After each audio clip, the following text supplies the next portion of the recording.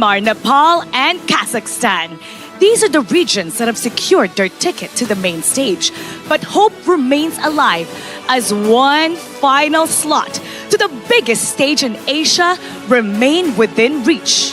And with a tournament that only happens once every 4 years, you fight until the very last second. And that's exactly what's about to unfold. Uzbekistan and Kyrgyzstan opened the day in the semi-finals, battling for a chance to move forward. And Vietnam versus Singapore will follow with everything on the line. The road is simple, but make no mistake, it will be brutal. Win and you advance.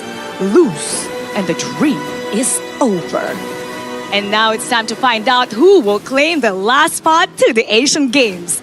This is the last chance. Casters, lead the gorge.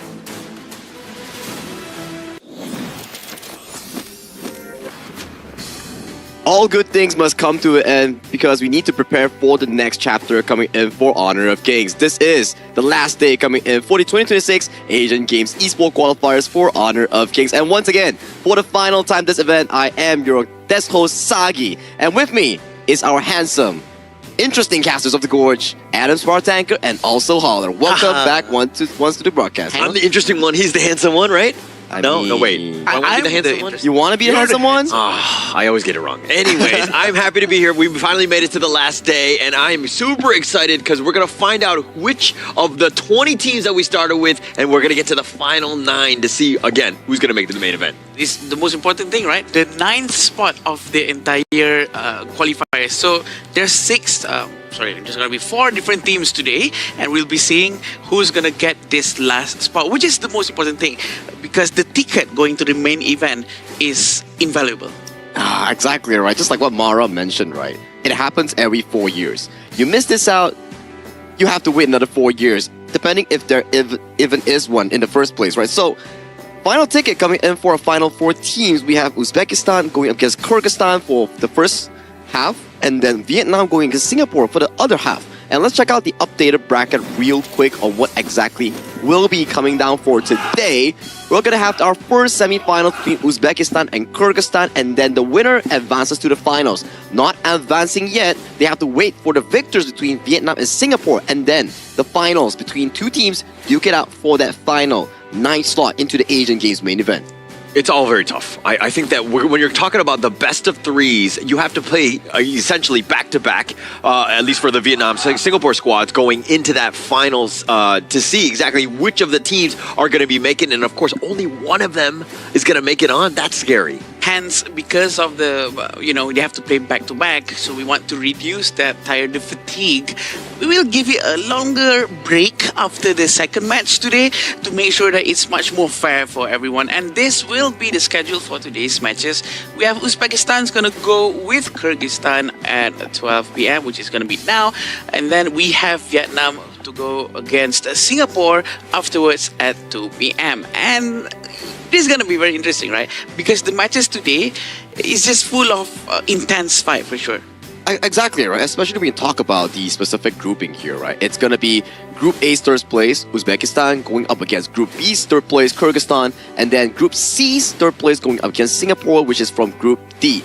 And this is a single elimination, same format in our Asian Games version where you are playing under the standard ban pick rule. And so far, it has been amazing because we have a lot of different picks coming up based on this version. Yeah, it's actually changed things up quite a bit with the amount of just the flexibility some of the teams have had to show. Because going in, you're thinking, there's no global ban pick. Yeah. We can pick whatever we want. But the teams are they're like honing in on what specific heroes those teams like to play, right? Yeah. So the strategy in that chess match, if you will, starts from the draft. Yeah, whatever we want and every time as well, because you can repeat over and over again. We do know that the Kyrgyzstan team they really like their Hansin. So I'm not surprised if Uzbekistan will try to ban the Hansin because, Dastan with his gameplay is very annoying. I would like to see some respect bans coming in from Uzbekistan. Definitely deserving, right, of Dastan's ban on Torsten Hansen because he was one of the few players out of 2 Panda Strike that we had. He was one of them coming in for this tournament in the group stage itself. But you know what other people like as well? Free stuff.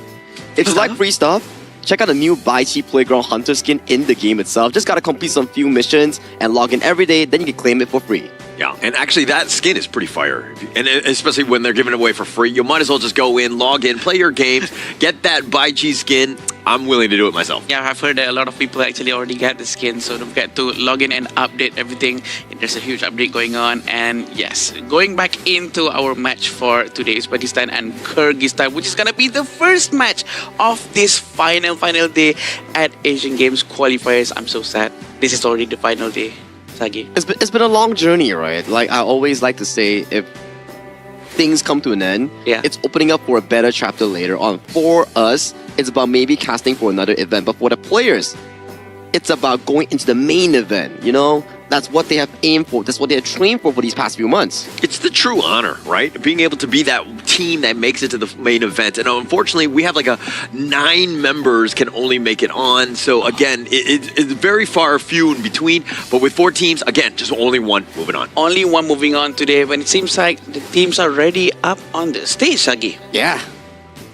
Let's invite them to the stage. This time around, Uzbekistan goes up against Kyrgyzstan for that one slot into the final to find their final ticket into the Asian Games. Let's go.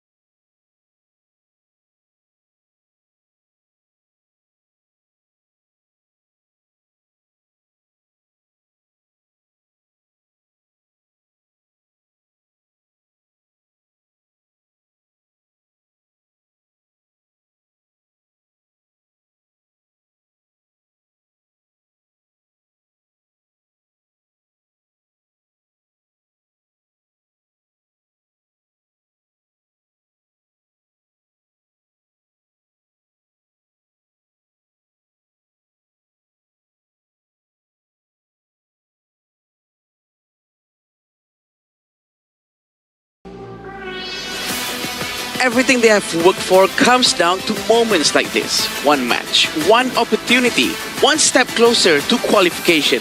The pressure is high, but so is the determination as they fight to stay in the race. Make some noise for Kyrgyzstan! Both regions have made it this far. 8 days of competition, and finally, on this final day, this is where they find a final step into one step closer into the doors of the main event of the Asian Games. Let it go, because this time around, it's time to fight for that slot. One day, one opportunity, going in. This is everything is at stake. Uzbekistan's lineup, Mahmoud, Farouk, Umejan, Ismailbek, and of course Akbar here to kind of round out this draft. This is a team that we find their footing at times, and they just tear it up when they have their moments. And especially when we talk about Uzbekistan, they never play around the things where they are not uncomfortable with, whereby they will like to play picks where they are more used to. The Kaiser, the Dolia, the Fuzi. These are picks that they have shown signs of success, which won them the final ticket going into the last chance stage from Group A. Yeah, it may seem like a simple pick. It may seem like a very classical, Dolia and Kaiser pick. But if it works, it works. And Uzbekistan has been one of the most consistent with these kind of picks. And here we go with the lineup of Kyrgyzstan. We have Jamalbek, Dastan, Kubanic, Azad, and Marlon. One of the fierce players from Kyrgyzstan. We do know they can play very, very well with their unorthodox picks. That's what makes it so much more scarier, because they just know what they want to do. Yeah, and you know what's scary? Dastan and Azad. Those are the two cores that have been really lighting up the scoreboards. They've been playing with their play. They've been backing off of each other. Azad with like some burning sun arrows from downtown. And the craziest part is, of course, Azad is only 16 years old. so young, so talented, and so much more room to improve. And this is specifically the head-to-head for this final showdown coming in from these two regions here. We have Uzbekistan on the blue side, and then we have the side of Kyrgyzstan coming in on the right side. Yeah, and this is the KDA coming in from both sides of the team. We do know that probably a lot more Ds coming in from Uzbekistan, but the hero pool is exactly the same. The first strike rate is just a tad bit higher on top of Kyrgyzstan, and the total match being played from Uzbekistan is 9 games. So that just means that they have much more experience here. They've went through much more, so probably they have better resilience going into this game. Yeah, with overall KDAs that are generally roughly the same, and that's kind of where they ended up with just being in third place. But the thing that worries me is the Kyrgyzstan first strike rate. That's a 13%. That's very low, right? You know that you're being initiated on, and it tends to be a more reactive piece, especially to start things early. If Kyrgyzstan want to short things up, they probably want to be looking at, again, this first strike rate to kind of up it. Which is pretty shocking, right? It means on this 13% first strike rate that Kyrgyzstan is a team that likes to play from a behind, where they are able to grow their advantage through solid laning phase, through jungle invasions, That's why we are featuring the jungle head-to-head matchup between Farouk and also Dastan. Very distinct playstyles. I would say Dastan is more on those jungle carries, but Farouk, he's more well-rounded as a player. True. Also, Dastan with the higher average goal per minute, which shows that he really plays around more with clearing lanes, of course with his Hansin and whatnot. Shadow Overlord Slain is so much more for Farouk, and the kill participation is, it's fair across the board. Yeah, and actually the Shadow Overlord's lane, it's one thing to point this one out specifically. It just seems like Uzbekistan want this. They want that push, especially come 10 plus minutes. That's what they're looking for. So they kind of prioritize a little bit more from the Uzbekistan side. This is things that you need to take a look for, right? Coming in for the specific series here. Because Shadow Overlord, if you have 4 of them, it means that you're consistently pressuring your opponents here. But maybe for Uzbekistan, it's more towards the games where they have played against the side of Pakistan, coming in for the group stage that allows them to have this stat. Because overall, this specific head-to-head for me is really, really similar. KDA-wise, gold-wise, slightly towards Dastan, but take a look at the KP. Very similar. It's just that these two players, it's about giving them the correct draft. It's about giving Farouk maybe his pocket picks, like the Dun, like the Kaiser, for example. For Dastan, it's more going back to those carries that he excels in. It goes where when we go to 10 minutes, the Enhanced Overlord and Tyrant, sometimes some teams really prioritize more towards Tyrants, but it seems like really Uzbekistan prefers to go with the Shadow Overlord. This just shows that they prefer to have an easier laning phase with the Vanguards going out onto the map.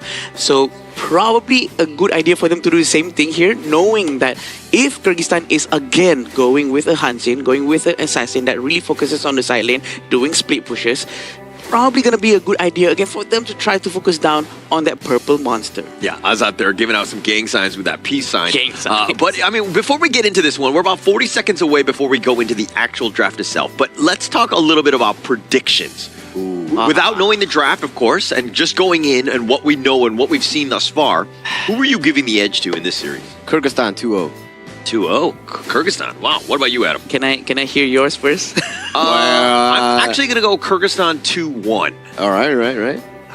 What about you, Adam? It's very difficult because I really love the gameplay of the Hansin, right? Mm-hmm. The Hansin really doing a lot of split pushes, and I'm expecting to see more. But if Uzbek bans that one out, I'm not sure if they can pull off the same thing with other heroes. So it's really like a 50-50 thing. If there's a respect ban, it's going to be like 2-0 for Uzbek. I feel it like that.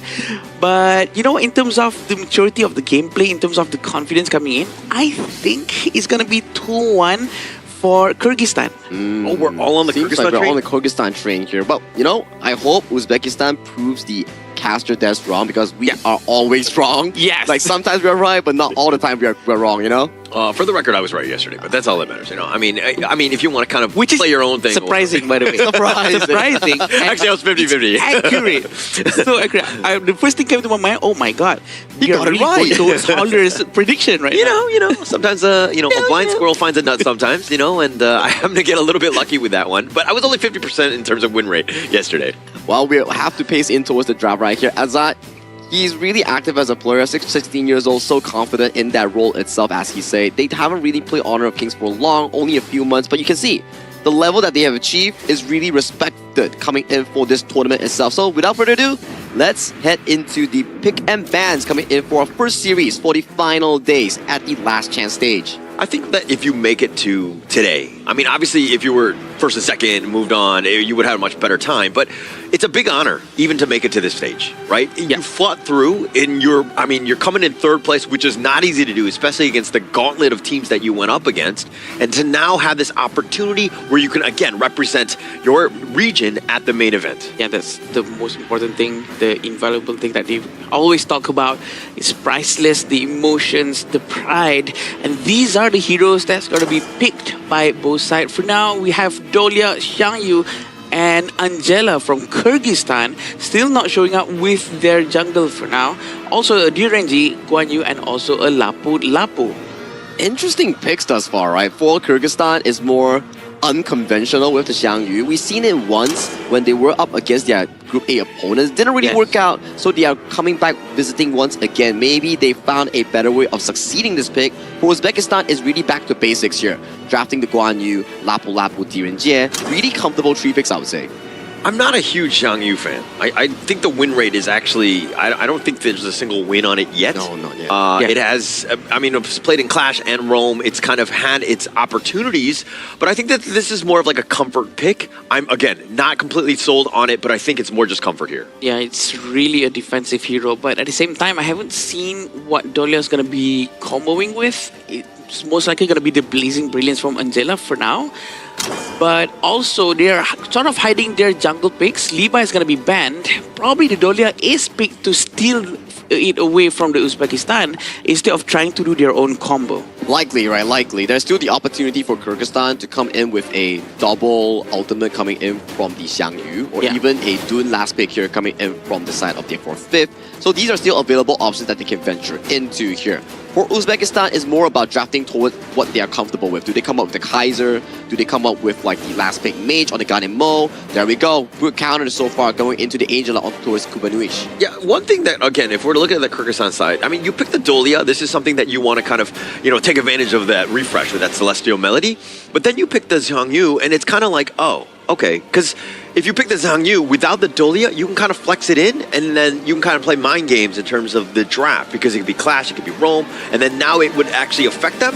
But now that they've locked it in the first phase, it's a little bit more linear in terms of this approach. Yeah, it also feels like maybe they're going to go try with a double Hegemon Slash coming from the ultimate of Xiangyu, which is going to be quite scary, to be honest, because the damage from Xiangyu is actually very, very high, especially if he buys all of the physical items instead of going with a tank route.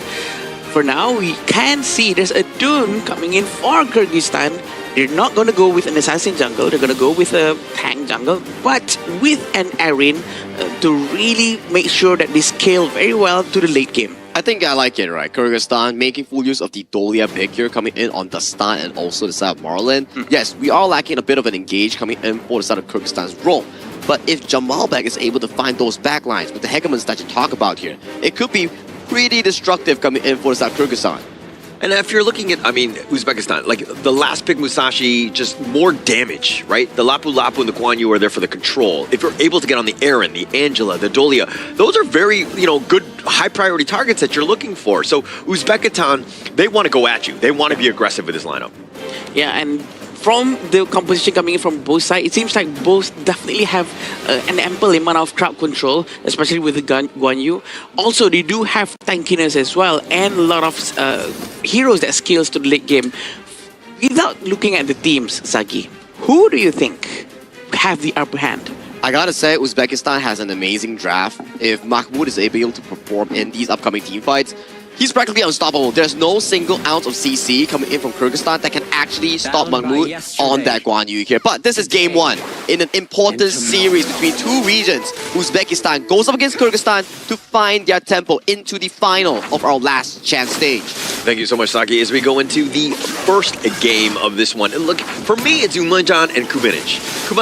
The Angela was picked first, very static, very immobile. Umijan is going to be like frothing at the mouth, and knowing that this is going to be easy pickings potentially. So this mid lane is going to be incredibly fun to watch here. Definitely, with the freshly 4, she's gonna need the level 4 as soon as possible. Rotations coming in from both sides. They're not gonna mirror each other. It seems like goal sharing is gonna be done by Kumanich and Dastan, and then they're trying to focus down more towards the bottom lane. Yeah, Uzbekistan they showed their hand a little bit too early. Umijan had actually been rotating here throughout those plays a little bit early, right? And I think that you're looking more for the killing blow when you catch them off guard. They weren't able to do that. Now Uzbekistan, again, you try to go for a little bit of a play and you want value, they got 0 of it. And the most important thing for Umijan right now is for him to try to get a lot of stacks as much as possible, as early as possible, with the kill and assist for the passive Olga NMO. So he needs to be involved in any potential team fights. That's going to happen from the beginning. Yeah, and it looks like the gold sharing at Kyrgyzstan. This is the value. This is the attempt of movement around. And Marlon, a little on the lower end, needs to get a little bit of respect to Akbar here because he's definitely much tankier. But now Farouk on the chase, goes through the duel of death. He's in a bad spot. He's trying to flash away. He gets stuck on the wall. And first strike going the way of Farouk. Marlon actually went down probably just a little bit too far through front, and Kyrgyzstan is going to try to rotate towards the mid lane and try to protect them as much as possible. Umijan is still trying to get that stack, and I think he did manage to get one just now. Might have gotten one on this. But Marlon, something to take note of is he doesn't have flash. Yeah, he has heal, and he was like, okay, even if I pop it, I'm stuck in this lair. He had just used a skill where he's not able to jump over that ledge. Yeah. So just a really tough, not a great start to this game for him. Yeah, very unfortunate for him, and Kyrgyzstan is going to try to do a better rotation for sure after this, and hopefully he plays a lot more closer to Dastan because the rotation for Dolia and Dune is the most important thing, and Marlon needs to get that level 4 so that he can start to reset the unruly blade of Dastan. Yeah, and you also want to play as Marlon a little bit more passively, right? It's more supportive, get Azat going. He's in one of your win conditions, and as he gets charged there, again, Akbar, this is what you want to do. You want to threaten, you want to take a little bit of damage on Azat so he knows that he's not so comfortable. Also, the winning condition for Uzbek is try to focus down for... Oh, hang on. Yeah, Farouk a little bit on the low side. He's going to eat a little bit of the Blazing Brilliance. Nice little stun, and Kumanich gets that pick off. Akbar, he's in a bad spot as well. It looks like he's going to flash over the wall. Jamavel is on the chase, gets the mini charge, pushing him back. But Akbar might try to get away. He dodges the Chaos Center, but here comes the Razor Cavalry on the side, and it looks like Mahmoud with the heroic strike. The Hegemon slash all over. He dives the tower, and Zamalbek gets the pick. A very good move coming in from Jamalbek. Managed to do that maneuver. He was actually trying to push Akbar towards their tower, but he did not manage to do so because Akbar actually turned around and he tried to juke the movement away out of Jamalbek. They actually managed to disengage from that team fight very cleanly. Yeah, actually, Jamalbek, with the Hegemon slash, that's like the first good one we've seen at the Asia Games qualifier. Yeah. He was able to hit it at the right point because you knew, it was predictive because you knew that they were going to hide right on that mid T1. And the Laurel Bloom has been used. Seems like they're going to pull back just a bit.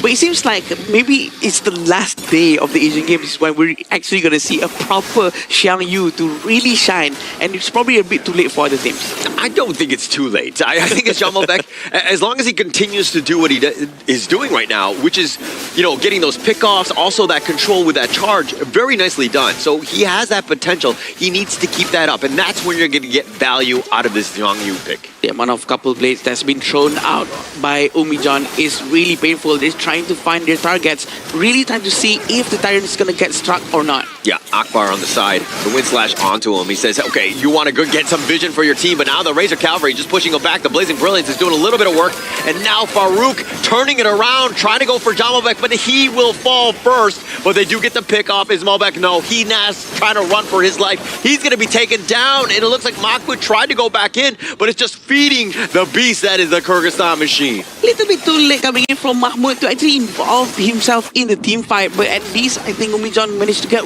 one here, and this is what happens now. Very good win slash for him. I think they tried to really focus down on one person, and they were actually disengaging from the team fight. as the hero Akbar was actually trying to start something, they actually have to commit into it, but they were kind of unsure of how to do it. And Mahmoud actually joined after the rest of his teams already went down. Yeah, I mean, Ismailbek was definitely late to the party, and then when he was late, he was getting focused, and then Mahmoud is like, oh crap, we're going back in, and then he was also late to re-engage as well. So again, Uzbekistan not on the same page right now. It seems like they're kind of, paying for their sins because of the fact that they're again not on that same page. And what Uzbekistan has to do right now is that they have to recollect themselves and then try to have this chemistry going on, try to have the countdown, like 3, 2, 1, let's go in now. So I think that would help them a lot to have this more proper communication to make sure that everyone goes in at the same time. Yeah, and people, even when you count down, it's hard to do, to synchronize properly, especially in this type of game, but it comes with just more practice, probably more film study and going to the cinema and all that, right? Really helping out. Muscle memory is very important as well, right? So they really need to practice more with each other. But pretty sure it's starting to get reflected in the situation from the side of Kyrgyzstan. The way they rotate, the way they move, and really focus on one target at a time is just amazing. Yeah, and they have a bit of an edge, 1.6K. But Kyrgyzstan, this is the thing: when you have a lead, what do? You want to put pressure in not just one lane, but all of the lanes. You want to be invading. You want to be in their face so that Uzbekistan has to play, again, trying to just salvage their own jungle, if you will. It's all about trying to make good use of that advantage that you currently have to make sure that you extend the lead. Right now, they still have the option to get the Overlord, but again, a sub 10-minute Overlord is not an enhanced Overlord, not a Shadow Overlord, so it might not be worth it as of now. But also, the rotation coming in from Uzbekistan, they're trying to spread out. They're trying to handle all lanes at the same time, and Kyrgyzstan might have an edge trying to find them one by one. Yeah, so another thing, okay, now in the top lane, it looks like Marlon needs to be careful. The Razor Cavalry is going to be just off to the side. Farouk was trying to dive in. He's in a bad spot. He dashes away. He does have that mobility. Azad not able to catch him, so it looks like Farouk will get away for that gank attempt. Well, Azad was alone, and he actually made their HP went all the way down, and he's still chasing them alone as a marksman. So that says something. With 2,000 gold lead, they can still try to put a lot of pressure, and I think Uzbekistan needs to try to stick together and rotate together as a team more. Well, at the same time, you don't want to be so stuck with one another that you're fighting for farm, and now this is their golem is going to be looking to be taken away. The wind slash a little off the mark. Akbar flashing on back. Kyrgyzstan, this is the way you want to play. You want to be aggressive. You want to take away the enemy jungle.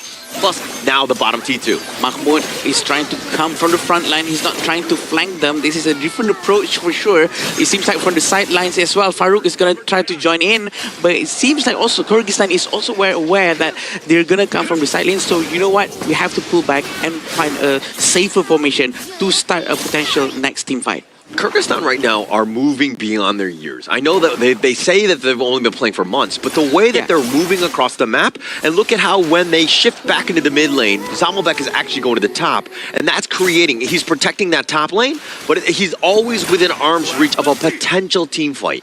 And the fact that Azad is still all alone down there, it means that he has all the freedom in the world to try to farm as much as he can, and his teammate is going to try to focus down on putting on a lot of pressure in other lanes. Yeah, and in that other lane, if we're talking about Zamalbek and Mahmoud, something to take note of, they wanted the Zhang Yu pick. They picked it very early, and actually he's gotten the better of Mahmoud thus far, right? Yeah. Mahmoud hasn't had the game-changing Razor Cavalry. I mean, potentially going to happen later, but the way that Jamalbek has been able to kind of deter him from really going in has been great. But the Overlord, look at him, he's taken by Dastan, and now the chase is on. The Unruly Blade, Akbar getting out on back to safety. He's going to hide under this tower. A great Overlord taken over there, but Mahmoud is seemingly trying to get someone, a very good ultimate coming up from him, but it seems like there's not going to be any follow-up to help out with his ultimate this time. Yeah, Kulanic actually sidesteps the majority of that. If he gets pushed back, he dies, right? So Mahmoud, great attempt there. Those are the type of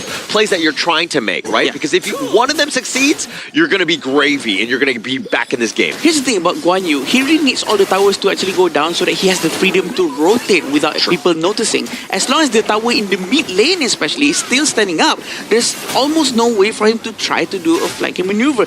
The window of the fog of vision is just super tiny. It's very small. And it's going to open up even more for for Kyrgyzstan. The way, again, when you've got the lead, take these towers down, that map and that vision that you're talking about gets smaller. It gets much darker, and it's harder to make any sort of play because you might get jumped. We're still waiting for the moment for Mahmoud to try to come from the sidelines, but it seems like Kyrgyzstan is going to try to focus down on this tower, opening up the map even more, potentially also for Mahmoud to do something. Yeah, Dastan is starting to become a bit of a problem, right? The way he's able to cut things, and you have to respect it because he has so much control, plus he's tanky enough to survive any sort of attack on top of him, but that is space created. Really well played by Kyrgyzstan. Very interesting on how Dastan actually uses Dune quite well. On top of that, are able to play assassins such as Hansen. This just shows the capability and the versatility of this player Dastan from Kyrgyzstan. Yeah, you want that out of your jungler, right? You want to be able to play that. And when you need an assassin-style core, somebody to carry, you need him. Plus, you also need aid in the back pocket, the tanky style, the frontliner, if you will. And it looks like they're going to trade big neutrals here, but the Shadow Tyrant going the way of Uzbekistan. It seems like the Tyrant has been taken very quickly. Also, another trade coming in from Kyrgyzstan, having the Overlord in their hands is going to give them an advantage, sending the Shadow Overlord towards the top lane, which means most likely they're going to be focusing down towards the mid and the bottom lane. And look at how Kyrgyzstan, you can tell that they did their homework, right? They knew that Farouk had those 4 Shadow Overlords. They like to push. They were like, no, we're going to focus that time. We're going to do our priority. We're going to make you change so that now you have the Shadow Tyrant. What are you going to do? Especially right now, Gunmo doesn't really have his stacks. It really is becoming a problem because only 2 eliminations coming in from the side of Uzbekistan. Yeah, because Kyrgyzstan's positioning has been flawless. I mean, yeah, they died twice, but that's very minimal at this point. And the way that they've been able to, again, when you're leading and you're not dying, but you're constantly pressuring them where they can't get out of their own base, you're winning. Yeah, and he also actually needs someone who is tanky enough to consistently be in front of him to open up a space for him to freely throw out all of this couple breaks and freshly forged to find an opportunity. It's not there just yet. So I think he really needs to find someone else to really help him out. Yeah, they find Mahmoud, who's going to just gallop under this tower here. He's going to be fine as the rest of the reinforcements are there, but one thing holding back Kyrgyzstan, this top lane. Mahmoud, just enough rotation so that he's like threatening come team fights, but he's always keeping that top T1 alive. Usually that one goes down first. Oh, he's still waiting on the sidelines, on the brushes. 3,000 gold in front for Kyrgyzstan. To be honest, it's not really that big in terms of 12 minutes into the game. There's still a huge chance for Uzbekistan to do anything. It all depends on the positioning of Akbar to provide vision for his teammate, to really give a chance for also Mahmoud to do a proper rotation towards the sidelines and try to flank them, try to bring all of them towards Uzbekistan. Yeah, and it's about a 3K net worth lead or so for Kyrgyzstan. I mean, it's not a huge win, but most of that farm, that lead has been in the farm lane. Azat versus Ismailbek. He's about 800 or so gold up on this one, but the other pieces are just slight wins, if anything. So now Uzbekistan looking to hold the Blazing Brilliance just on the side, not really hitting too much. Oh, the blades! And it looks like Umijan snipes out Kubanic. That's what we're waiting for, someone in front of him for him to have the free space, and he got the kill. And Umijan for sure have the advantage just a little bit, just to collect more stacks for any Ganemo. It's very important for him to really get a lot of stacks before we get into 15-minute mark. Yeah, this is that counter pick. This is why they picked the Ganemo into the Angela. You know that, oh, the Raging Sea, he actually tries to flash on forward. Akbar a little bit low. They have the duel of death, but he's just so tanky. He's going to survive most of it. Yuminjan throwing some blades a little late on this one, not really able to hit anyone. How often we see a Jamalbek actually trying to do a split pushing with this particular hero? Usually this hero is really a team fight-centric hero where you wanted him to be much closer to your main teammates to try and save them, but it seems like they want to try something different here. Yeah, you got to be versatile, right, in what you're trying to do. I mean, yes, the hero is definitely, as you're saying, more about the team fight, but you're going to take what the enemy's giving, which is a wide open bottom lane. And as long as they stick around with this unruly blade, look at the backside. The Wind Slash is going to hit. The Raging Sea in return, he's going to take some tower shots as well as the Razor Cavalry, but the tower is going to be taken down. And now they tried to go. The Wind Slash, he pushes and put back with that Garter Grave. Akbar is there. The Duel of Death. They find Marlon. They get the pick on that one. And Azat is taken down as well. But in the bottom lane, you're seeing Ismailbek scuttling away Jamalbek as he runs away. Yep, Jamalbek has been chased by Ismailbek. A very nice pressure coming in from the side of Kyrgyzstan, but also Uzbekistan manages to get Azad and Marlon, which in turn gives a couple of stacks towards the Umijan, and this is where it's going to start to go down south for Kyrgyzstan. They have to be careful with every engagement because the late game potential coming in from Umijan is just scary. See how all of the couple blades actually connects towards Kyrgyzstan, and they have to stop that. They have to stop the potential stacks going in, filling into Umijan. Yeah, I mean, trading away 2 for 2, and but you got the top T1. Overall, not the best trade for Kyrgyzstan, especially since Uzbekistan was losing. But Umijan, the way he stepped up this game, his blades have been on point. He's staying alive. Even with Dastan chasing after him, they're not able to really do enough to find him.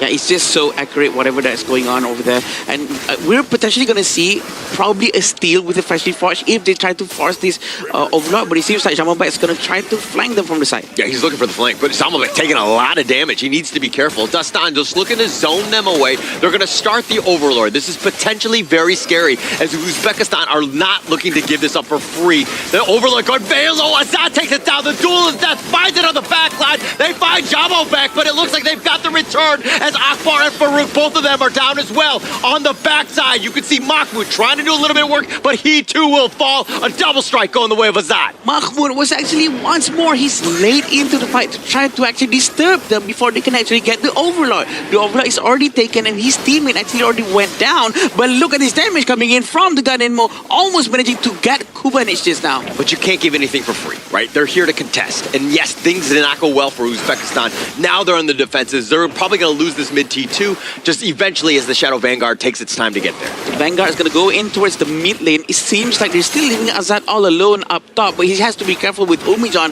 who can really throw away the freshly forged, very dangerously towards him. Oh, they found Umijan. They finally found the pick. That was the one. I was just like, yeah, as long as Umijan stays alive. Now the wave clearer is gone. This mid T3 under stake. Yeah, they're trying to focus it down. Yeah, they're trying to. The Raging Sea just used onto Marlin, though, but they'll deal with the Shadow Vanguard, and I think that's going to end this push. Yeah. But they buy themselves a little bit of time here. Yeah, definitely a lot of time, and the move onto Umijan, we didn't get to see it on camera, but we did see it on the minimap.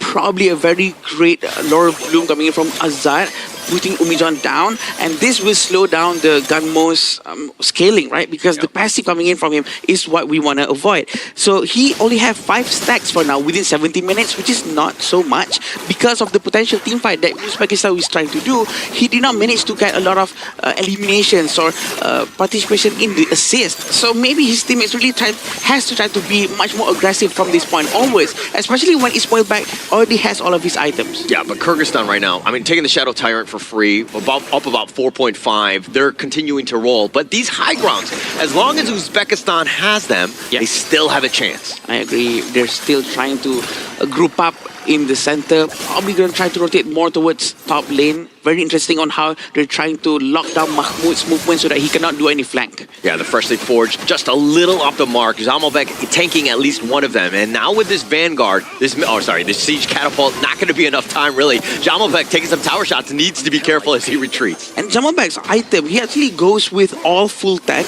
including the Dragon's Blood Rage, So this is going to be giving a lot of shield, especially when he's low HP. The lower his HP, the higher the damage of the Hegemon Slash. So he wants to be low HP with that thick shield. Yeah, and actually, the way Kyrgyzstan are playing right now, it looks like they're giving Uzbekistan a little bit of an out in terms of just staying alive and extending this game. We are about a minute and like 15 seconds away from a Tempest Dragon to start today off. Wow, the first game going into Tempest. And it's always you and me. I don't know why. Yeah. Are we cursed or blessed? I don't know. We're probably blessed. Okay. We want to say curse first? No. We want to see more Tempest because Tempests are fun. And this is where we're going to see a lot of different plays coming in from Mahmoud. Mahmoud needs this freedom from the enemy's tower or even their own tower so that he can try to find them from the back. But there's no right moment just yet. Yeah, I mean, they're going to hold it off. Like, they don't really want to get that team fight because if you die now, you can't contest the Tempest Dragon. You're in a really bad spot. So if anything, they need to pick their moments. They need to wait and play the patient game here.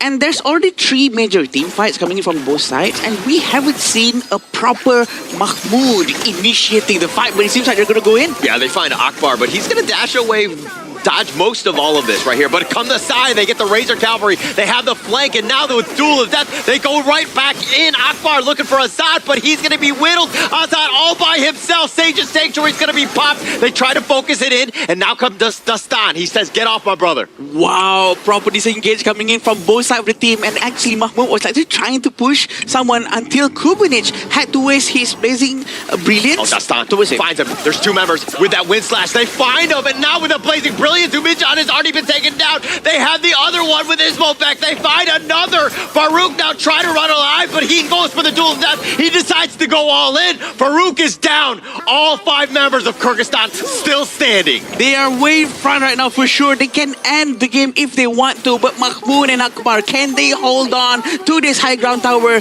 the last one in the mid lane? Yeah, I don't know if they can hold this. This seems like way too long. The death timer's more than 15 seconds at this point, but they want to go for the kills. They're looking to make a statement. Azad is up in front. It's a matter of time as they go, but Mahmoud looking to flank him, trying to go around, but they actually find the pickup onto Akbar, who's trying to outstand this. He too will far. They have them push away. Mahmoud takes out the minion wave, which is going to buy them time. He's running for his life, but he's going to be picked up. But with the response, do they have enough? No! Kyrgyzstan takes game number 1. Out of a double Dune Unruly Blade coming out of Dastan, he found Umijan, and once Umijan was to fall, there's just no more threats coming in for the side of Azad in those team fights, and they took it with a clean last 5-0 on, and they are now currently 1-0 up in this important series. What a fight, what a fight. The total move coming in from them was actually very surprising, and also they do know a lot of skill sets coming in from the side of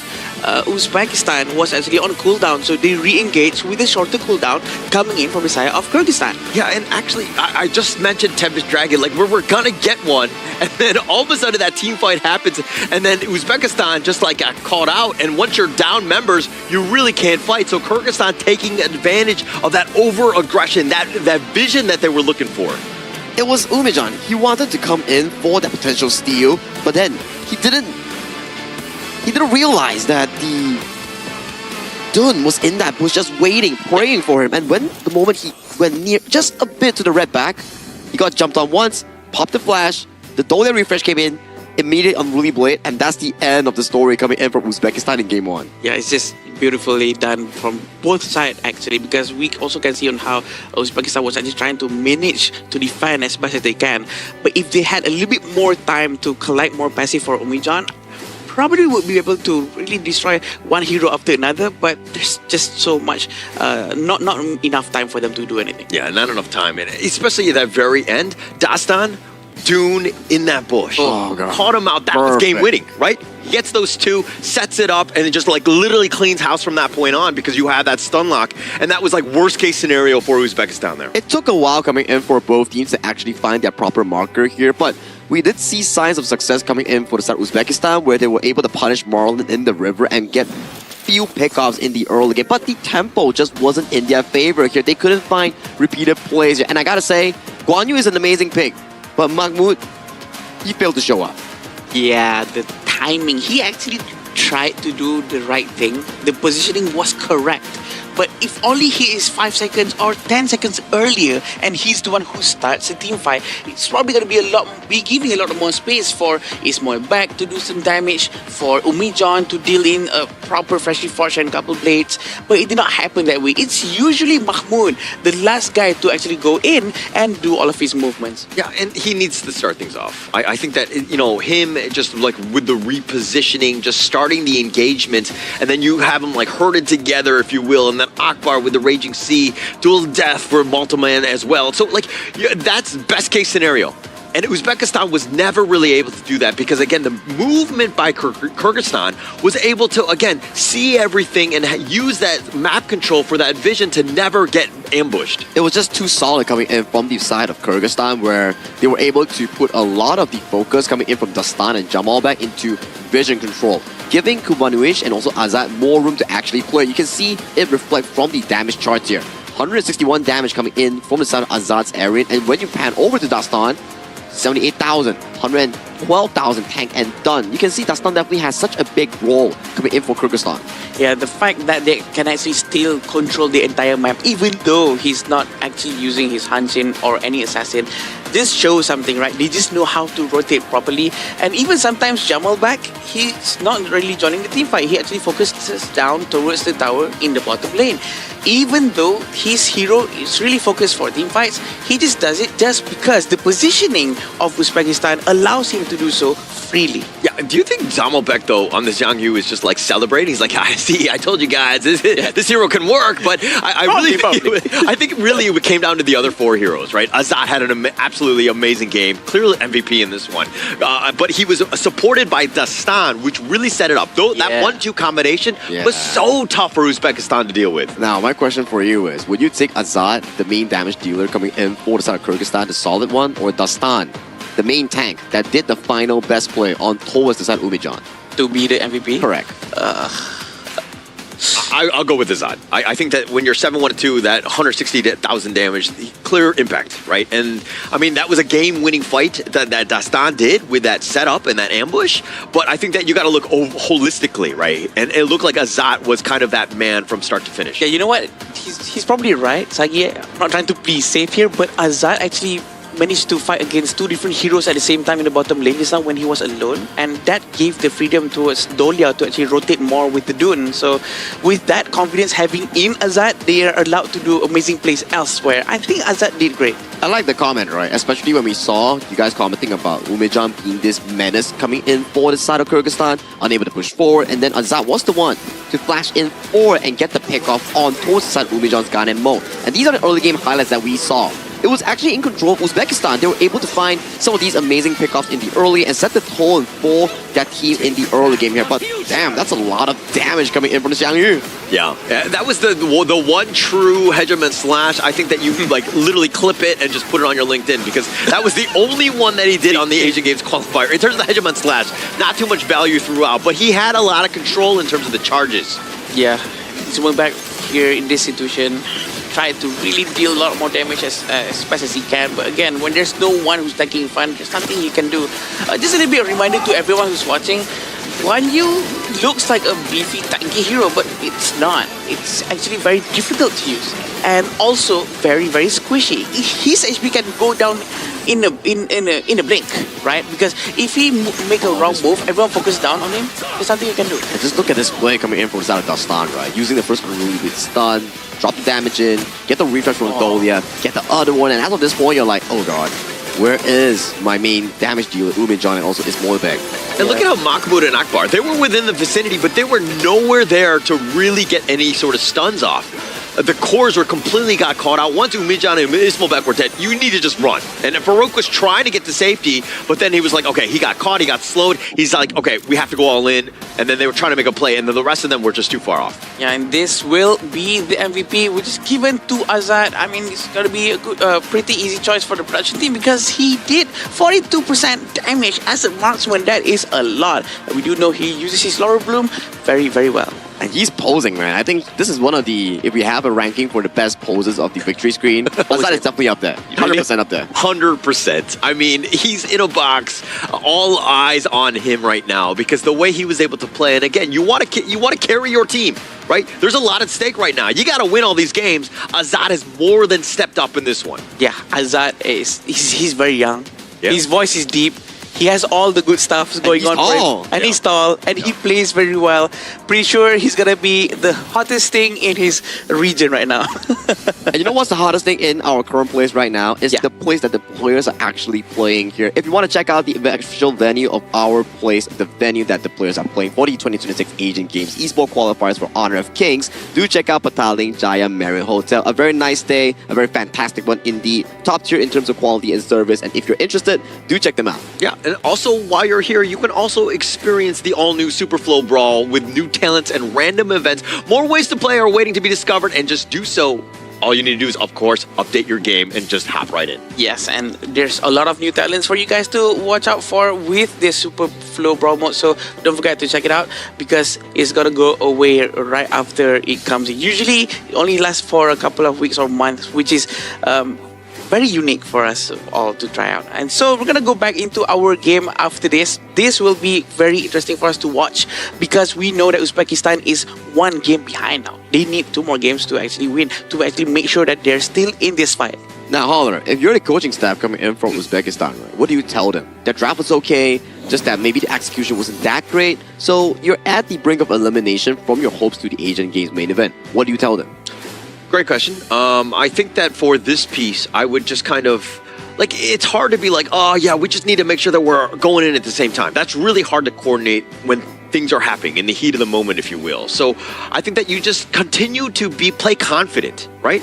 And understand that when somebody's going in or making a call, everybody just goes in together. I agree. Ride or die together. The hesitation seems to be a bit of a problem, Sagi. I think the way they were not knowingly, should I commit now? Are we going in now? Are we going in later? And then, oh, I'm already half HP, I'm going back. Oh, wait, my teammate is still fighting, I'm going back in. So I think that's going to be the biggest issue for their side. Because I think from the side of their hero picks, the heroes are fine. Great, the heroes they were are great. right? Yeah. I think you guys make a lot of sense, right? Where we did see a lot of hesitation in terms of team fights, where yes, maybe both teams are not perfect, but when it comes to uniting for one team fight, playing for one target, Kyrgyzstan does it really well. But for Uzbekistan, they still lack a bit of that chemistry that you're talking about in playing those big team fight moments here. So I think rather than playing towards the big meta heroes here, maybe Uzbekistan, they have to revisit back to some comfort picks like the Dun, like the Zhang Fei that they have relevant success with. Yeah. Facts on the wall, right? Elimination game essentially here. You need to pick your best heroes. Don't mess around. It looks like, again, the Zhang Fei, Dune, it looks like they're going with a more simpler tone, a simpler draft, which will definitely make it much easier to play come those crazy team fights. And also, I love how Okui is here. This is going to be very interesting. But I love how Kyrgyzstan is very well aware that, oh wait, Uzbekistan is going to be on the blue side. They have the chance to pick the first hero. So we're going to ban out Dolia because Uzbekistan is also very familiar with Dolia and Kaiser. They've done this before. And I think this is very good from the side of the coach of Kyrgyzstan. What about the Kui pick, Sagi and Holler? What do you guys think? I love it, right? It really boils down to whether Marlon is able to land those hooks, and then you come up with the Sarkuba Nuish to land that perfect Raising Brilliance here. If that 1-2 works, Yeah. whatever Farouk is pulling, even on the Dun, he's going to get melted immediately. Yeah, definitely. And that's going to be a problem. So Uzbekistan, with just more damage to round out that draft, you have team fight galore, you have that Dune, you have frontliner, you have a lot of already, things that you could kind of tick off. But if you're going up against the Gui, this is going to be a problem, right? He hooks you, you're in a bad spot. As long as he's not hooking the Zhang Fei, generally speaking, I think you're going to be okay. Yeah, Atabaichi is out, Futse is also out. This means that they're going to really try to find a good clash lane for their side.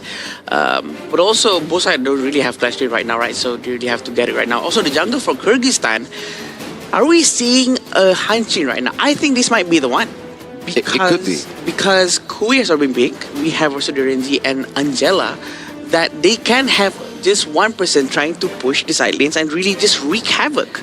I think you're onto a very good point here. Like Kyrgyzstan locking up this Byron here, and then they just want to see the upcoming potential matchup that either for the side of Jamalbek or Dastan will be facing in that 1v1 matchup. And then we get the Fatih coming in from Uzbekistan. They're still flexing between the Dun and Fatih in towards the clash and jungle. Some teams do play the jungle Fatih. Yeah. And Kyrgyzstan right now, I think this is an okay time. If Dastan wants to go Hansen that he had a Penta Strike with, this is probably the best time to do so. Yeah, and because also the draft is kind of built where your early game is pretty good, right? You're going to get that space. And now with the Hanshin, the tried and true, right? If Dastan, this is his comfort hero, this is his main, let the man shine, let them carry this game, and of course Kyrgyzstan into the next round. Especially when there's an early on Uzbekistan, so it seems like Hanshin is getting into to be a better and better pick along the lines of the end of the hero pick. I think what you specifically mentioned here of why is exactly better on the Hansen is because that this Hansen,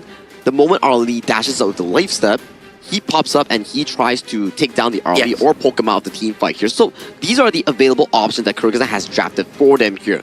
My most important worry for Kyrgyzstan is whether Marlon can land those early hooks. If he can do it, that lead coming in from Kyrgyzstan will be massive here. But for Uzbekistan, backs against the wall. Potentially final game, but if they can pull it to the even, maybe, just maybe, they can repeat that one reverse sweep that they had, just like in their group stage. Thank you so much, Sagi, as we go into game number 2. The biggest piece to me is whenever you lose a game, take out complexity, right? I think that not only do you pick your comfort heroes, but you also want to play a draft that is much easier to play. Not to say that they can't play the other one, but you're just making it easier because come those team fights, they are incredibly chaotic. True, and they also have to really focus down towards their gameplay, the way they rotate. So a complex hero might be too much of a distraction for them to really make the best out of their situation right now. And having Arlie in their team probably is going to make it a little bit more difficult, but if he's confident using his Parasola, trying to dash around, might be a good thing, right? So we're going to see probably a hook coming in very soon. Yeah, he's looking to just wind that guy up. Actually, he's a little off the mark. The wind slash on, the dash away, but they got what they wanted, which is, of course, threatening those boards, taking those away, even using the spike to get it. Very early to see Dastan playing aggressively into the jungle side of Uzbekistan. Still having Fatih from Mahmoud. Probably going to go down here. Yeah, as Mahmoud, this is something that they changed up on, right? Yeah. One thing that didn't really work was Mahmoud on that Guan Yu. He wasn't able to kind of initiate and find the perfect angle for the team fights, but now they're like, Mahmoud, actually, we need you to kind of carry using this Fatih here. Oh, hook, really trying to hit the mark, but he's going to pull back. There's not much of an aggression coming in from Marlon for now, but I do think that going into the mid-game, he's going to try to start to get anyone in front of him and then melt down with the presence of Kubanovic. Yeah, and Marlon, I mean, he's 0 for 2 right now in hooks, at least what we've seen.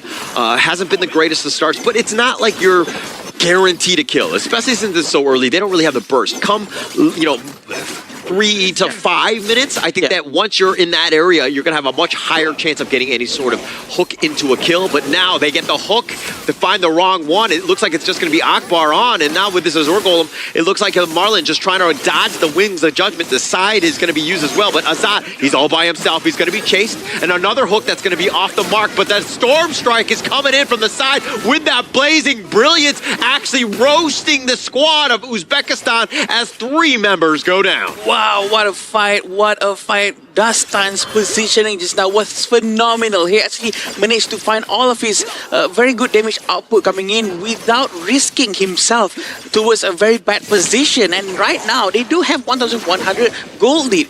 And after that, they will try to get that advantage by trying to really steal both sides of the buff. Yeah, that was like best case scenario, right, for Kyrgyzstan, right? Not only were they being invaded, but they held, they turned it around, got those 3 kills, and ensure that they have all of the buffs as well. Kyrgyzstan right now are in the driver's seat. Yeah, and all started because of the hook coming in from the Marlon, but it hits Akbar, and also the follow-up from that is, this is very proper team fight coming in from Kyrgyzstan. Another hook there, but he misses. But that's fine, as long as they know that they will try to do better here on after. Is going to be doing a lot of things for them afterwards. But Dastan already has his jungle item, and he's going to try to maybe dash in forward into the fight more, and he doesn't even buy 1 shoe. Yeah, doesn't need it at this point, but the Tyrant is the big piece. Akbar was looking to see exactly who was going to be around. He's going to walk into Marlon here, and it looks like a little bit of a pillow fight. Into the void he goes, he gets onto 2. He actually flashes on forward, but he actually gets himself on out of this. A little bit of a misclick there as Marlon pays for his sins. Oh no, I think that flash is a mistake. He was actually managing to catch 2 people at the same time, but he stopped it himself.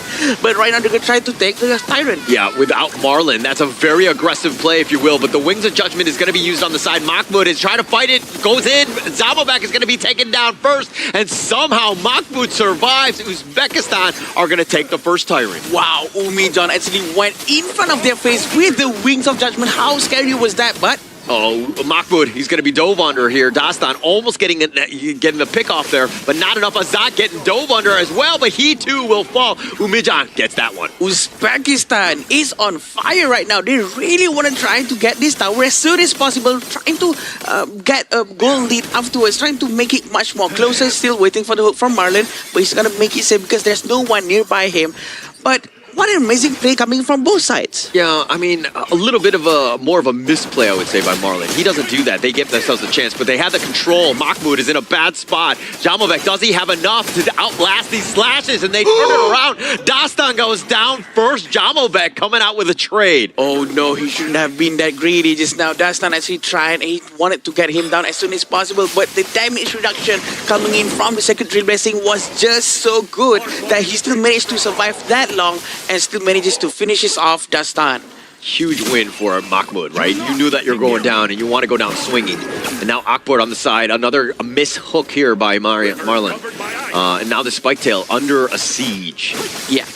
I think right now probably going to try to wait for another hook before another fight starts. We're still trying to get nice one. hook. He gets him, but he gets the wrong one. Into the void he goes. Umbrella Outburst stopping it instantly with that wind slash. He actually helped him out, and now this blazing brilliance. Kubanic is going to be taken down, and here comes Dastan. He's in a bad spot. He's going to be controlled as well, even over the ledge with that stampede. Dastan just barely dashing out. Uzbekistan on the hunt. They want to go for a Zat, a couple shots in, but they take the bottom T1. Oh, the Wings of Judgment, but he's not done, and the Wings of manages to get Azad right now, but the Wings of Judgment is now, every time the Kui hits his mark with the hook, he will always go in with the Wings of Judgment, trying to make sure that they all cannot really damage the one who gets hooked. Yeah, but if you get hooked, I mean, the ones you don't want to hook is Farouk and Akbar, right? They want to be in front. If you're doing that, you're actually helping them. He wants the wind slash, plus now he's got the unruly blade on back if he wants to get out of there. So Marlon needs to be very specific, very accurate with those hooks to get the right targets. So he can backfire, right? He doesn't want to get wrong targets. He wants to make sure that he get this soft ones and the high damage ones, such as Umbi John, such as Mahmoud and Ismail back. So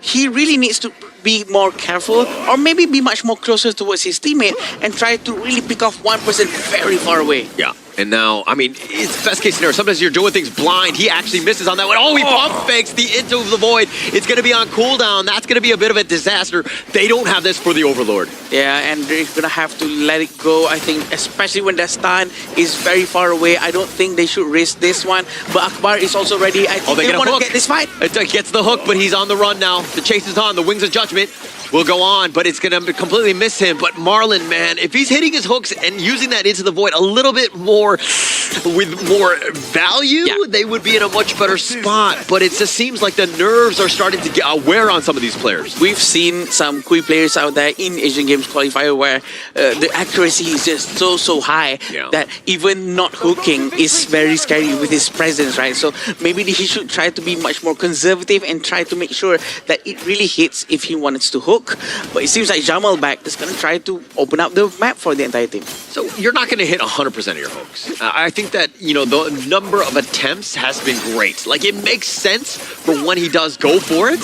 And now it's into the void. They actually have him locked in. The Umbrella Outburst trying to stop it, but Ismailbek is going to be taken down. That's the first true value as they go. And now Marlon is a bad spot. He tries to flash away, and Mahmoud does some serious work. They turn targets. They try to go for Kubanic, and they let everybody go from Kyrgyzstan. And on the backside, it looks like Jamalbek has joined in. The Storm Strike is going to do a little bit of work, but the flash away, and here comes Azat. Wants to go for this. He dodges the wind slash, and that will be the end of this approach. What a nice disengagement coming in from Marlon. He actually managed to hook the Zhang Fei, hooked Akbar away from his teammate, helping Kubanic to actually disengage away, which is just very beautiful because he just did what we just did was actually get Ismail back first, and the fight started for Uzbekistan without the presence of Ismail back. So that's why they shouldn't have continued into that fight after Kui actually hooked him. Yeah, Tyrant going to be taken here. Space created by Marlon. And it's just the threat of that hook, right? I think as long as he keeps that one up, and he misses it, he just splits the defenders, if you will. Marlon on the run, if you will. But Marlon, look, if he makes those hooks, this game is completely different. Right now, it's 50-50. It's like feast or famine with his play. Yeah, and right now they're trying to focus. Oh, into the void they go. Blazing Brilliance is going to be stacked on top of this, but not really enough just too tanky. Akbar and, of course, Farouk, both of the tankiest members of Uzbekistan. I love it how Dastan actually tried to rotate so quickly with the Hansin. He's always ready, even though he's quite far away, but he can always dash into the fight at any time, at any moment's notice. Right now, Mahmoud is quite alone up top. He's trying to really take care of the tower, but it seems like they're trying to focus With up. Flash, they're going to find him. Kubanic, he's going to be stuck on this one. And now on the side, Dastan is joining the Umbrella Outburst with that pushback, and it looks like Dastan is in a bad spot. He too will fall, and now this mid T1 looking to go down. And on the side, they go for the Storm Strike. They decide to continue with this, and Jamalbek is going to pay for his sins. And now Uzbekistan on the chase. Can they find Marlon? They are actually going to zone him away, but they're going to turn their attention on this mid T2 instead. I don't know what to think about this, Holler, because actually Jamalbek went in when he was all alone. Yeah, there is Marlon nearby, but Marlon is a backline tank, right? He's gonna try to hook people, but if he's all the way in front, tanking the damage from 4 different sources, I don't think that's the best thing to do. And they actually give away both of these objectives. Very important, and I'm not sure how they're gonna come out of this. Goes for the hook, finds him into the void. He decides to go, but he actually gets on out of this one, completely sidestepping it, and it looks like they find Dastan over the wall with that Wings of Judgment. They get the pick. Kubana next as well. The hook was attempted, but he misses. Marlon on the run. They find 2 members. Beautiful Umbrella Outburst following up with the Wings of Judgment from far away. They see the target. They know they have the advantage. They have both the Overlord and Tyrant in their hands, so they do have the advantage in terms of the damage output, and they were confident with it. Oh, he gets the hook.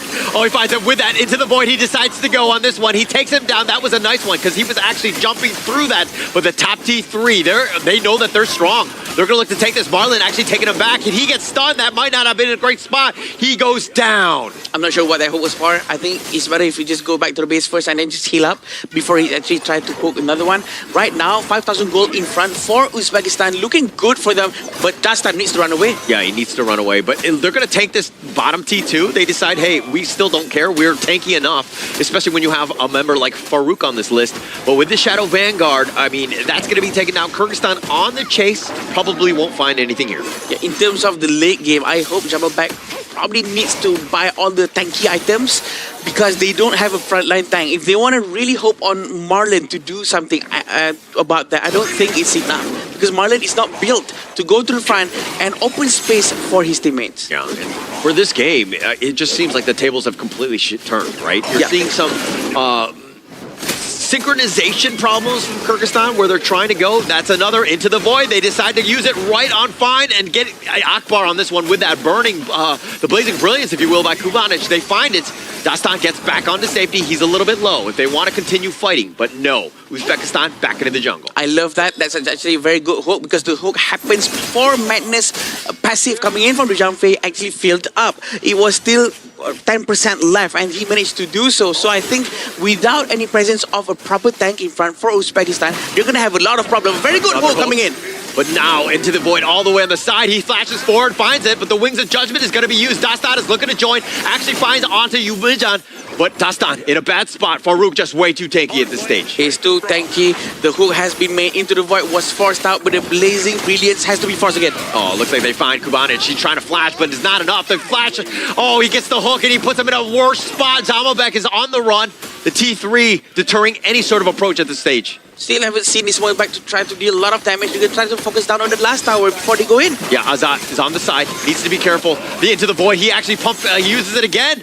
And it's just no value on this. With that Wings of Judgment, Farouk is just an absolute monster. The Stampede on forward, sending him back into the fountain. But no minions. The Crystal, a couple shots in. Dastan was cutting the creeps. Yep, Dastan actually bought a lot of time for his teammates. And I'm not surprised. This is the moment for Dastan to actually try to split to the side lanes. And this is going to be giving a lot of problems as long as Kyrgyzstan, the rest of the team, doesn't fall down in the mid lane. They have to play kiting. They have to pull back and kite the movements of Uzbekistan, giving a lot of space for Dastan to do his split pushings. Yeah, and actually that's really good by Dastan, right? I think that as long as you have this Hanshin, Dastan, you still have a chance. Yes. Right? It really comes back to, are they able to isolate someone? Probably not Farouk. And now they're going to look to go. He completely misses. They into the void on the side. He's actually on the back side of this one. A little bit of a disaster, if you will. Marlon now on the run. The Wings of Judgment just softening them up. The Crimson Golem taken away by Azat, but he's in a bad spot. Mahmoud decides to go for the side. The hook is on the side, but actually putting him in a worse spot. Azat is isolated, but he he takes down Umijan before he goes. And now the slashes are real. Mahmoud doing some serious work on a Marlon. They deal with the minions. Uzbekistan waiting for the minion wave.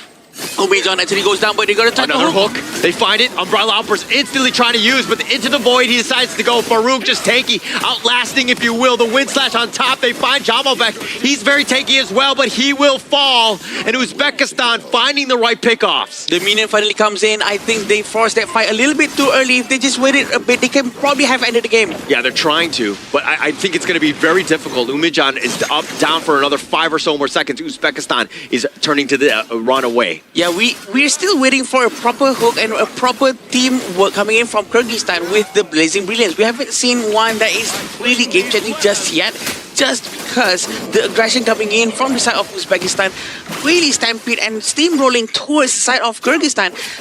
The fact that they cannot react quick enough with the Blazing Brilliance with all of their skill sets. Yeah, Marlon just hasn't really been hitting. Okay, here we go. They find it. Oh, he actually sidesteps it, and he gets on back. Into the Void was used as well. Marlon has been using that whenever it's on available, if you will, but he hasn't hit too many at this stage. So it's very important for him to keep at important times as well, because right now Uzbekistan knows Into the Void is on cooldown. They can try to force something. Unbridled Outburst is also very much available for him to use. He's threatening. He gets it back into the void. They decide to go with the Blazing Brilliance. The Unbridled Outburst pushing them all the way back on the backside. Dastan trying to do a little bit of work himself, but he dashes a lot. He's going to use the Blood Rage. He's going to deal with the Vanguards here. Mahmoud turns his attention. They find him. He tries to dash, but he gets taken down. Ismobek with just way too much damage. The bottom T3, they get the hook. Ismobek somehow surviving, and now it's going to be a little bit of a retreat. Wow. There's no reason to go. The Blazing Brilliance will fry up Akbar, so they at least get that, but they trade away Dastan at this stage. Very great try for Uzbekistan to force this one out. They actually managed to get one hero, Dastan, just now, and they had the advantage, but they probably overstayed their welcome. They should have went back way early on when they have no skill sets whatsoever left. Umijan actually tried with his Wings of Judgment, actually managed to deal a lot of damage to the backline early on, forcing Azad and Kubanich to go back. And this is when they tried to force it way a bit too long, a proper hook coming in from Akbar, and they've actually managed to go back. I'm sorry, from Marlon, and the Blazing Brilliance actually went in quite nice this time. I mean, if you're able to get the hook and into the void, Kubanich is just, it's so easy. The Blazing Brilliance is like right in front of you, right? Yeah. But Marlon hasn't hit too many of them, Yeah. and has made things a little bit more difficult. But at the same time, Dastan, he survives in that one. They actually completely shift this game because he had the mobility to jump the back line.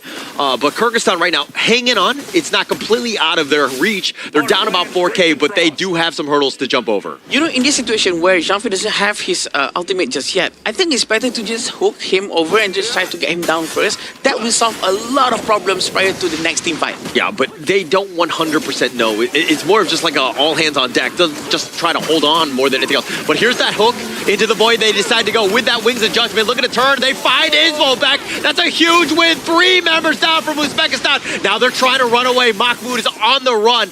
Couple slashes before he gets on out, but he does trade away 2 members from Kyrgyzstan. That was just exactly what I was saying. Just get Jean-Philippe before he gets his madness, and that's what he did. They managed to get 3 people at the same time. I think they have to build up a lot of pressure right now. They have to go out. This is what happens. He hooks Jean-Philippe, he uses Into the Void, and the Blazing Brilliance hits his target. All 3 people melted in front of them. Yeah, I mean, you take down Ismobek, you just win the team fight. He has been the guy, right? He has all the farm, he's doing all the damage, and basically just tearing people up, right? So as long as he goes down, you have a chance. Now, with only, 2 members up, 3 members, excuse me, from Kyrgyzstan, you got to get some sort of towers. This mid T1 would be a huge win. But again, having Umijan with that Wings of Judgment is very difficult for them to push any lane whatsoever. The high ground capability of this hero to clear from far away is just so difficult to deal with. So probably what should have been done is Dastan needs to find him in the backline. He needs to go in somehow.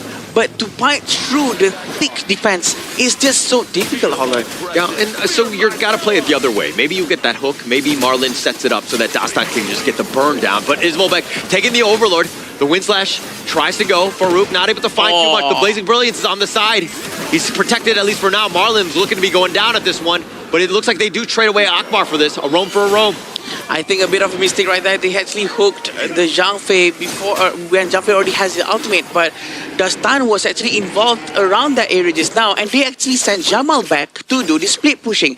I actually wish it was the other way around. Dastan is doing the split pushing because he has all the skill sets to actually run away, disengage quickly, while Jamal back is the one that's pretty much needed in the team fight. Some damage, and they find Kubanic. Ismo back is like a homing missile, tearing him down now with his wings of judgment as well. Farouk is still there, still alive. Azad, it looks like he's going to get to the fountain. Doesn't pop the Sage's Sanctuary, but the Crystal under siege, and it looks like Uzbekistan sneak from under them. They're going to take game number 2. Off of a pickoff coming in from Ismoilbek in that high ground. The early with the Sun Chaser finding his mark, and they push it to a game 3.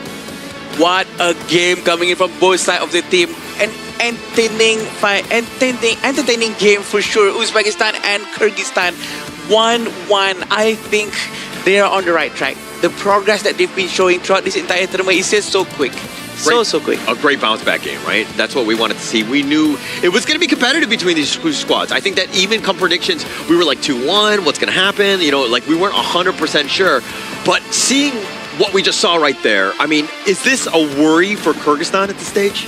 I think Kyrgyzstan just needs to play back what they are used to, right? Because in game 1, it's more of a front-to-back composition that Dastan was able to provide space for Azad. But this game around, I don't think that Dastan had the best of the best Hansen games. Yes, the early game was amazing up until the Unbridled Outburst start disengaging the hooks coming in from Marlon's Quay. And that's where all of their game plan started to slowly slow down, and the lead that they generated, I think it was like, what, 2,000 to 3,000 goalie in the early game? Yeah. It all passed it back into the side of Uzbekistan. Yeah, and in game 1, we had like a Dun and Dolia, right? So Dastan was actually doing the work of making space for his teammates.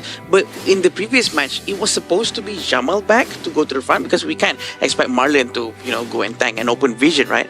So probably Jamal back should be the one to take over the responsibility and actually try to open up the map. And that did not happen quite well. And I was hoping for Dastan to actually take up the responsibility to go to the side lane. I think that's a very good point, Right? because based on mobility itself, the Hansen definitely has more mobility compared to a Byron, and based on tankability itself, Yeah. Byron has more tankiness compared to a Hansen. So if you swap the role, it will actually elevate the entire side of Kyrgyzstan way better than what we saw just now. I'm kind of thinking about this draft overall. Like the Quay, he hits his hooks. This is a very different game, right? I think if he plays a different roamer, I think this is a very different game. Yeah. I think the amount of hooks that he did miss, and he wasn't really able to get too much value, and that's kind of why they struggled. They had a really tough time because it's one thing to be like, okay, I get my hook, and then Dastan, that's why he's sticking around the team, because he is expecting the hook to happen so that he can go in for the burst. Yeah. Right? So Marlon is not your favorite hooker, right? Yeah. I'm not into hookers like you are. Okay. But I like good Kui. Kui is such a good hero, right? But at the same time, this is what Hollow was saying, right? He really needs to be able to really hit the target so that the presence control, the mind gameplay is really putting a lot of pressure onto the enemy teams. Because if the hooks are missing, they don't have that fear. The fear is not present, and they will just keep on moving forward, especially as Zhang Fei and Adun. Yeah, it really boils down to whether or not Marlon hits those hooks, because if he isn't able to do so, you start to see what happens. But when he's able to hook some of these players like Farouk or Akbar without the ultimate, or sometimes even Ismoilbek, the fights become much more easier in Kyrgyzstan. But it's a lesser, I would say, consistent thing that has happened this game. Feast or famine, right? 100% in terms of this draft strategy. Like, the idea is definitely there. They have quite a lot. I mean, if they get that hook, they just burn them down. It is very quick for them, but they were never really able to consistently do that come team fights. But you know what that I think about this game alone? Uzbekistan's Boomijan. Yeah. Perfect game coming in from him. He was so good, so consistent in that mid-mage role. Also, I kind of want to give a shout out to Akbar because every time the hook happened, Umbrella Uppers instantly. And you were talking about, okay, they got to time it around the madness, and they tried to, but he almost had it almost every single time that hook was hitting. And also, not just Akbar, right? It's also Umijan very reactive to whatever Hui was doing, and also the way that he was zoning the entire team at the back line of Kyrgyzstan from very far away, predicting the movement from Umijan, trying to aim the wings of judgment. It's just so good. Excellent gameplay from him. I wouldn't be surprised if he got the MVP. Now, this is the goal that we were mentioning just now, right? It was really looking good for Kyrgyzstan. You can see that one little dip in the early game where every single buff, the blue, the red buff, was countered from the side of Uzbekistan. It was such a difficult game coming in for the side of the Uzbekistan jungle Farouk because nothing was available on the map, but he still made it work. They still found the moments thanks to the Unbridled Outburst, thanks to the Unruly Blade. Yeah, and actually, if we're looking at this one, I mean, it started off strong, right? Especially, as you rightly pointed out, that 4-minute mark, but it's what you do with the lead. Kyrgyzstan was not able to play their game. They played a very passive one. They went back into their lanes. They were playing, just like standard as is. But if you have an advantage, this is when you want to be like, okay, we have it. Let's go. Let's invade. Let's constantly put pressure so that they're always reacting to me. But if you're playing passive, you're letting the enemy team get back into this. Also, I think the hero composition coming in from Kyrgyzstan is the composition that you want to do invasions. You want to actually be more aggressive with that. But apparently they just only did it once in the first few minutes of the game, and I was hoping for that to happen much more often. But this is what happened from the beginning. They were actually on a very good onslaught for Kyrgyzstan. They were actually managing to get here and there. But of course, there are some pretty small little moments like this from the start. And this is the explanation that we got right second. Okay, you get hooked. Then the Unbridled Outburst comes in from the side of the roamer from the side of Uzbekistan, immediately disengaging for the team. And this game, Akbar has been so consistent at it. Yeah.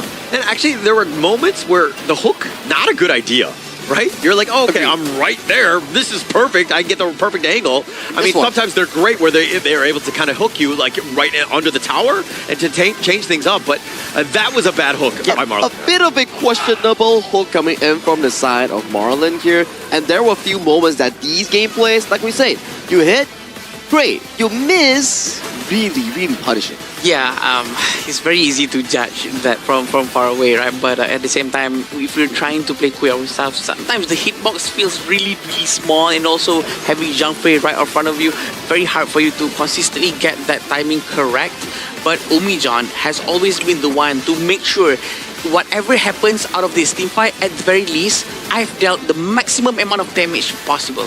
And this pickup coming in for that is Wolbeck, so crucial, just coming into the final play of the game and allowing the side of Uzbekistan to equalize the series out of a fantastic performance coming in from their mid-mage player. Yeah, Umajan, I mean, time and time again, every single hook, his Wings of Judgment would be like on autopilot in the sense of just like instantly just being used there. But he also was 10-2-6.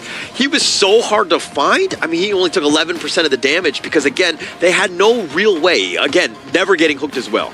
Yeah, definitely. And this is such a good MVP choice for sure. It's such an easy one to do. Umijan played a very good game as Garuda, and we do know that he really excels with all of these long-range heroes. And I'm not surprised if he's going to take this hero again after this, unless if it gets banned. And I'm not surprised if he gets banned as well. I think it might get banned, right? Especially, I think, if you are on the Kyrgyzstan side, knowing for the fact that you played the early game so well, and then the past two games, it was Umijan that got him more in the first game, making it super difficult to end the game, had to stall to a 20-minute game. And on the second game, it was also Umijan once again on the enemy team, making it extremely difficult due to the range advantage here. If you are on this side of Kyrgyzstan, likely the consideration is to try to limit the long-range hero pool coming in from Umijan, so it unlocks players like Azad, players like the jungle Dastan in finding those crucial teamfight moments. Yeah, and actually the draft was just way more balanced and it played to their strengths, right? Let Mahmoud kind of be that carry from the Clash lane with that Fatih, then you can kind of use the Zhang Fei as just like that stun, you know, and Umijan, the long range, let him poke all day, right? This is like best case scenario for Uzbekistan. Yeah, and he has proven a lot of times that he's very good with this kind of heroes. So you know what, there's no embarrassment there if you have to ban heroes like Garuda from the side of Uzbekistan, making sure sure that they don't have this kind of hero pools. But also at the same time, does this mean that Kyrgyzstan has to go back to like a Dune Dolia kind of gameplay? Do they really have to stop with their Assassin's gameplay such as Hansen? I think not necessarily. It's more on how they drafted the roamer on towards the side of Marlin. That was his first game of Quay on stage. Okay. Maybe the practice games, the scrims, didn't really brought into the actual performance that he actually had, but we remember the side on how Kyrgyzstan is able to perform thanks to Marlin's heavy engage coming from Liam Po, coming in from Lapu Lapu. So maybe let's drop the Quay for now and revisit those traditional tank roles. So maybe if they did not take Kui just now and they changed it to a different hero, something that is much more straightforward, something like a Lian Po that you can engage right in front of you directly without having to hook, there's no prerequisite, do you think it would be much a better and easier game for Kyrgyzstan, you think? 100%. 100%. Adding Quay to the equation, very difficult. He's tough, right? Because it's like, oh, it's his hook, oh, it's left and right. But when the guys are moving around and they're completely dodging it or forcing, the right guy to be hooked by their team, I think that they're playing, to their advantage, right? It's very tough. So whenever you lose, again, I said this for Uzbekistan, simplify. Let's go back to the hero pool. And to add on towards Holland's point, right? It's not to say that Liam Po is a better hero compared to the side of Quay. It's just the element of the hero. Quay is really hit or miss. You hit, you gain a lot. You miss, you lose a lot as well. So if you can keep consistently hitting those hooks, then yes, the leads gets generated vastly and you can snowball the game. For Kyrgyzstan, we saw that in the first few minutes, but it's just how Uzbekistan was able to counter that, and then there was more mistakes coming in from Marlin. But Liam Po is more of a more solid option here, but more slow pace. Also, when you say that as a Kui, when you hit, you get a lot. When you miss, you really miss out on a lot of things, right? But in the previous game, even though the Kui hooks, he still loses a lot of things because of Umijan with his Garuda, right? So there we go. There's a lot of downside, and Garuda is going to be picked again by Uzbekistan. And Uzbekistan coming off with a very smart approach, right? You see the Dolia first pick immediately taking away the Dun, and Dun in this series itself has had fantastic performance coming in from both junglers, Dastan and also Farouk. So that's going to be a key pick coming in for the side of Uzbekistan. Does Kyrgyzstan go for the Nako here is what I'm suggesting. Yeah, I think it's a great pickup here. I think that you want to just, separate the Dolia as much as possible. Kyrgyzstan was looking to do this. This was what they did in game one, and they're not going to give it up. They're not going to make the same mistake twice. Okay, so now, I think they are not going for the Nakaruru, and I understand that your mention on the mistake thing. I think ever since game one, they're like, okay, Dastan's doing pretty solid, but let's see what you can do, because your Hansen somewhat failed. So let's challenge your hero pool. Let's see how far you can go. And then Uzbekistan putting off a much more, I would say, priority over to the side is Molbek. Give him a proper pick, and then you will start to see more bans on towards Azad. What can Azad pick if Aaron is banned? Well, it's going to be very interesting, right? Probably not Marco, but we haven't seen Hoi from Azad for sure. Oh, he's picked the the Burning Sun Arrows. Yeah. We did. It's definitely an option. It's an option. He's proven that his Burning Sun Arrow actually hits his target, while his team can actually play the 4-1 formation, where he just helps from very far away, throwing the Burning Sun Arrow. I think that would be good as well. Yeah, so for me, I'm okay going back to the well. I think in the sense of like, you go back to Dastan's Hanshin as well. Hoi adds in, it's just more damage. You have that mini stun. If you're able to kind of hit it from long range, even better. But it's really about trying to get heroes that really take advantage of this Dolia Celestial Melody. Yeah. Who could be the best one, Zaki? I think right now, the Dune is gone. The next best thing is usually Kaiser, but is there any other choice? I don't think there's much available on the hand right now. Aaron's banned away. The only option that you may have is in Clash Lane, like the Xiang Yu that we've seen. You can't pick the Yu Huan because your mid and roam is already available, unless Dastan comes up with a Yu Huan jungle, which we haven't seen at all in the entire tournament, and it has been nerfed prior to the Season 13 patch. Yeah. So I think maybe, okay, if they put this Ata into the Clash Lane and pick up something like a Ukyo, no, sorry, not Ukyo, the Musashi, maybe it works out. Oh. But do you want to do... I mean, okay, Musashi is a great homing missile to get on top of the Garuda. Great. D-Renjay, also a target. But the Dune becomes... It's a little bit of an issue because he's going to be, again, trying to protect those backliners. Okay, think about it this way, right? you remove the healing factor coming in from doing this passive, then you proceed to burst him down with the Angela. That may work too. Actually, that may work because of the duel to the death actually has a passive where it stops the healing, but it only lasts for 4 to 5 seconds. And then it replenishes the heal that he's supposed to get afterwards. But within that period of time, he has to get Dune down as soon as possible. So the unyielding might from Dune will be considered as is not there at all.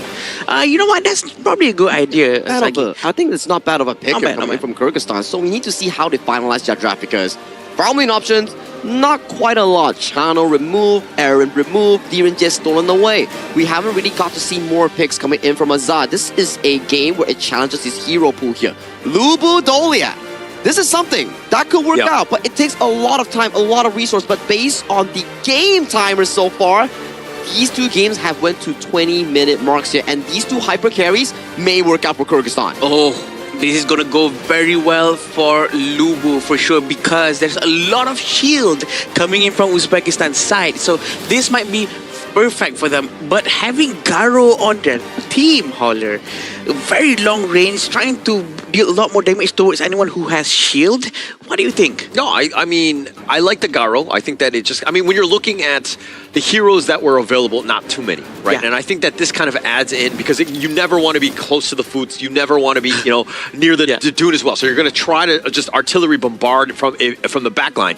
But Jamalbek Lubu, Saki, you pointed this one out, right? It has a lot of potential to dealing with all these shields, but I'm worried about the placement of those Tremble Mortals. I'm really worried as well because we haven't yet got a single Lubu win in the Asian Games qualifiers yet, and in such an important game coming in for Kyrgyzstan, they pull it out, and whether or not it works, it better work out because this is the final game one of these two teams will be playing. This potentially could be the last game for them as well, so they do not want to make a mistake, but they have called the shots, they have chosen their heroes. We're going to go into the final games for this match. Yeah, and going in, I mean, it's elimination for either of these squads, right? You lose, you go home, you're out, right? Yeah. You're going to be top 12, but you're not going to be moving on, which is very sad for either of these squads. I would love to see both of them in the main event, but unfortunately, that's not how it plays out. Yeah. Only one can move on from today. Yeah, we can't do that, but this is what we're going to be seeing right now. Are they going to rotate quick with the Fudza?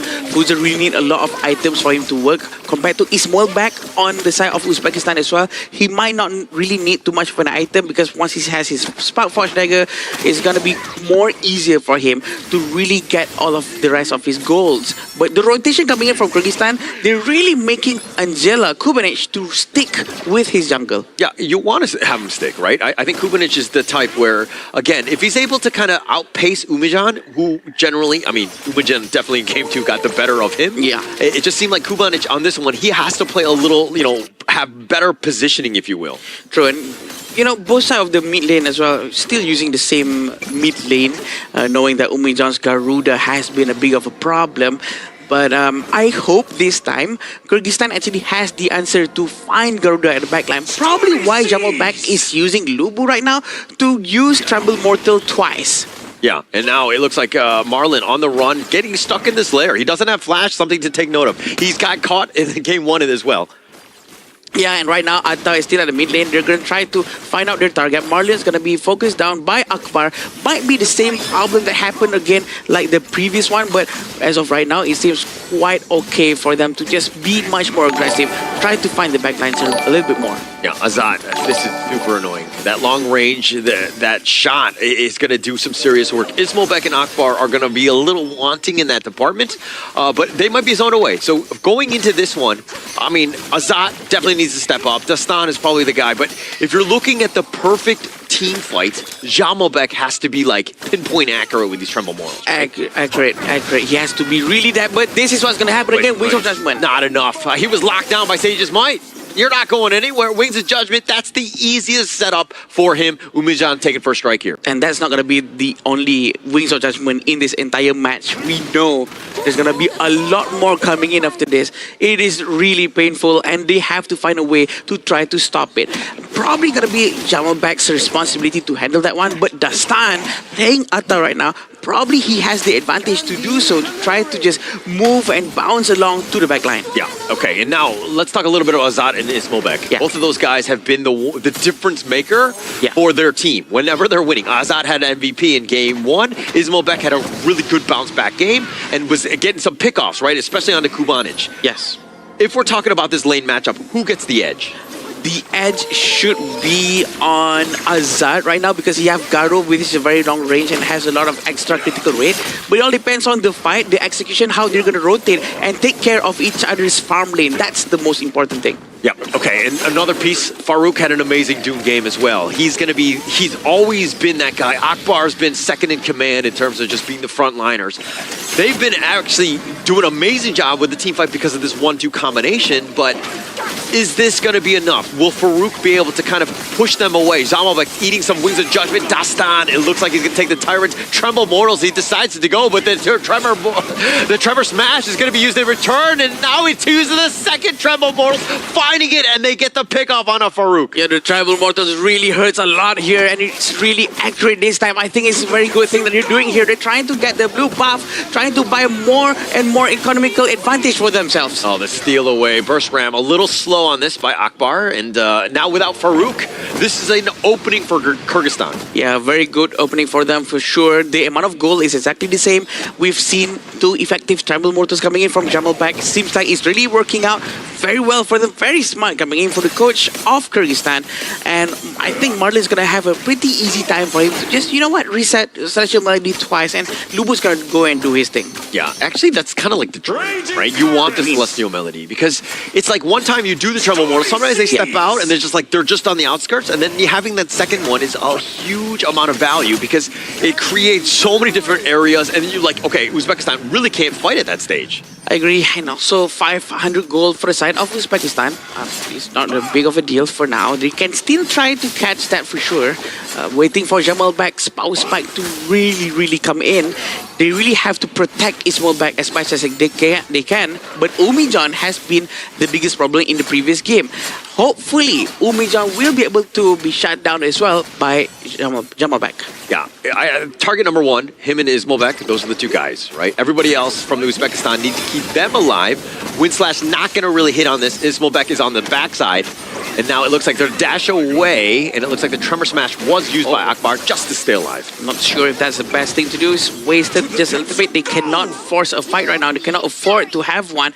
But Marlon is still in position, still waiting for the right moment. We do have Jamalbek trying to mirror the positioning of Mahmoud. It's going to be a bit of a problem for Jamalbek to rotate as well because Fuzil can really do a lot of split pushing, right? So he has to stay on his lane or else his tower is going to go down. Yeah, break down this Azat Garo though, right? It definitely has the range. Silent Arrow can be absolutely amazing, especially when somebody jumps in. True. You know, it's very predictable, right? Yeah. But why have we not seen Garo really just shine? Garo doesn't have any mobility at all. So once people dive into Garo, there's almost nothing he can do, and he really have to 100% depend on his team. Oh, the flash forward. And it looks like Sage's Might. They're going to lock him down. How much damage can they do with that Wings of Judgment? The Tremor Smash in return. It looks like Akbar gets the safety. Marlon is the first to fall. And now Mahmoud trying to go for the Corporal Punishment. He's going to be a little off the mark. And these shots from Azat, the Tremor Mortals, completely whiffing, not able to find the return kill. And Marlon is not there anymore for him to actually send the Celestial Blade towards him. It seems like Azat was actually in the fight for so long that his mana went to 0. That's how much mana that you really need to burn just to use the long-range bow. Yeah, that's a bit of a problem, right? And you want to be kind of just like using your basics, but you also need your spells. The Silent Arrow is pretty huge in terms of just potentially winning a team fight. But now, okay, Kyrgyzstan down 1-2. Yes. Who from Kyrgyzstan needs to step up so that they, have, is the ultimate carry, if you will? It has to be Azat for sure. Azat really have to step up and really help the entire team. And also we have Kubanovic, right? To actually try to handle the earlier part of the game because Azat is extremely late game. Yeah. So they have to buy time for Azat by really working with Kubanovic and Jamalbek. The rotation though has to be on point because they have to be quick to do whatever they need to do to find the heroes of Uzbekistan while trying to handle the split pushing coming in from Mahmoud on the other side. I think that's going to be a bit of a headache for them. But the Uzbekistan Kyrgyzstan MO. Like they want to be like literally like the the Foots, the Dune, the Liam. All these guys are just gonna run at you. It's like the caveman strat, right? Like, they just like run at you with just like melee weapons, and they're gonna lock you down. You were talking about the lack of mobility from Azat. Kubanic also not very mobile. So for me, it's about this positioning. But now the Ghost Ship gonna be looking to lock it down. They have the Tremor Wolves on the side, and do they have enough with the Tremor Smash? It looks like they do a little bit of work, and Ismobek is gonna be going down as well as Mahmoud, but they find the return only into Marlon. A huge win for Kyrgyzstan here. The double Tremble Mortals is just so effective coming in from Jamalbek. They've been doing it over and over again, and surprisingly again, Azad, no one can actually touch him. There's no one who can actually try to roll all the way through back and find Azad over there. This is exactly what happens now. Eyes on Jamalbek. The first jump goes in. The Blazing Brilliance coming from the side of his team, but another jump again going to the back line. But Umijan, one more time, I have to express this. No one is really focusing on him. He was using that Wings of Judgment so perfectly without no one looking at him at all. Yeah, so Jamalbek, this is where he needs to just target priority. He needs to get on top of him. Yes. And every single time that he's not, you're kind of not giving yourself a chance because he does so much damage. Ismobek probably not as much at this stage, but Umijan and Ismobek together, that's enough to get kills. And Jamalbek cannot waste his skill sets towards Mahmoud, towards Farouk or Akbar, because these are the three heroes, the caveman, if you will, really wants them to be hit. They benefit from this. The whole team benefits from wasting skills towards these three different heroes. So they need to focus fire towards the right target. Yeah, the burst ramp. They actually find Marlon with that wind slash. A little bit of a combination on top, but now comes the Mahmoud. Has the potential. He gets charged on back. The Ghost Ship is going to use Dividing and Conquering. Mahmoud is on the run. Dastan is still on the chase. Finds him. Just does a little bit of work. Finds Mahmoud for that kill. The Tremor Smash is now going to be committed, but I think they got what they wanted, which is that Mahmoud kill. It seems like today is a very much Dastan tank jungle day. Dastan is really focusing towards trying to tank more damage for his team. He's doing it again right now, trying to provide vision for his team, space and time for them to do a lot of damage coming in from the Angela. Yeah, and it's been that target. Mahmoud wants to be left alone. He doesn't want to be harassed, if you will. Yeah. And he's been completely zoned away. Dastan is doing some serious work. Again, prioritizing Mahmoud as much as possible. Again, just now, Umijan did not manage to get effective amount of damage with the Wings of Judgment. I think that's also why Uzbekistan was actually struggling, but also because Umijan hasn't has his itemization yet. So Kyrgyzstan still have to be as best as they can, try to focus. They cannot be complacent whatsoever. Yeah, not being complacent, but they're taking the Tyrant on the backside, mid T1, under siege. Kyrgyzstan looking to just burn that down, and this is an opening. Kyrgyzstan have opened this game up. Akbar on the run. Gonna run into his friends here, but it doesn't look like Kyrgyzstan able to get any sort of catch. Yeah, 1,000 gold in front is not a big amount. Within 11 minutes, this is more or less the same amount of gold. So they really have to, right now, focus on funneling all the goals available towards Azad. Azad is their key to win. So they have to protect him from here on onwards, right? At the same time, Uzbekistan needs to find him. So I'm not sure who's the right one to actually go to the back. Probably Farouk have to jump and find Garo all the way to the back. Like, look at his position right here. Very far away, but he uses a lot of mana. So at some point, they have to give the blue buff. Sage's Might in the top lane, and now they're looking to decide to go on this with the Tremor Smash is all the way on the backside. Azad is doing some serious work as he turns it around, goes on to instead focus on Farouk. Mahmoud has been taken down. They're fighting under the tower, and they don't care. Akbar, one sliver of life, he too will fall. Dastan finding him, and now he's fighting 1 versus 2. He needs to get back to his friends. Marlon is there. They take the top T2. Azad has been free firing. They still have the chance to destroy the tier 2 tower in the mid lane. There was actually a bit of an oopsie just now. Jamalbek actually lost his life towards the tower. He did not get out at all, but Dastan tanking all the damage. This is the wisest choice. No, it's not. I don't think this is the best thing. I think he's just wasting his life. Well, he was trying to, again, just stop them with the Ghost Ship. I think he was underestimating Umijan and Ismobek's damage on this one. But the ideal was there. Obviously not a great situation for him. But this is what happened just now, right? See how Jamalbek goes in. Jamalbek was doing great. He actually swiped everyone away with the true damage. But again, Umijan freely hitting from the side. But focus on the position of Jamalbek. He was getting hit by the tower right now, and it takes him so long for him to actually get out. That was the 5th consecutive tower hits right there. Yeah, I think after like the 3rd one, you probably should have been like, okay, I need to get out of tower range. But he was trying to use the Tremble Mortals, right? And he had a great one, and that was actually what set things up. We were talking about how this is a counter pick into the Foods as well as the Dune because of all those shields, plus the Lian Po, right? Yeah. But he got the kill, but he needs to worry about survival. He cannot be going down by towers. True, because he buys a lot of damage item as well. So it's very important for him to live a very long time for that, so that his teammate can really provide him or benefit from his existence. And this is what's going to happen here. Oh, Mahmoud just getting run down at this point. The flash away, just barely enough to keep him alive. Azad is on the side, finding Akbar instead. The Wings of Judgment trying to deter at least Astan from approaching. He will disengage at this stage. Akbar, though, running away. Azad is starting to hit like a truck. He's chasing everyone right now. He knows he have the advantage. The best thing for Agaro is to actually have the blue buff, the Azure Golem buff. Right now he has it so that he doesn't have to worry about his mana consumption at all. His first skill can be activated the entire time with no worries. This is what he wants. Every hit with a critical strike, critical rate will actually slow down anyone who gets hit, which is completely annoying and very painful. And if there's any player on the Kyrgyzstan side that is like, I got you, go. Like, I'm going to carry, right? Azad has been it. He's got a 1.5k net worth advantage over Ismobek, and he's, again, putting his team in a position to win.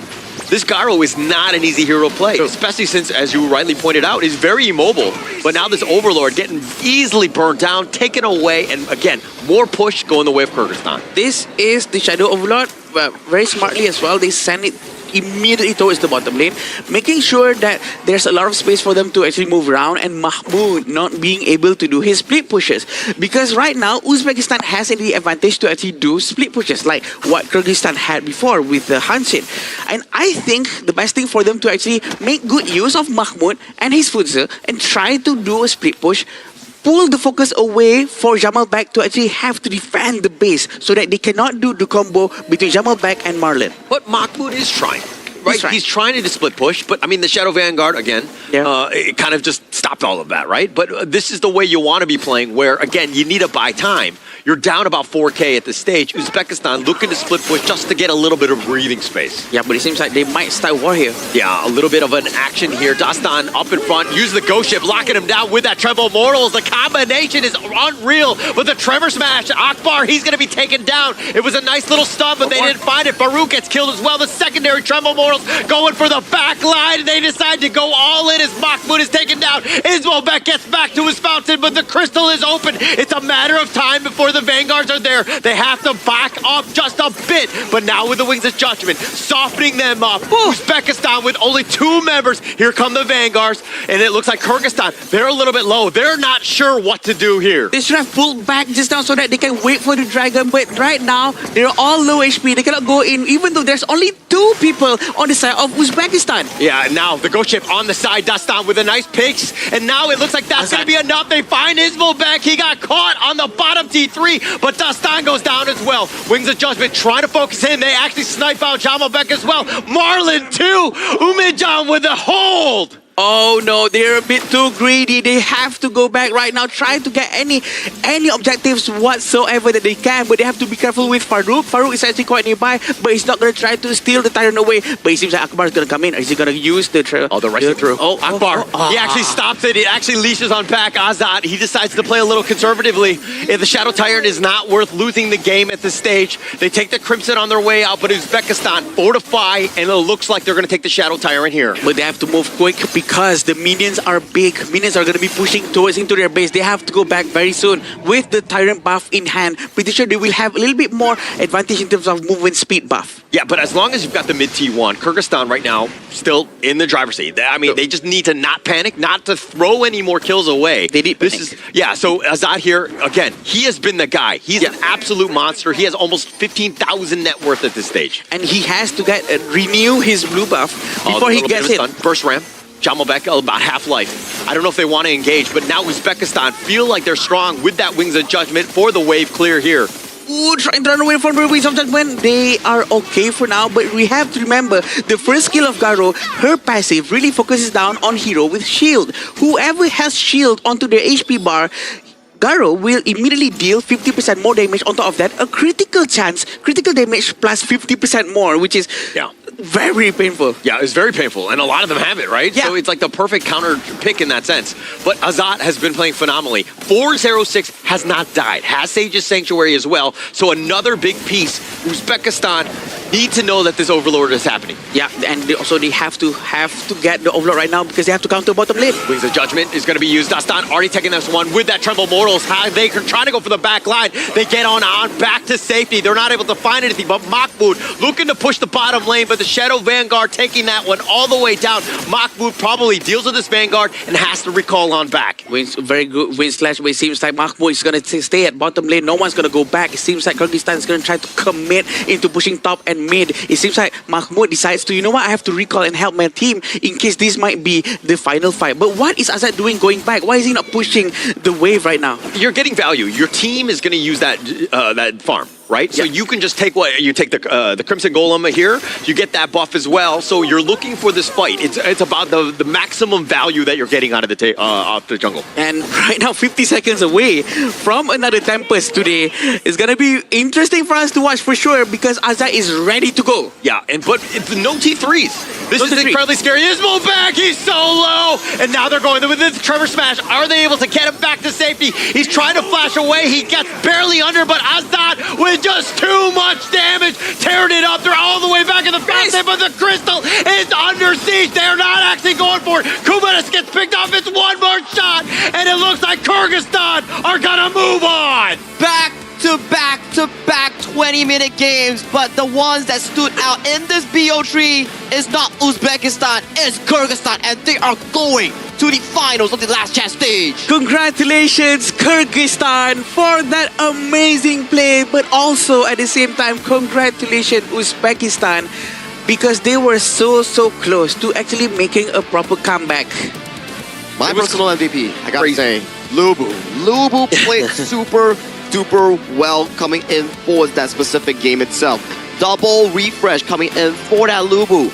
Caught so much space for Azad to actually pace in that team fight. That is the first Lubu game that we actually got a win over in the entire course of our Asian Games qualifiers. I didn't expect Lubu to be picked right there. Yeah. The Lubu picked was actually quite surprising and it caught me off guard, and the fact that Celestial Lightning really works well with Lubu and the execution is beautifully done as well. And Umijan was having a bit of a trouble because of Lubu. That's why he cannot stay at his normal positioning just now. It's actually a perfect draft for them, Kyrgyzstan. Right? The Lubu completely catching him off guard. You got a lot of shields, perfect, right? Lubu's perfect for that. Garo, also great against shields. Both of those picks were last for them, and that they got so much value. Plus, Azat was able to pilot that hero to maximum value. Surprise picks, right? We never expected in the second phase of the pick and bans we might see a Lubu. Still okay, we've seen a few Lubus thus far and never really got a win.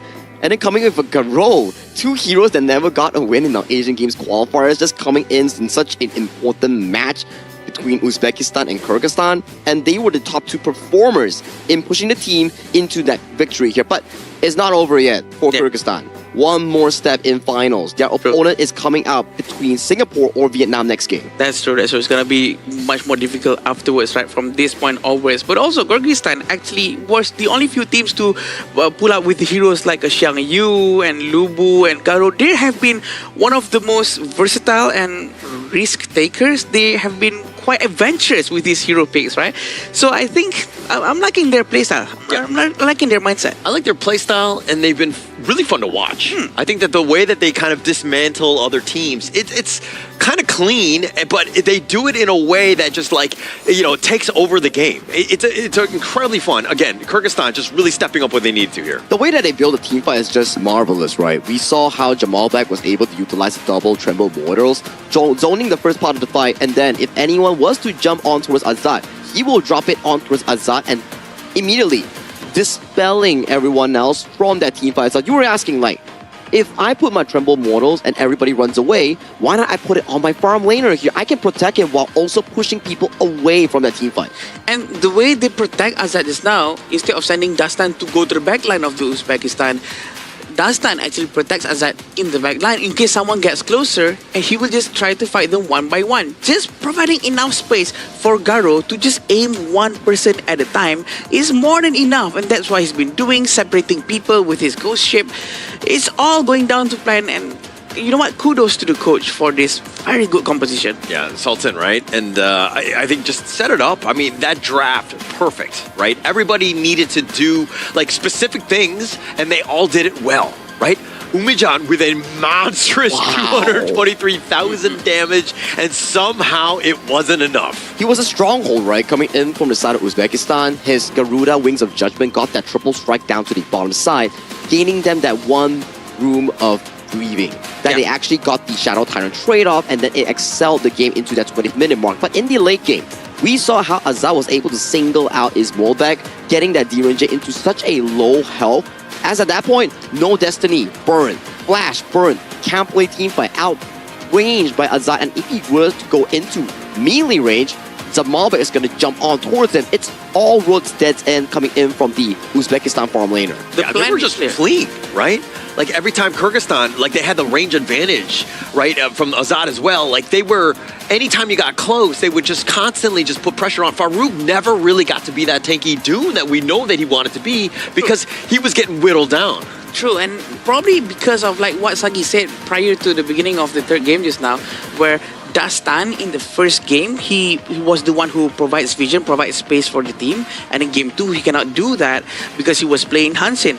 But now he's playing Atta, and you know what? He's doing the same job as the game 1 again. It seems like his character, the way he rotates, the way he moves around with his teammates, you know what? It suits him much more for his character to actually play around with a hero that can actually tank for the team and try to kite the movement from the side of Uzbekistan. It's adaptation over ego, right? Because if you're Dastan, you're going to be feeling good after that Penta Strike in your group stage. But then adapting from game 1's victory and game 2's loss and finalizing that, hey guys, probably Hansen's today's not the day for me to actually pick it out. It's not working. Let's immediately swap me over to a tank and let's let the others shine. And that's the adaptability and ego control that I like about Dastan. Yeah, it was about sacrificing, correct, right? Yeah. Like, hey, we know the true core for us is Azad.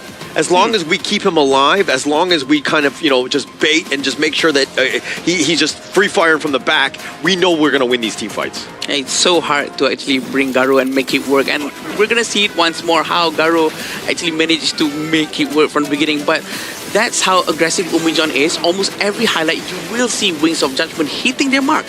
But this is the core value coming in from Jamalbek, right? Just back-to-back Tremble Mortals. Disengaging team fights, making sure that it goes in favor here. And even in these moments here, we see Dastan going in. First Tremble Mortals, jumps on towards Ismolbek. No flash, catches him off guard. The second one goes in again, zoning off the backline here. And you can see multiple members just piling on towards the side of Jamalbek, meaning no one will be in the vicinity to handle Azad on that Garo. Yeah, and look at how he cut it off, right? He knows the intersections. He just shuts it down. He's like traffic controller. He's like, no one passes, right? Gandalf, thou shalt not pass. And like completely locking it down every single time. He had a lot of value this game. Yeah, a lot of Tremble Smash, Tremble Mortals that has been done. And this is where he was actually 1, 2, 3, 4 tower hits, 5 tower hits, 6. He actually took 6 hits from the tower. That was a little bit of mistake for him for sure. But again, you know what? He can do whatever he wants because he was playing phenomenally just now. And a bit of an oopsie, right? They could have been more patient, wait for the overload, then go for the late game. But look at this range, this advantage coming in from Ismolbek. Getting chunked out from 3 arrow shots from a late game Garo immediately. No more gameplay coming in from the farm lane here. Double Tremble Mortals, disengaging the backline and then allowing Kyrgyzstan to just push for that game-winning push. And they are going one step further, closer to being the finals for the last chance stage. I mean, Azad, give it to the man, right? 506, 43% of the team's damage. It was like all in on this like train. Protect the president, if you will. Azad lived up to the name and was the president here. I think this is the highest one I've seen yet, or maybe the second highest, because I think the highest one is 43.5, but this is an insane amount of damage coming out from Azad. And the damage taken, of course, is not really there because no one could touch him thanks to his teammates. It's a collaborative effort coming in for this MVP. He was a solid stone, and all the other few players coming in from Kyrgyzstan, they were the supporting factor in allowing Azad to truly shine in this game. One trust becomes a whole team's effort, and they deliver it, and they are now on track to the finals for the last chance stage. And it seems to me like they were really trying to end the game so quickly. And I believe that the only thing that they have to fix before going into the next match for them, for Kyrgyzstan, is to be a little bit more disciplined. If they know that, you know what, the Vanguard is coming in, why don't we just wait for the Vanguard? They actually dived into the crystal, trying to destroy the crystal, even though there's no Vanguard, there's no minion. I think that's just a little bit greedy. If they have a little bit more discipline, their gameplay would be almost perfect. It's almost like impatience. I think, right? And it's definitely part of discipline as well, of just being able to like hold the line, right? You make a mistake like that against another team, you might lose, right? Where everything looked like it was going to be closing, they were able to close it out, but it's just like you can't make mistakes like that. You have to know when to retreat, and it comes, unfortunately, with experience, and sometimes these lessons are hard to learn at the end of the day. I would say it's more punishing when the gameplay and stakes are much higher here, but in the very case of this specific one, both teams are tied neck and neck, and maybe they are slightly weaker in terms of the macro gameplay and more focused on those team fights here. But if they want a shot to the main event for the final slot, they have to go through either Singapore or Vietnam. Those are not easy opponents here. Kyrgyzstan, you need to pick up those mistakes and try to learn from them in a short time. Yeah, but they have a bit of an advantage. I mean, speaking of time, they're going to watch that series coming up, Vietnam versus Singapore. That one's going to be a banger as well. You have that intel, you're going to know a little bit more about that team right away, right? And then plus, after that, you have a little bit more of a break from when you actually have to play them. True. So you might be well rested, or more so than these two squads here. True. They really have all the time that they can and try to rest and just watch and probably give them a little bit of an edge for sure. But it seems like the interview is ready. So yeah, before we actually go into the next series of the day coming in featuring Singapore and Vietnam, let's throw it to a short interview with Mara and the representative coming in from Kyrgyzstan to find out more about their win. Take it away, Mara. Moves on to the last chance stage. Congratulations, Azad. My goodness, how much pressure did you guys feel? Because this is a winner take all. You won game number 1, you were MVP. Game 2, you lost. Game 3, there was moments where the opponent would look like they were going to make a comeback. You were already in their high ground tower. They recovered, but in the end, you won as an MVP as well. How was the communication like with the team, and what kind of pressure were you guys feeling? Во время игры узбеки почти взяли, ваши оппоненты имеется в виду, взяли камбэк почти. Насколько чувствовали вы себе давление, получается, с их стороны? И по поводу коммуникации в вашей команде, как вы вообще коммуницировали друг с другом? И как вы оттеснили давление со стороны Узбекистана? На самом деле, во время второй игры у нас были не очень подходящие персонажи, из-за чего мы, соответственно, проиграли. И в третьей игре я на самом деле решил рискнуть. Я решил взять Гаро, одного из моих самых любимых АДК. И по итогу оказалось, что Гаро отлично заходило. И просто у нашей команды была цель, чтобы, главное, я не умирал. По итогу я ни разу не умер. И мне очень, на самом деле, понравилось, как мы отыграли. И очень понравилось, каких героев мы выбрали. I really like this game and the characters we picked with our team. So in the second game, we picked the wrong characters that we not used to play with. And in this game, the last game, so I picked my favorite character, the ADK, Garo. So for this game, I felt very confident and I was very happy with my performance at all. Even though you didn't pick the right heroes that you wanted in game 2, you were able to bounce back. And even with your heroes like Garo, you were MVP. Splendid. That was phenomenal. Now, up next, you might need to choose between Vietnam or Singapore. If you were to choose, which one do you want to face for the finals of the last chance, and why? В бою против Сингапура и Вьетнама, кого бы ты предпочел в качестве оппонента и почему? На самом деле, я бы скорее хотел поиграть с Сингапуром, потому что у нашей команды не было опыта с ними. С Вьетнамом мы практиковались несколько раз, они играли хорошо, но в этот раз бы хотелось увидеть, как играет Сингапур. На самом деле, мы довольно часто играли с Сирией, она тоже в группе D, и она проиграла Сингапуру. Поэтому хотелось бы посмотреть, в чем будет отличие от нас с Сирией, и сможем ли мы выиграть Сингапур. Actually, we'd like to play with Singapore because we saw already how Vietnam plays. We practiced a lot with Vietnam. And actually, before we played with Syria, and on the practices, Syria lost to Singapore. So we wanted to check how is Singapore playing, and so our main opponent for now is Singapore, our favorite. Like, we played too much with Syria, and I wanted to check how Singapore playing. Oh, you might get that wish. We will need to wait for that one. That's going to be the next matchup. And now, the people in Kyrgyzstan, they're cheering for you with that hope to make it to the Asian Games. What would you like to say to them before you face the final team in the finals? Что бы ты хотел сказать, передать Кыргызстану перед тем, как придешь в последнюю битву, получается? На самом деле, я очень надеюсь, что мы вправду займем первое место получается, за третье место. Мы возьмем первое место и поедем в Японию. Мы постараемся сделать все, что в наших силах. Спасибо, что в нас верите. Удачи всем. We like to take the first place here. We like to win and get to Japan. So I want to thank everyone in Kyrgyzstan. Thank you for all your support. Thank you. Once again, congratulations. Get some rest, have something to eat, because later on tonight, it's going to be another battle for the last ticket to the Asian Games. And now we're going to break it down even more and head back to our casters. Lead the gorge.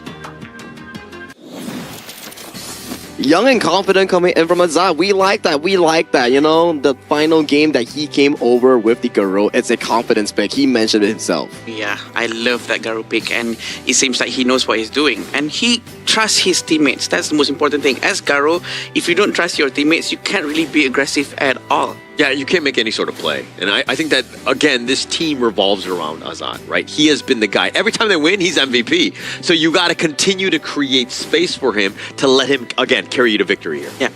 Well, that's the end coming in from Uzbekistan in our Asian Games qualifiers here. They were close, but sadly, this is where their journey ends. But we welcome them once again next time to join in the Asian Games qualifiers. Who knows? They will improve and be the next candidate going into the main event for the next time here. But that's all for Kyrgyzstan and Uzbekistan. Coming up next, Vietnam and Singapore on our other side for the last chance stage, going in at a BO3. And again, all the players up on the stage, they are using one of the best devices that we have. Thank you to our sponsor, iQOO 15R, official gaming phone for 2026 Asian Games Esports events, Honor of Kings qualifier. Thank you so much. We have 120 Hz up on the stage with all the cooling systems that we have to make sure that there's no stuttering and there's no heating that's happening there. Yeah, while the phones will probably be cool and all good to go, Vietnam and Singapore, that one's going to be a burner, right? That one's going to be another great series ahead of us. Oh, I don't know, man. Want to do some predictions before we throw it to the break? Hit me, boys. Hit me. To be honest, my brain is telling me Vietnam. My heart is telling me Singapore. So your mouth is telling you... Actually, it gets jumbled up there. So I think it's going to be 2-2. No, I think that Vietnam, I'm going to go 2-1. Okay. What about you, Adam? I'm gonna go 2-1 for Singapore. If you ask me, before this Asian Games started, I would say Vietnam for sure. Yeah. But right now, I've seen their performance. Maybe they feel not so okay. Downhill. The condition is not 100%. I think right now Singapore might have that more spirit, to play. Yeah. I feel like it could be anyone's game, and knowing for a fact that I have more friends in Singapore compared to Vietnam, Yeah. I think I'll give it like a friendship vote towards Singapore, 2-1. Oh. Yeah. Same with me. All right. So if we're friends, you would vote for me? Is that how it works? I mean, if you're on the stage, yeah, why not? Okay, well. Eventually. Guess right? I'm not getting on stage, I mean. No, save that talk, save that talk. We'll check on you back once again after this short break because we need to prepare for Vietnam going up to Singapore in the second side of the last chance stage. See you later.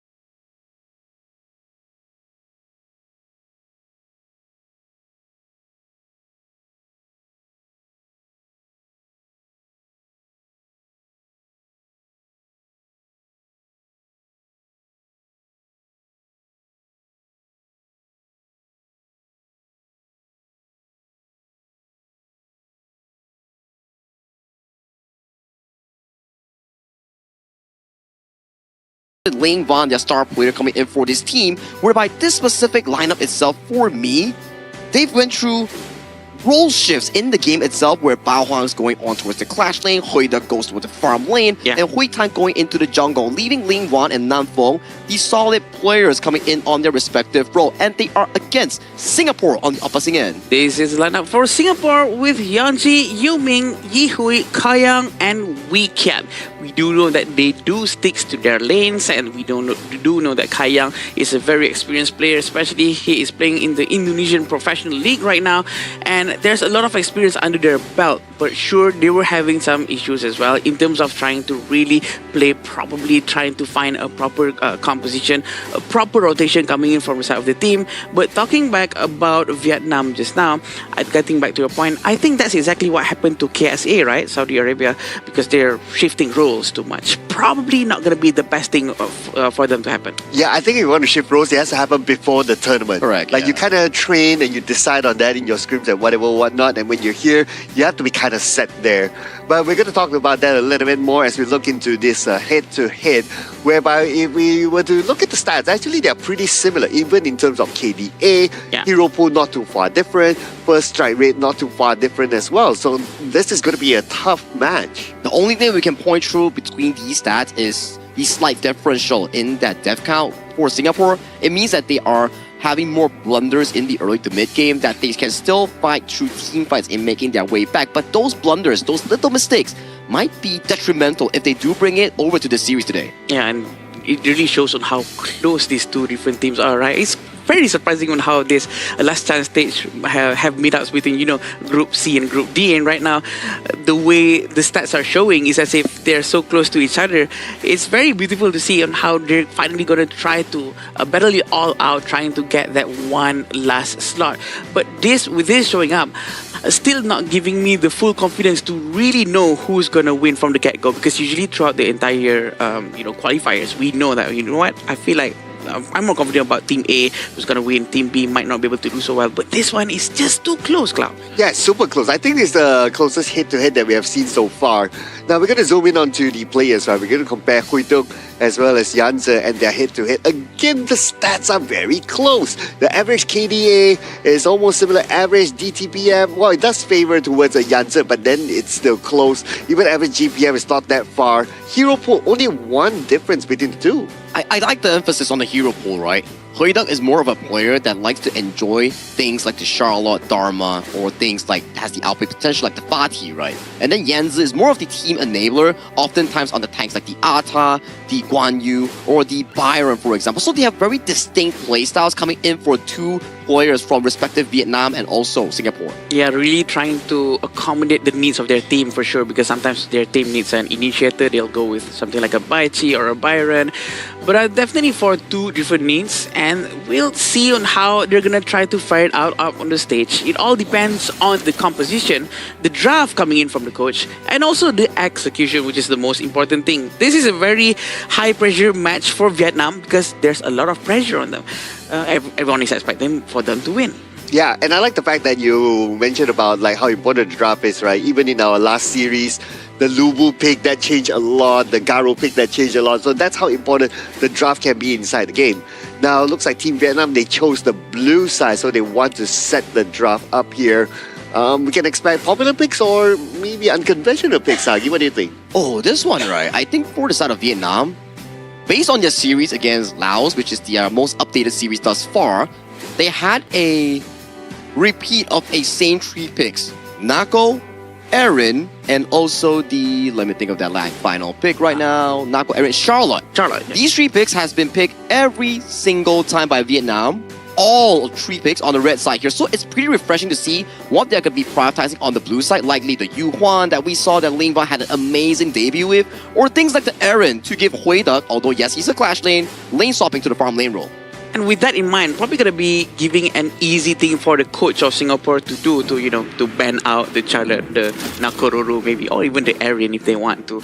But it seems like they're not gonna do that. Oh, they are. They actually take out Charlotte, which is a respect ban, which is very nice. Yeah, in Team Singapore, they took the Nakoruru for themselves. So that's going to be them just reading the draft from the previous games of Team Vietnam. Totally understand. But Mai being picked up by Vietnam, that means that they're going to play this game really fast, clear the first wave, rotate towards the side lanes and try to put pressure, especially towards the channel. And one of the few games that we actually get to see Kai Yang getting his hands on the channel here. I think this is the second one in this tournament itself. Yeah. Very rare occasion here, but you can start to see Vietnam's draft. They like the engage. They like the Mai Shiren Nui. They like the Lapu Lapu, for example. Here. So they are definitely going to be jumping on towards Kai Yang in that backline on that channel hyper carry. Here's what we're expecting from Vietnam, right? We're expecting them to dive towards Kai Yang a lot. I hope they do so. They have to execute it well. If not, Kai Yang's going to really fly through with his scaling technique, with all of his itemization, because he is carry if you leave him alone and he gets all of his itemization. That's not what they want. But having Garuda being in the mid lane is going to give them a lot of problems trying to clear the wave as fast as possible, especially during team fights. Yeah, and especially during high ground defenses as well, right? If needed, Team Singapore, they do have that option. Right now, based on these options, Team Vietnam, they don't really have that. But what they have is that they have very strong engages together with the Mai and the Lapu Lapu. They did ban out the Zhang Fei and also the Lianpo, and that's totally understandable because they already picked the Lapu Lapu for themselves. So they want to try to limit the hero pool of Team Singapore, which means that I would expect Team Singapore to be considering the Moza as their last pick for the role. Or what if they come in for the Zhuangzi here? That's a lot of crowd control and a lot of dive potential. And if they can actually disengage it and protect Kai Yang in that backline, this just could be Singapore's very own game in trying to dominate that mid to late game team fights here. It's coming down to what WeKid wants to play here. What is the decision? Aggressive or passive? What is it now? Yeah, last time we actually saw Zhuangzi that it really works. And they do take the Zhuangzi. You are spot on, Sagi. But the first time we saw Zhuangzi, it didn't work out well because the execution is not really the perfect timing. It doesn't mirror the movement of the CC hero from the enemy side. And then the next time we saw Zhuangzi, it really worked perfectly.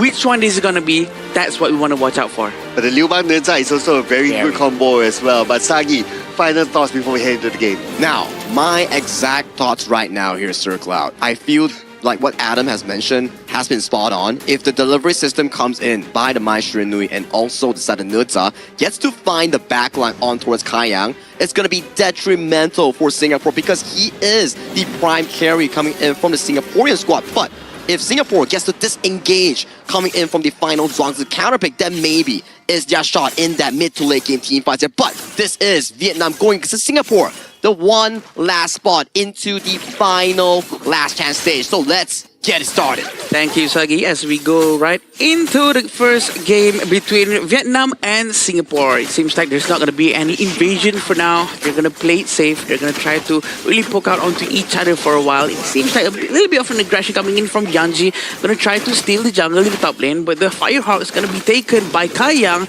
Not surprising because Kai Yang farm lane is just scary. Yes, I mean, he is a multiple MVP, right? Yeah. Before this even. But what's interesting for me is that Team Singapore, they took 2 smites into their draft. So by having 2 smites, they are ready to play the snowball game. They want to snowball by stealing away the jungle camps from the Team Vietnam side, and they're willing to play the late game in case they need to secure objectives when they both try to go for it at the same time. Yes, I think that will be giving them a lot of advantages for sure in terms of objective timing. But in the top lane, still having Yuming as the Nakororo trying to get the teleport. He already get the Space Spirit. He will try to teleport towards the bottom most likely.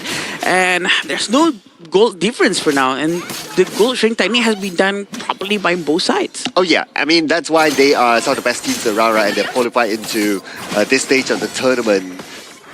So when it comes to all that, they have it all in the bag. But what would break this, right? I would say that we'll probably need to wait till the 4th minute when the first tyrant comes up, and then we'll start to see a difference. Yes, and right now, Namfong is still in front, trying to open the vision for the team. We still have Yi Hui playing quite aggressively, but look at this, Cloud. Oh, nice entrance there onto Yi Hui, and now Yi Hui is kind of caught. Wings of Judgment will be used, but it's a little bit too late because Ling Van follow up nicely with a first strike. Lim Van with the flash right now manages to get the double knock-up, and the damage follow-up coming from the Vietnam side is just so quick. They managed to get him down as soon as he could, and right now the rotation coming in from Yanji, he really needs to help his mid lane quickly because they're quite losing their grounds for now. Yeah, that's still one. That's still early, so that's okay. Now that I start to think about it a little bit more, right? So you have the Chano that normally plays backline, Yes. and then you have the Garuda that plays backline as well, played by Yi Hui. But the backline is kind of vulnerable as well to Ling Van that can just jump backline. That's one. And then you have the delivery system that can be comboed together with the Nerza. So actually the backline of Team Singapore can be very vulnerable. And Weekend might be in a position that he might not be able to help his teammates if he puts himself right in front. Yeah, the Battlefield Command is what we're looking out for later on when they're going to try to get Kayang as fast as possible, especially when there's Hoitak with the ultimate that he has, the Grand Skyfall, to just fly anywhere throughout the entire map. Right now, in terms of the goal, it's still exactly the same for both sides. There's not much of a difference, and it's going to be very interesting to see, as well as Kayang already finishing his Eternity Blade. Oh, okay, that's fast. But that came at the right timing because 30 more seconds we're going to see the timer up. And surely both sides will want a contest for it because there's nobody who has that big gap yet as of now.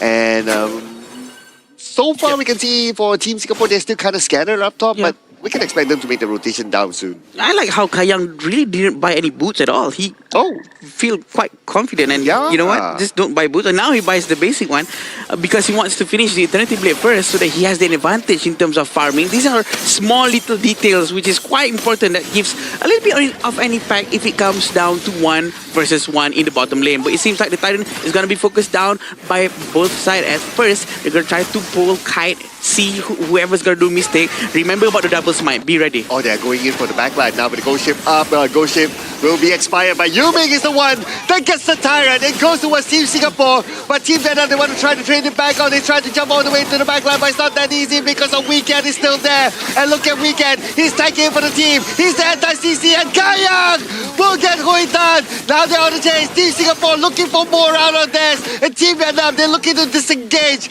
and nobody else will be taken out. Maybe except for Hui Duk. Hui Duk, one last hit left. And here comes Kayang! What does it take to stop this man? That's why it's so dangerous now. Fuang is going to go down as well. Yuming as well to Lin Van. What a move coming in from them. Eternity Blade is so important. That is why he went with that item. Just with that one singular jump into the tower, manages to get a last hit of Hui Duk. And there's nothing that Hui Duk can actually do just now. And right now, they're going to try to be as safe as possible.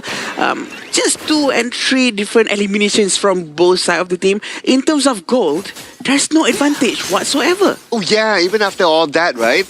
Although the Tyrant advantage is obviously given towards Team Singapore, but I would say that was quite a win for Team Singapore. True. And they have to give it to Weekend as well for sustaining the entire team. And the delivery system, right? Hui Tan and Bao Hang actually worked together to get to the backline trying to find Yi Hui. And it actually worked out pretty well.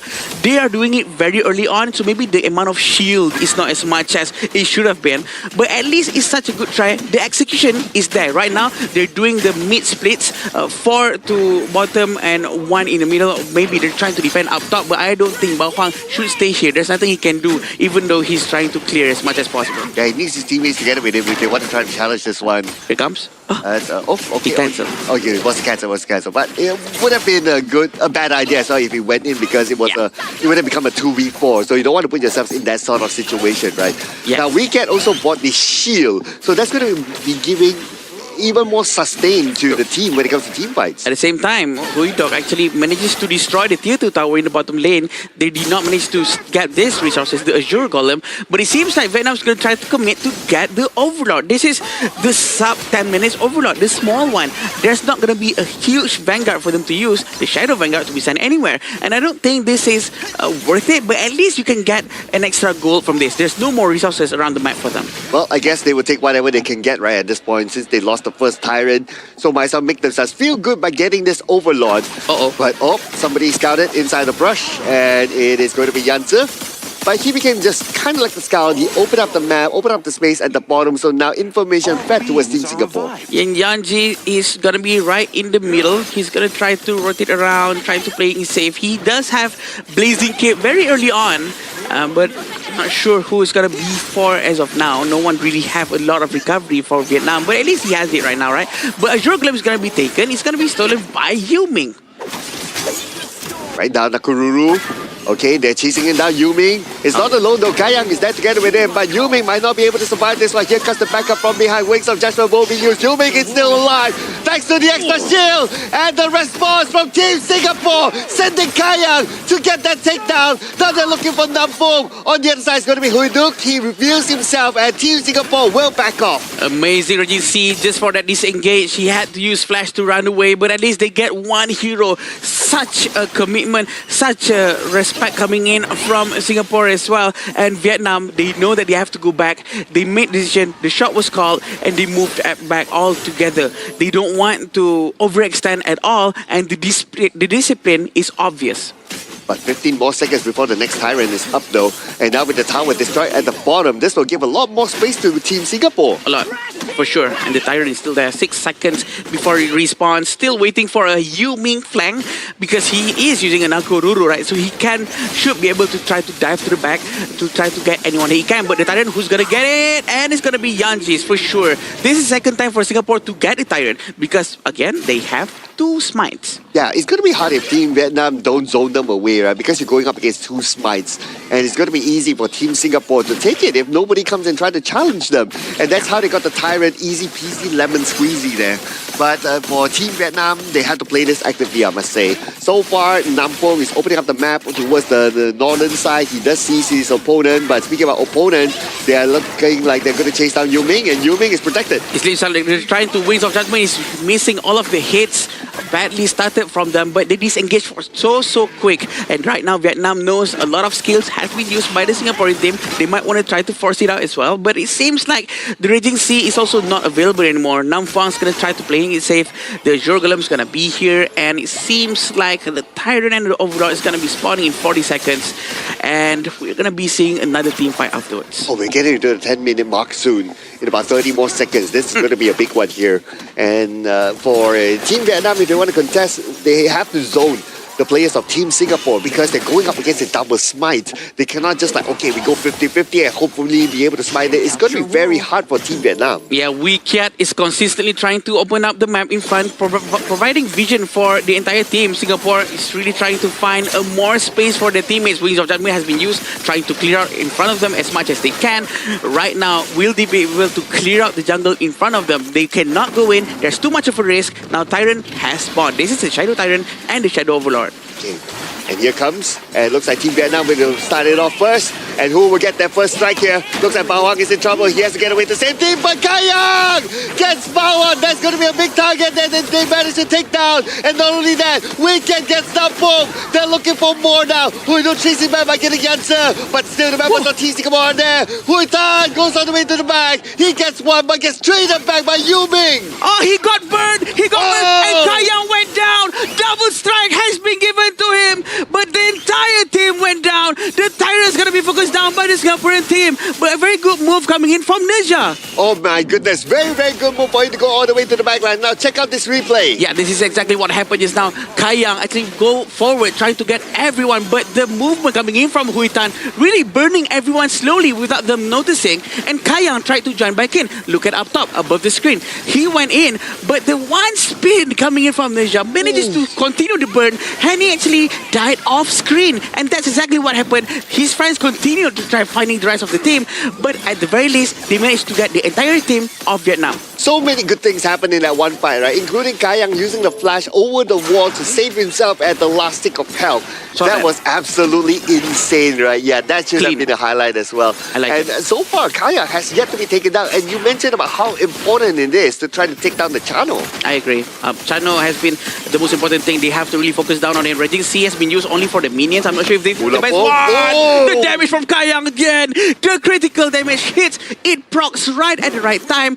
I think Nam Phuong really have to take care of his position more. That ultimate was a waste, to be honest. Yeah, it was quite a waste there, and he got taken down. So he gave that takedown towards Kayang, that one hero, that one player that you don't want to feed to because he gets to scale really, really fast. Right now, he's 9.3k gold. Let's compare it to the other side is about 8.2. But the Wings of Judgment has been used again. Look at Huiduk. He managed to be taken down very well, and the entire team goes down. Double strike has been given to Kayang. The tower is destroyed. Right right now we're waiting for Bauhaus to try to go in to buy more space for his team. But the high ground tower has been destroyed as well. Look at the back! He managed to get one. He buys some time for his team, and Yuming goes down. Oh, but so many good things happened in that one fight as well, including the ghost ship that came from the left side by Yanzi. That was beautifully executed. That stopped the members of Team Vietnam from going back. And they lost a couple of players in that one fight. But the trade back, like what you say, right? Ling Bang jumps forward. At least he gets Yuming, and that will stop Team Singapore from moving forward. And Hui Tan actually manages to go down first just now. I thought he's attacked, but apparently he got focused too much. And Wikiat also providing a lot of anti-CC. It's going to be quite helpful for his team. He needs to be always ready with the presence of Lin Van. Lin Van is going to come in anytime soon, and he has to be ready with the butterfly fight. With only presence alone, that alone just forced Vietnam to move back to their base. Oh, but look at this. Team Singapore right now, they're ready at the Overlord, and they still have the double smite together with them. And they will easily take the Overlord unchallenged, and they didn't even really need to use the smite. Okay, they used one of it, but it was finished off by Kayang. At the end of the day, what's most important is that they get the Shadow Vanguard for themselves. True, and they have the freedom to use the Shadow Vanguard to be sent. They send it down towards the bottom lane. It's going to be Hoituk's responsibility to clear the bottom lane for now.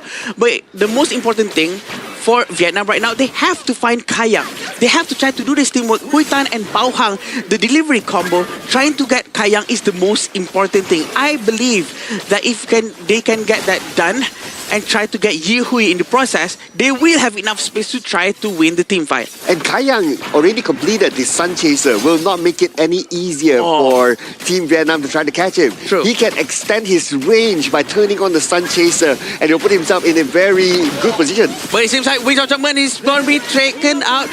Can he hit the target? It does not work right now. Nerja is going to get a long range coming in from the knuckle. Hui Tan goes down. Yuming finds his target, and the Vanguard is going to go in, trying to destroy all the towers. Can they have the time to defend here, Cloud? Okay, they want to try to end this one right now. They're looking for Nampo. Nampo managed to slide away to safety for now. Yanzi absorbs the damage, and he's still okay. Now all 5 members of Team Singapore, they're still in the game right now. Wings of Judgment will shoot the members of Team Vietnam back. At the same time, they get Huyduk, and this is game 1 to Team Singapore. What a way to start a BO3. They backed the first win, and right now Singapore is on the line. They just need one more, and they will make it to the last chance finals. Yeah, this is a great start coming in from Singapore. Great start from Singapore. Again, from Vietnam, they seem pretty shaky just now. Although the picks were already actually very nice, and we were actually hoping to see more of that combo trying to shut down Kayang. But maybe, just maybe, it's probably a bit too late for them to focus on Kayang at that point of time, because he already has all of his itemization. He manages to get a couple of strikes early on, and that really helps out for him to get his itemization very quickly. Man, and the moment the game ended, we can hear the shout from Team Singapore just right beside us. Like, they went like, yeah! It just shows that how much this win meant to them, right? How much having this advantage, moving on to the next game will give them that momentum. Yeah. And who knows what might happen in the next game for Team Singapore. I mean, who had their bingo card here? Yeah. No one expected Vietnam to be in last chance stage. No one expected Vietnam to be taken down by Singapore, and right now they are at the verge of eliminations here. One more win coming in from Singapore in this BO3, and that might just spell the ultimate underdog story for Singapore. The ultimate underdog story is what everyone really likes, right? People love the story about, oh, this team is really the underdog. They're not supposed to win this one, but they are winning. The progress, the story on how they managed to really get a better look into the game, and they actually execute it very well. That's exactly what's happening in game 1. Hey, what you guys talking about, right? I believe in Team Singapore. Wait a I believe in minute. Singapore. I was like, It's Team you and Singapore, you know, they can do it. We might have the better BKT, but they can do it. Tell I'm him, pretty sure. Sagi, tell him. It's okay. I think it's still too early to say because Okay. it's still only a 1-0. True. But let's reroute back into the draft itself, right? Yeah. The last pick, Zhuangzi, magnificent. I agree. Oh, yeah. They definitely executed it well as well, because we've seen some Zhuangzi that doesn't really work well, and the way he's really mirroring the movement from the entire team of Vietnam really forced Vietnam to not be able to go in. They are always hesitating whether or not is this the right time for me to apply all of my crowd control, because the butterfly effect is always there. And dude, Kai Yang, oh my goodness, this guy epic, man. I mean, his position, when he used his flashes to put himself to safety, when to go, he knows every inch of damage output that he can put out to secure takedowns. Man, this guy is really top tier. He's showing it, right? You give him a team that can back him up. The Zhuangzi, the front line coming in from Yanzi, everyone played an important role in this game itself. Even Yuming, at the very last few moments here, he was picking off the side of Hui Duck and also Hui Tan left, right, and center. And right now, it puts Vietnam into a position. What can they play to bring them back to equilibrium? Yeah, that's the question, right? To actually pick a proper hero to really follow up with the energy from Singapore, that's going to be quite tough. And to be honest, if they really love with all of these crowd controls, and you know what, sometimes Vietnam's gameplay is really focusing towards more crowd control, right? Maybe banning Zhuangzi might not be the bad idea to make sure that no one's going to be able to stop the immense amount of crowd control. But you know what? If you have limited amount of bans, like Zhuangzi won't be in your list. Yeah. Like if you have so many other heroes that you want to take out, right? And Zhuangzi is like, do we really want to spend that one ban on the Zhuangzi? For the most part, it's not worth it, right? Oh, but this is the thing, right? Is it worth it? I don't really know, but it shows on the screen itself like the Lapu Lapu and also the Mai Shi Nui carrying the Liu Bang in towards the team fight. Yeah, perfect dream scenario, but it just didn't happen because the weak yet Zhuangzi disabled that feature coming in from entirety of the Vietnam gameplay. So, is it worth it? I think they have to take it. Yeah, I agree. And you know what? Raging Sea and Mai Shi Nui's skill sets, all the potential crowd controls to actually initiate a fight cannot be used at all. And also, that buys a lot of space for, you know what, for Yanji, for Yuming, for Yihui as well. All of them can do whatever they want because of this Zhuangzi. Even though Zhuangzi doesn't really have an initiation process, all they have to do is just send Yanji.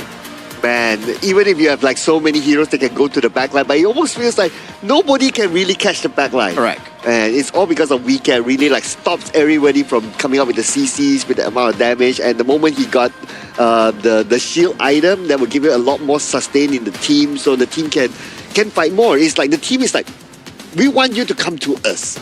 We dare you to come to us, and they will show it how they can counter back. And it's also pretty surprising towards me that the tournament, one of the highest ban rates and pick rates on the channel, wasn't banned against Kai Yang. We know how strong this specific player is, and you can't let him have such a strong pick. But these are the few moments that we see coming in from the side of Hui Tan and also Bao Huang. Yeah. Finding the engage just comfortably. I was liking this, but the butterfly effect, giving the CC immunity, Raging Sea misses, and then the Mai Shi Nui unable to find the backline here, only managed to find Yi Hui, and then the team fight just starts to go into the favor where Kai Yang is just free shooting on that channel pick.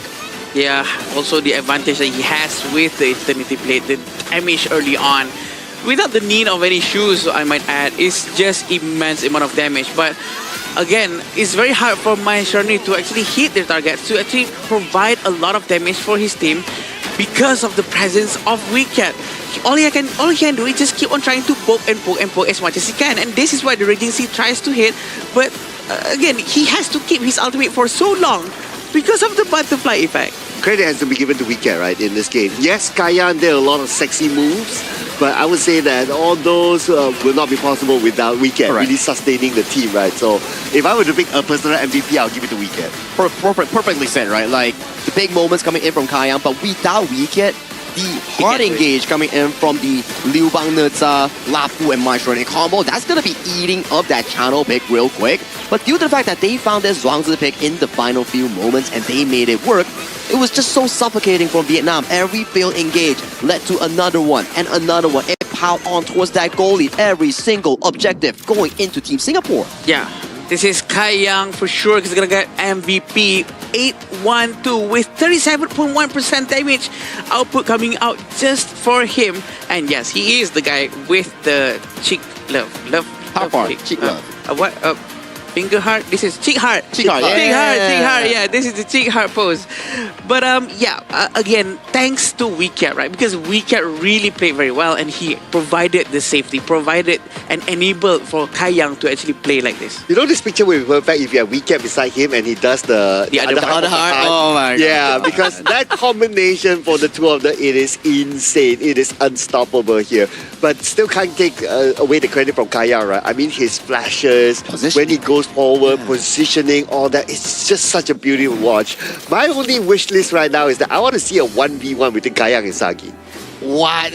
What, both farm laners, right? Okay, let's go. I mean, I'm good friends with him, you know. I'm pretty sure that his fans will not actually let me go out safely, you know. We know for a fact that Kaya, otherwise known as Raven, he has a really big fan base back from the Indonesian Pro League itself. But if you want to find Kaya, you can find him at Petaling Jaya Marriott Hotel, the official venue and hotel sponsor here, coming in for the 2026 Asian Games Esports Qualifiers for Honor of Kings. Once again, thank you so much, Marriott Petaling Jaya. While you guys are visiting Petaling Jaya Marriott Hotel, don't forget to claim your reward worth 4,000 tokens on the 27th of June, the grand bounty day, for free. Claim over 10,000 tokens. Wow. 10,000 tokens, by the way. It's a lot of skins. Imagine all of the beautiful skins that you can get. Oh yeah. I don't know whether they have like some of the old Zhangfei skins that I kind of missed out. So if it's part of it, yeah, I'm definitely going to claim them. I need to collect everything. Whole year I have everything. Oh, cool. Interestingly, right? Interestingly. It's not my main, but whole year I have everything. But Zhangfei, I need like 2 more. You need this collab, that collab, that one. So this is the chance. This is your chance here, Sir Club. But talk to me, gentlemen. Where is the chance for Vietnam in this series here? It's not looking too good. Yeah, that's gonna be the one that we really wanna see.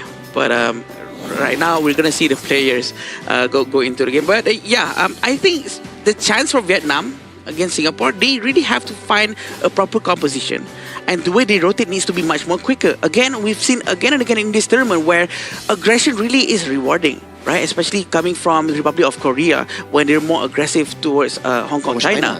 They were really winning that one, which we were not expecting that to be that almost looking easy. I think they can do the same, because Vietnam, the way they played their games before this, is extremely aggressive. This is very unlike them to be, having one arm tied behind their back. Yeah. Yeah, you know what? I kind of feel that Vietnam is like actually they play okay, but it's because of the hard counters, right? Exactly. Yeah. Yeah. So maybe we can say that give credit to Vietnam. They play okay, but Team Singapore they outdrafted Team Vietnam. Especially on the last Zhuangzi pick. Yeah. So perfect counter, I would say. But this time around, Singapore goes on towards the blue side, while Vietnam goes over to the red side. So this is going to be slightly different from game 1. We need to see what has shifted here coming in for this specific draft, as we see Singapore picking up the Nakoruru as their first pick, and Vietnam responding with the Aaron plus the Byron here. And you can see the bands. No Mai, no Chano, no Charlotte, no Haino. Yeah, and usually it's the jungle side of the Vietnam who's gonna get Nakoruru, right? Exactly what you were saying. But this is gonna be the second time the Singapore team's gonna get Nakoruru once more, making sure the power picks coming in from Vietnam is gonna be reduced. But with the Guan Yu, I think this is such an aggressive pick coming in from Singapore. They want to make sure they are the one who sets the stage. They are the one who creates opportunity. Yeah, before this, the draft for Team Singapore is that, okay, I want you to come towards me, and then I will anti-CC everybody, and then I will fight back. Now it's Team Singapore sending a message that we want to fight because of the Guan Yu. Guan Yu can go behind, especially when Zheya is not the most mobile sort of hero. He will be staying all the way at the back, trying to throw all his skills, including the universal law. He will, for the most part, be at the same spot. So Guan Yu can actually push him forward and put him in an awkward position. Yeah, and I feel like Vietnam, if Ata is not open, okay, there we go. Perfect ban. I was waiting for it coming from Team Singapore, because if you're on a Guan Yu, you want an Ata to lock down this Guan Yu. But without this counter pick, check out the crowd control coming in from the 4 picks of Team Vietnam. Not a lot of CC to stop this horse. Yeah, the fact that they actually went with Byron as first pick is probably a little bit of a waste of the important slot, because they already showed up. This is Byron. We don't have anyone else to actually stop Guan Yu now, because or else they would have been able to take Charlotte. But again, Charlotte has been banned by a Singaporean team. Very smart coming out from them. Ukyo for the jungle on Vietnam. If that's not a sign of aggression, I don't know what is. Yeah, so they want to take this fight head on, right? Without a doubt. Their last pick has to be the Liampo. If not, they won't have enough durability in front. They will be over-reliant on the Byron. At least right now they have the Lampo and then they have the Byron, and Lampo can also engage in fights as well. So in case like, okay, they get pushed in because of the Cannon Blast starting the fight, the Lampo is there to counter-engage. But Sagi, what do you think about this draft? This time around, I would say it's more of a 50-50 draft coming in from both sides. We'll have to see how Singapore plays around with the Guan Yu engage. Can they find the backline? Or will Team Vietnam utilize the strong jungle and clash lane synergy in punishing Singapore's slightly weaker early game setup here? But this is game 2. This is where it all matters here. Singapore, if they win this, they proceed to the finals of the last chance stage. If Vietnam wins this, they hold on in this series here. Gentlemen, let's get into the gorge. Thank you, Sagi. As we go into the game to see whether or not Vietnam can hold on to this fight. We do know that Singapore doesn't have any tank whatsoever. They do have Moze, but it's not, it's not tanky enough. So they really have to be much more careful. They have to start the fight from far and then dive right in when the time is right. Oh yeah, without with the Moze, their gameplay is going to be very different this time, right? They're going to try to play with projectiles, and it looks like with that projectile, they're aiming on the Kui Tan, and Nampo will be the one trying to absorb the damage. But at the same time, Kui Tan took a lot. Look at this, down to 10% of health. He will be forced to turn back, but lucky for him, there's a heal off there. Yeah, and this is what Sagi said just now as well, where sometimes they do switch their roles. So Bao Huang is right now playing jungle, and Hui Tan is going to be playing farm. It's going to be very interesting for us to see on how they're going to do this one. Sometimes we do see some disadvantages when they switch roles a bit too much, right? But you know what?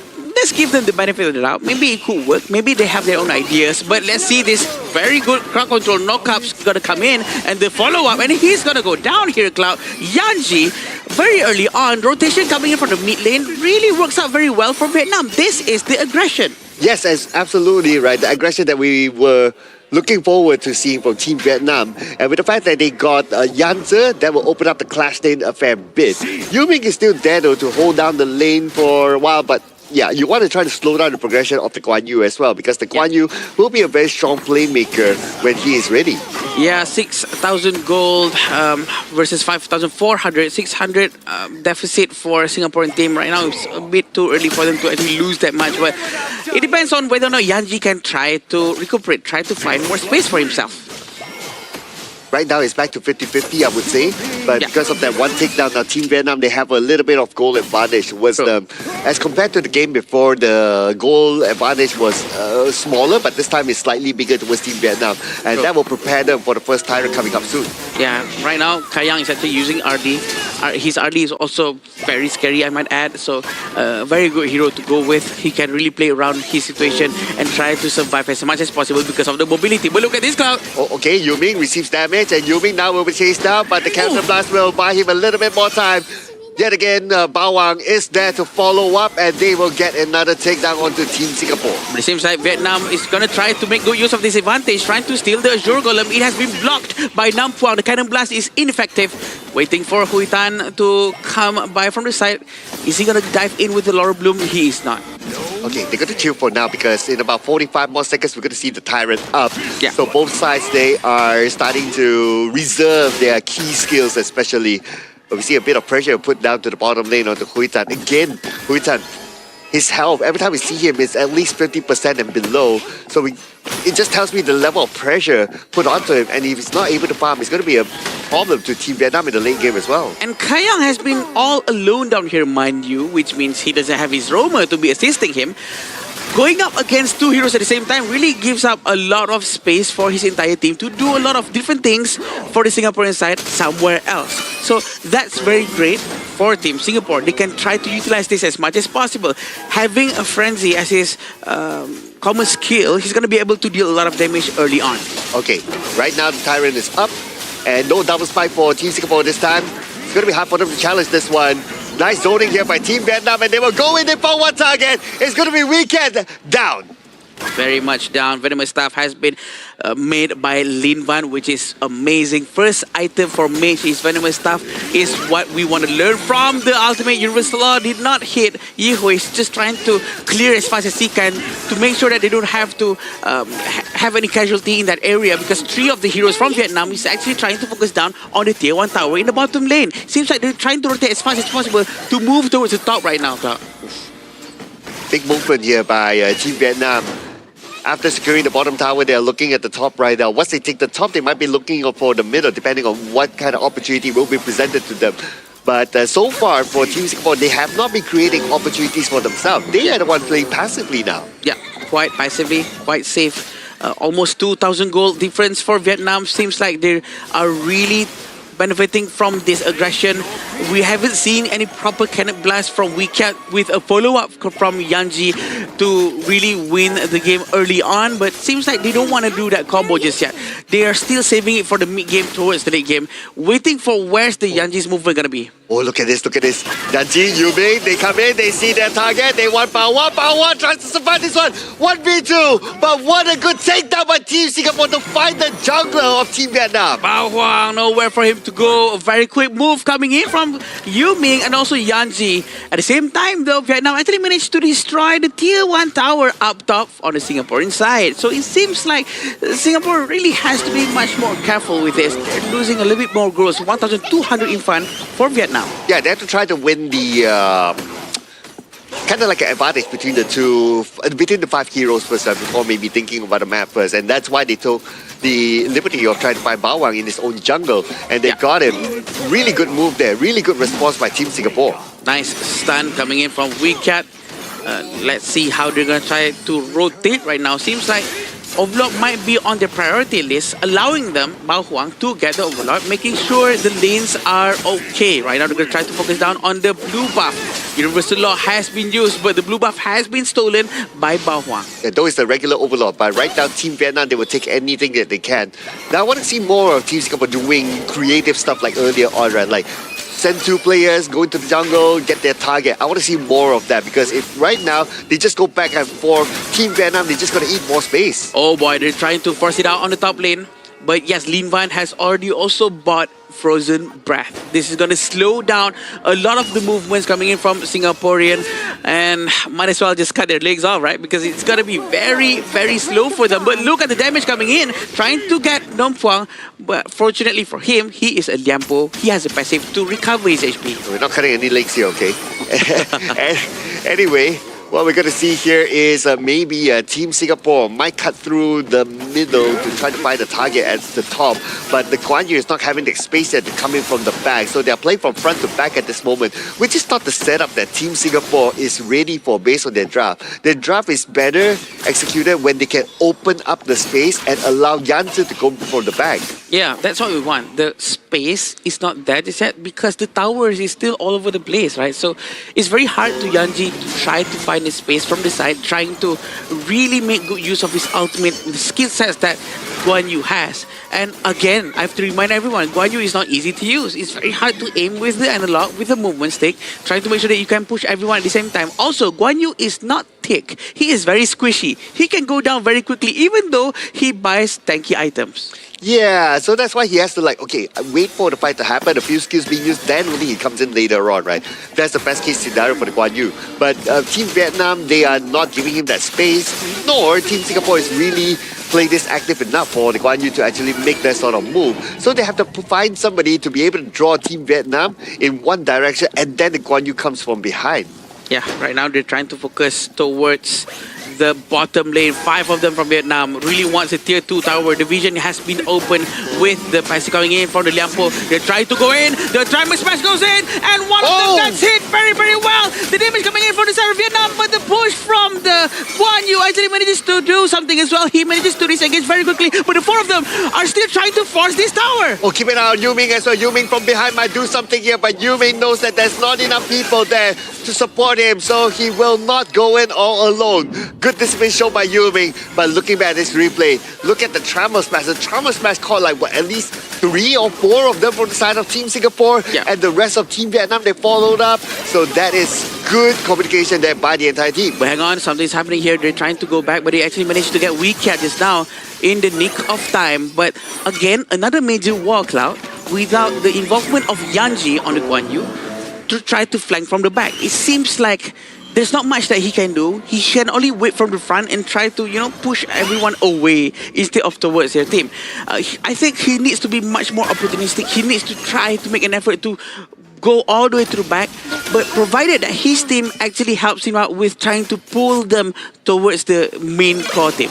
Right, and I can kind of understand as well because they don't have a secondary tank or a secondary somebody who can start fights like a Lampo, for example, Or right? a Zhangfei, Or a Lapu Zhangfei. Lapu. Yeah, exactly. This is what they don't have right now, right? That's the problem that I mentioned earlier on. Weecat is actually using a Mozer. Even though Mozer builds item tank, even he can't really go to the fight and open the vision. Okay, but right now Team Singapore, they want to open up the vision against Team Vietnam, and they will come in from the side. Here comes the triple smash onto Weecat. Weecat is low. He has to back up, but he can still come in with the cannon blast. It will not connect, but it's okay because Yuming is there to get a triple strike. A very good fight coming in from the side of Singapore. Still waiting for Yanji to maybe try it one more time to fire from the backline of the mid lane. It seems like they want the objective. They want to try to extend the gold as far as possible, as close as possible to Vietnam, and the Tyrant is going to be theirs. It seems like there's a primal bond. I don't think Yuming should stay around that area. And this is exactly what happened just now, Cloud. The stun coming in from Mozer is spot on, but Yanji's timing this time is perfect. The cohesion, that's what we want from every Guan Yu players. Correct. He's starting to find that angle and come in from the other direction when Team Vietnam, they were focused onto the front. And because of his disposition onto the players of Team Vietnam, that's how they kind of won that fight as well. And now Team Vietnam, they have to reset again because Team Singapore is starting to get that momentum. Yeah, the momentum is what very dangerous for Vietnam, because Singapore oftentimes plays with the momentum, plays with the inertia that they have to really try to have an advantage. They are very fired up right now. They know that they only need one more game before they go to the final of the last chance stage. Okay, and here comes Nampo with the triple smash, but he will turn back though because his teammates are not in the right position yet. All he has together with him is Kui Tuk, not the biggest damage dealer. Ling Bang, not the best person there, so he has to turn back. But now without the triple smash, Team Singapore, they know they can engage. True, and also look at this. Blaze of you is looping with a burst. Look at the back. Look at the back. Behind. Yanji's gonna go They in, come. but where's his teammate? His Yanji. teammate's too far away, but Yanji is gonna push everyone. That's the One Guan more. Yu gameplay that we all wanted to see. But there's only Hui Duck right now, and they're all gonna go back. Finally, a proper push coming in from a Guan Yu. Yes, and although Team Singapore, they lost 2 players, but then again, it's still okay. They got 3, so they got the benefit of that fight, and that's what we want to see from Yanzi. And now they're looking for another one on the Kuido. They first have to take down the tower. Tower is down though, but Yanzi is kind of low, so they have to retreat. Yeah, they have to retreat, they have to reset, they have to reload all of their things that they need. But this is how it all started. They went in, and look at Yanji, Cloud. Beautiful, beautiful. He knows his role, what he needs to do in the team fight. He needs to go all the way to the back, try to push as many forward outside of the tower if possible, and that's their winning condition there. But Team Vietnam, they're starting to get back up again. They get the Shadow Overlord. This is going to be a very important Shadow Overlord at this moment because you want to make sure that your side lanes will be okay when you're focused into a team fight. Again, they have to focus on giving a lot of space for Kayang, right? Because Kayang is the one who's going to be dealing a lot of damage in the end. Sure, Yanji deals a lot of damage too, and also Yuming, but the consistent missile attack with the critical hits, with all the doomsday effects, with the Spark Force dagger, it all comes down for Kayang, especially with the frenzy. So I do think that they need to focus more also on trying to make sure that Kayang lives. On the side of Vietnam, they have to find Kayang. Who's going to find Kayang? Who has enough mobility? Yes, exactly. Who is it going to be, right? Right now, my eyes are all onto Yanzi. Where is he going to be? Keep your eye on the minimap of where the Guan Yu is. Here comes the Trauma Smash, but CC immune, no effect at all. Oh no, this is going to be bad for number. Here comes Yanzi from the back, but Yanzi taken down immediately by Hui Tao. Now the rest of Team Singapore have to follow up. They got Nampo, but is it enough though? A very good focus fire coming in from Vietnam. They saw Yanja coming in. They said, no, not this time. They managed to get him down very, very quickly. Right now, we can see the Vanguard coming in from the top lane. It's going to be cleared by Kayang. I'm pretty sure Yanja is going to start to have a little bit of a hard time because it seems like Vietnam is very well aware of the positioning of the Guan Yu right now, and they will start to save all of their resources trying to make sure that Yanja is not going to come in freely. Yeah, they're starting to read him like a book, right? Like, they know that he's going to come and do this one again from behind. So they have to always keep him in check on which entry point could it be from the back. As long as they have that information early on, Yanja is not going to have a good time. But then that's going to be the challenge of focus. Like, can you remain that level of focus when everything is happening at the same time? True, the level of focus has really been intense right now with his goal. Goal is exactly the same, and they're going to get the title without no problem whatsoever. Yanja is trying to find that moment, but it seems like Vietnam, as soon as they see Yanja, they all turn towards him. That's what makes it quite scary as a Guan Yu player, right? Because if everyone is looking at you, you know something bad's about to happen, especially when there's a Laura Bloom who's going to be auto-attacking towards him from Hui Tan. Yeah, you want them to look the other way, right? And don't look at him. Yeah. You look at him after he comes in and pushes people, and that's where, okay, you want to look at me, fine. But before that, no. But that is very good move there by Team Vietnam. And Team Vietnam, they continue on the momentum. They try to take over the jungle at the top. All 5 of them together, but the Blazing Brilliance, unfortunately, did not connect. Yeah, great cannon blast coming in from Wee Kiat.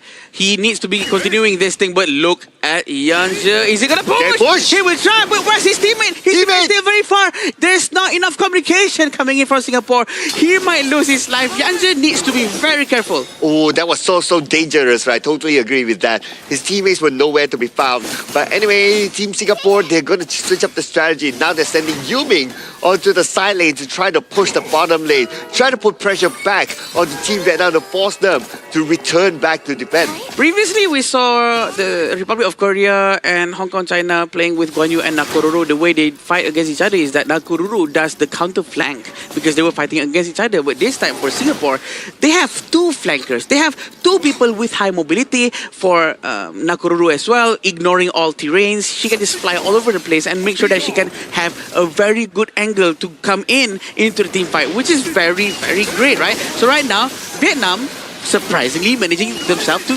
block the Overlord, and there's nothing Singapore can do. Yeah, they block all the entrance, and Team Singapore, they're not able to get close at all. So they have to let go of this Shadow Overlord again and put themselves in a defensive position unless they can get a big team fight win, like an ace or something like that. And Team Singapore, they're looking for that opportunity, right? We can see them starting to like, okay, let's get into the jungle, let's gather information. But if Team Vietnam is as of 5 right now, then Team Singapore, especially Janssen, will need to get creative on like, okay, how am I going to go to the backline again? Yeah, that's the question. Yanja really needs to find his own opportunity to go to the backline, but very smart from Vietnam as well. They are all aware that Yanja is missing. For sure, they will keep all of their skill sets one more time, but it seems like Yanja actually met with Bahua, and Bahua is really trying to push him, really trying to find a lot of damage towards him, and he has to run away. But it seems like they're gonna try to commit. Not at all. Almost. Okay. If they commit everything onto Janssen, then they might be counter-engaged again by the rest of Team Singapore. So, good discipline shown there. But keep your eye at the bottom as well. The Nakororo, Yuming, trying to push. But then again, there's a Shadow Vanguard there. Yeah, he's trying to clear the Vanguard as fast as he can. But unfortunately, right now, they're going to try to defend as well. Yuming is still not back at the base. He's going to try to cut as much minion as he can to buy more space for his teammates, which is very smart. Right now, Team Singapore, they are pushed into the back.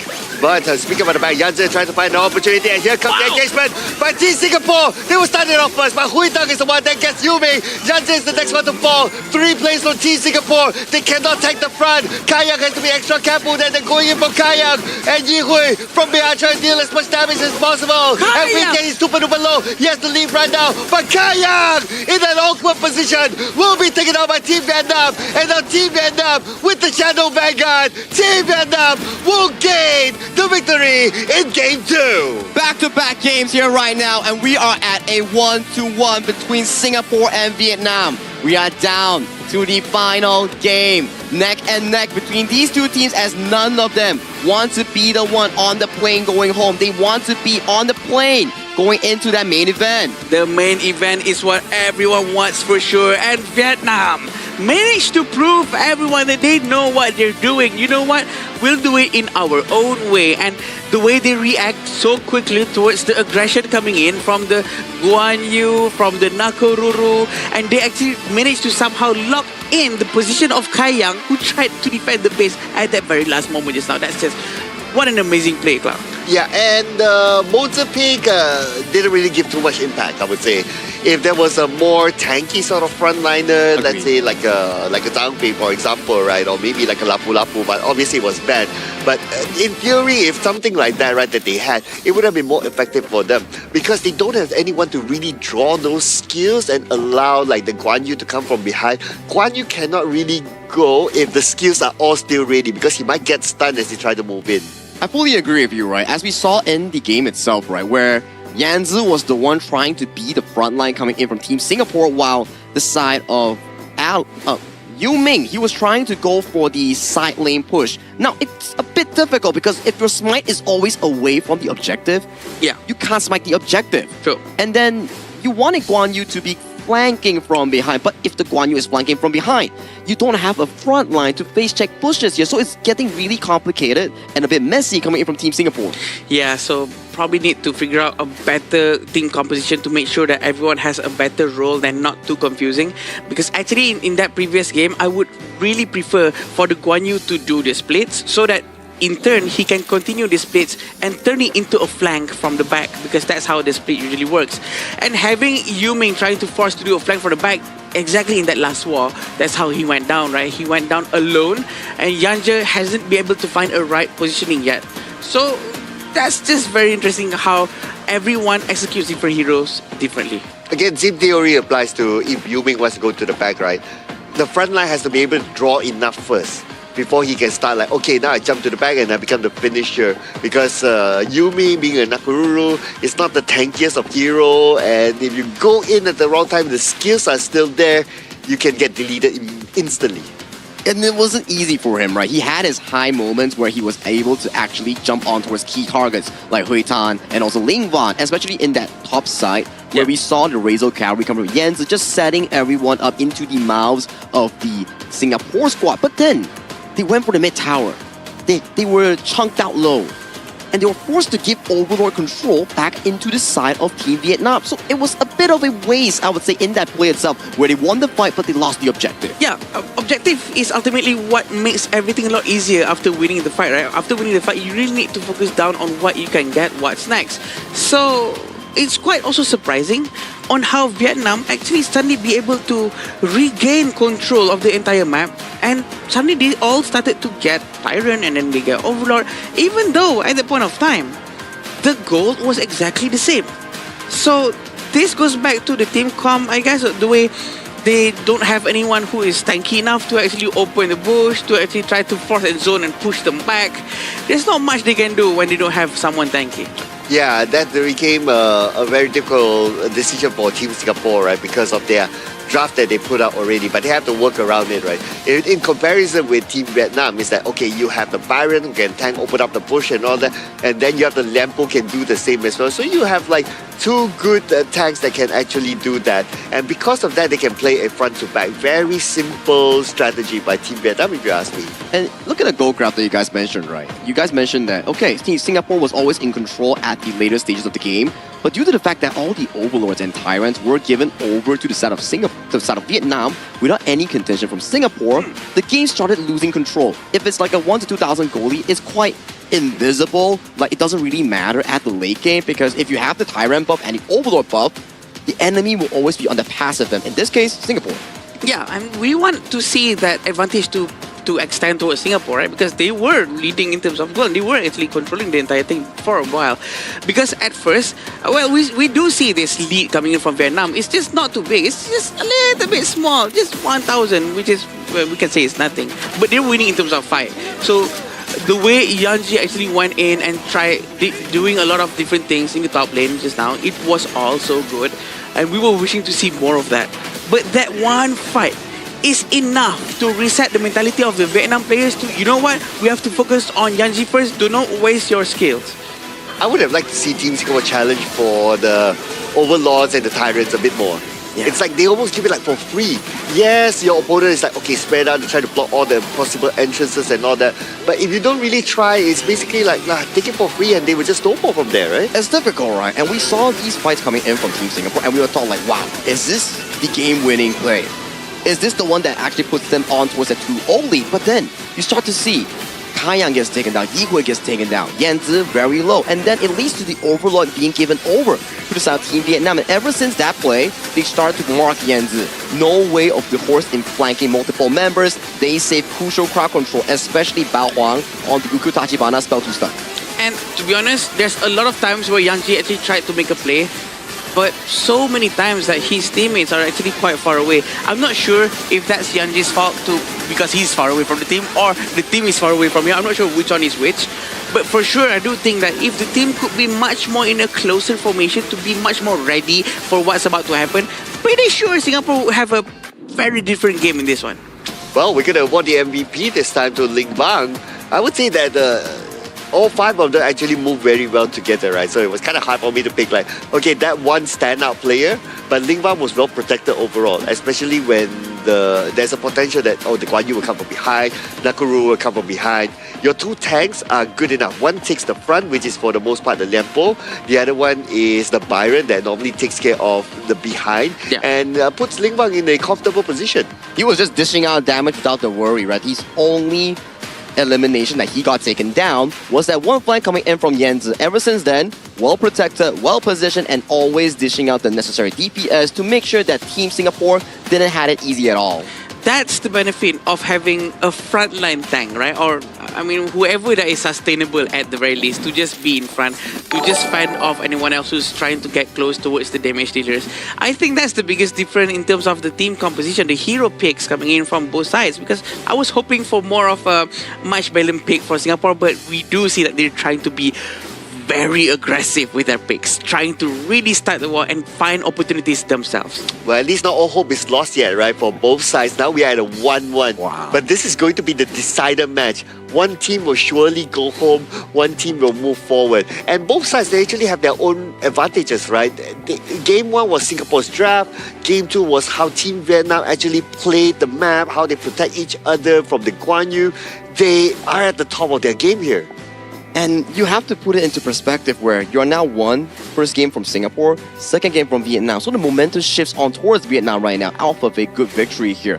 You need proper mental guidance here. The team manager, the team coach must make sure that Team Singapore is in a correct mental state. Don't think about last game. Think of this final game as a regular BO1. You win, you advance. You lose, You know what? That kudos to the coach of Vietnam then, because they managed to reset the mentality of the Vietnam players from the first game going into the second game. And right now we're gonna see the third game from these two teams, and Singapore is gonna go with the blue side, having Vietnam on the red side. They're gonna have to be doing the first pick, and not surprising if they're gonna go with Nakuru again. we might see Ukyu Tachibana being taken away. I feel that the Ukyu Tachibana was the main factor coming in for the Team Vietnam in suppressing Yu Ming and the remaining members in the first few moments of the game. And then later on, we might venture into some of the key other picks here. And then I feel like it's going to be a trade-off between Nakuru to the side of Vietnam and the Ukyu Tachibana to the side of Team Singapore. Yeah, and I mean, there's so many possibilities, right? And I believe that these two teams, they will be adapting based on how the draft goes as well. Like, nothing will be really, really fixed. Maybe some, like the Chano, banned out or being picked out, that could be one of it as well. I believe the Mai will have some showing whether it's banned or picked too. Yeah, surely. And we're going to go into the draft right now. Let's see, are they going to be able to choose the right heroes this time? Charlotte has been banned out once more, and Heno. That's considered as a consistent respect ban that they've been showing. And it's been working out quite well for them because they almost managed to get the win. And Chano this time is going to be banned out by Vietnam again, so to make sure that Singapore, Kaiyang cannot do what he needs to do. And that's going to be a Garuda and Ata here. So that's the Game 1 draft that Singapore has showcased us in the previous game itself, and they found relevant success in that manner here. But not locking a farm lane here means that the subsequent draft, we might see a Aaron being banned out, a Diren Jie being banned out, then maybe Kaiyang has to go for a pick like the Shouyue, for example. Ooh, the Shouyue that early on. I think there are other options, right? If you kind of think about it, like the D-Ranger could be another option as well, because I worry that if you put a Shoye, he's take a quite while. vulnerable, right? Yeah, you need to have a secondary tank if you want to put a Shoye. Yeah, definitely. And right now with the Okyo, and also we have DRNG has been taken out as well. A lot of farm lane is being focused down because Vietnam do acknowledge that maybe the winning condition of Singapore really all goes down to Kayang. And right now, having the Kui that is being banned is quite smart because Vietnam sometimes leans more towards playing annoying heroes. And you know what? They're doing the right thing. They are doing the right thing, and I want to see what they have in store right now. It's the exact same 3 picks coming in for Team Vietnam. The only difference is it's not an Aaron anymore.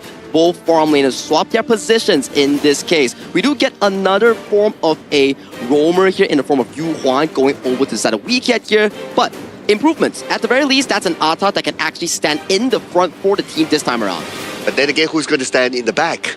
That might be a little bit of worry, right? Because before this, it's like, okay, there's only one tank that can stand the front, and then who blocks like the other entrances, right? So that can be a bit of worry for me, but Sagi. At the very least, they can go and open the map. Yeah, at least they can at go the and very open the least, map. yeah. To be fair. Because previously, you need a Guan Yu to be consistently at the back line going in for the aggressive takes. But he went through the front line, and as Adam likes to say, Guan Yu's not the best of the tanks in the front. Not too tanky, not too cool. So it's definitely coming down to this final Atta pick here. Gentlemen, Game 3 on the line. Only one team makes it to the finals of our last chance stage. Thank you, Sagi. As we go into the game right now, we want to see on how the execution from both sides of the team. That's what matters, right? Because it all goes down to how they're going to rotate, how they're going to make good use of the Atta's tankiness this time. Very interesting to see a double smite coming in from the Singaporean side. It seems like they're sending Atta towards the clash with a smite. Yeah, the same success factor, right, as game number 1.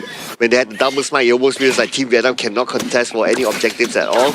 Even if they try, it will be very, very difficult unless they're able to really zone out the players of Team Singapore. So right now with the double smite, Team Singapore, we can expect them to be more active when the first Tyrant comes up. Then it's going to be Team Vietnam's calling card, whether they want to challenge for it or not.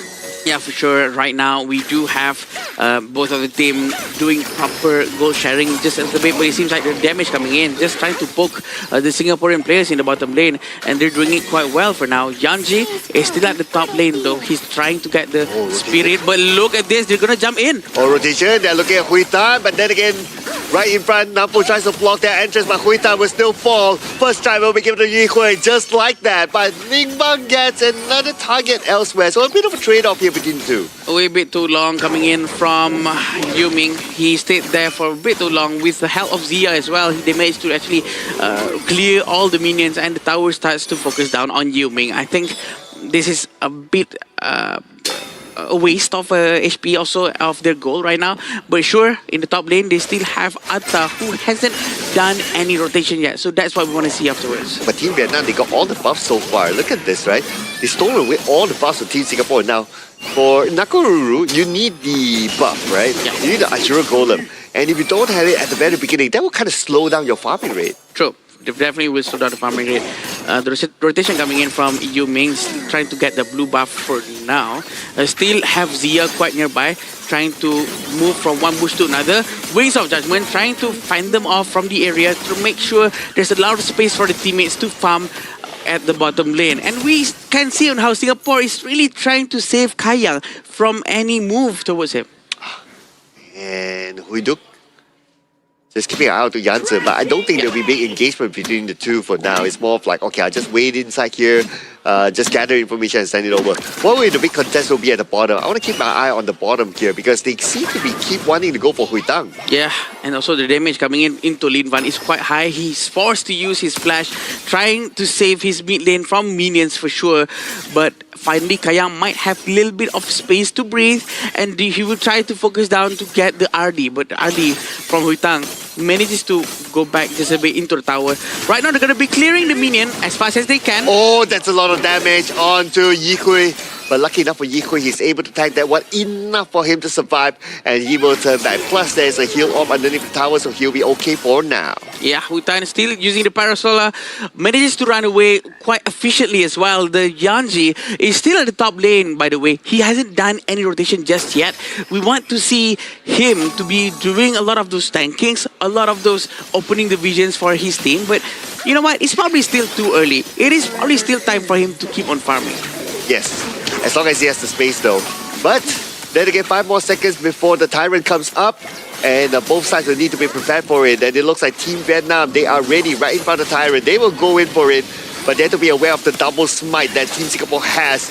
Right now, Tyrant 50% of health, but looks like they will go onto the backline with the trouble smash, but it will not be enough to take the anyone. Namfong is in trouble! Namfong able to slide away the safety, but Team Singapore, they take away the Tyrant from the hands of Team Vietnam! Somehow they managed to really control the area, and using the smite coming in from Yanji and also Yuming, this is actually quite good coming up from them, trying to really utilize Yanji's smite and the tankiness that he has. That's the advantage that they do have. Singapore manages to destroy the tier 1 tower in the bottom lane. Wow, very, very good response by Team Singapore. They're confident with their smite. They're confident with the double smites that they have. They already set up a double smite. What they need to do is that they really need to push Team Vietnam when the objectives are up. If not, Team Vietnam, of course, will take it for free. And with that level of confidence that they're showing, they got rewarded for it. Now it's all about winning the map. And this time around is when we can see both sides of the team don't have any flankers. No one to actually force himself to go through back and try to push them back and forth and whatnot. So it seems like they're going to try to engage directly forward, and Wings of Judgment has been used. He's trying to find him, but will he be able to run away? Yu is going to go down first. Hui Tan manages to find the damage, but Bao Huang so aggressive with the Ukyo. Ooh, that was a close one there for Bao Wang. Lucky enough, he's able to jump over the ghost ship and able to escape from there. And they managed to get the Yihui in that process, so it's a small win for Team Vietnam. But they still need to catch up in terms of gold, about a 1,000 difference. And at the same time, they have to be careful of Yuming, who has been playing that split push again. Yeah, they keep on getting caught one after another, right? Without anyone trying to tank in front of them properly. Still waiting for the moment for Yanji to actually be forward. But exactly like what Cloud said, who's going to protect them at the back? Yeah, exactly, right? The backline is vulnerable when that happens, so they have to be very aware of the situation every time that happens. But now Team Singapore, they are starting to group up together in the middle. I don't think they'll be interested in this Overlord, but rather they'll be interested to see how they can kind of stop Hui Tang at the top before he takes out the tower. Yeah, right now we still have Nam Puang trying to run away to the back. We still also have Hui Duk nearby. The most important thing is Lin Ban is going to be able to really help them from afar, trying to provide all the debuffs that he needs to slow down the rotation and movement from the Singaporean team. No one is going to be sent out towards the side lane to push the side lanes. They're all going to be focusing down towards the mid lane here. Oh, Yanji receives damage, and now with the gold ship up, they will try to split them all up. Here comes the Nampong, has to run away, flashes to safety. Universal Law will be used to shoo away the members of Team Singapore from moving forward. Yu Ming hasn't joined the team fight in the mid lane. He's gonna go to the top lane. Seems like he's gonna do the due diligence obligation for him to actually destroy towers and go and push the side lanes, which is very interesting too, right? Because he has all the mobility that he needs, and the fact that his team is not really committing to the fight is also because he's not around. And look who's around though. It was Nampo wanting to try to find an advantage here, because right now the Tyrant, the Overlord is still up, but I don't think they'll be interested in this Overlord. It's more of like information gathering for Nampo. Now, for Team Vietnam, based on their setup, right, if you would agree with me, their setup is more team fight based. Yeah. So they have to kind of force fights. Yeah. If not, Team Singapore can continue to scale with the double spike. Yeah, I agree. And right now, also at the same time, they can try to clear mid lane as fast as possible. Pretty sure Yihui has to clear it with Wings of Judgment soon. If not, then they'll just try to slowly clear the minions. Still have the blue buff that has just been taken by Bao Huang. The game is looking like a stalemate is not moving around at all. It's like it's plateauing because there's so much respect from each other.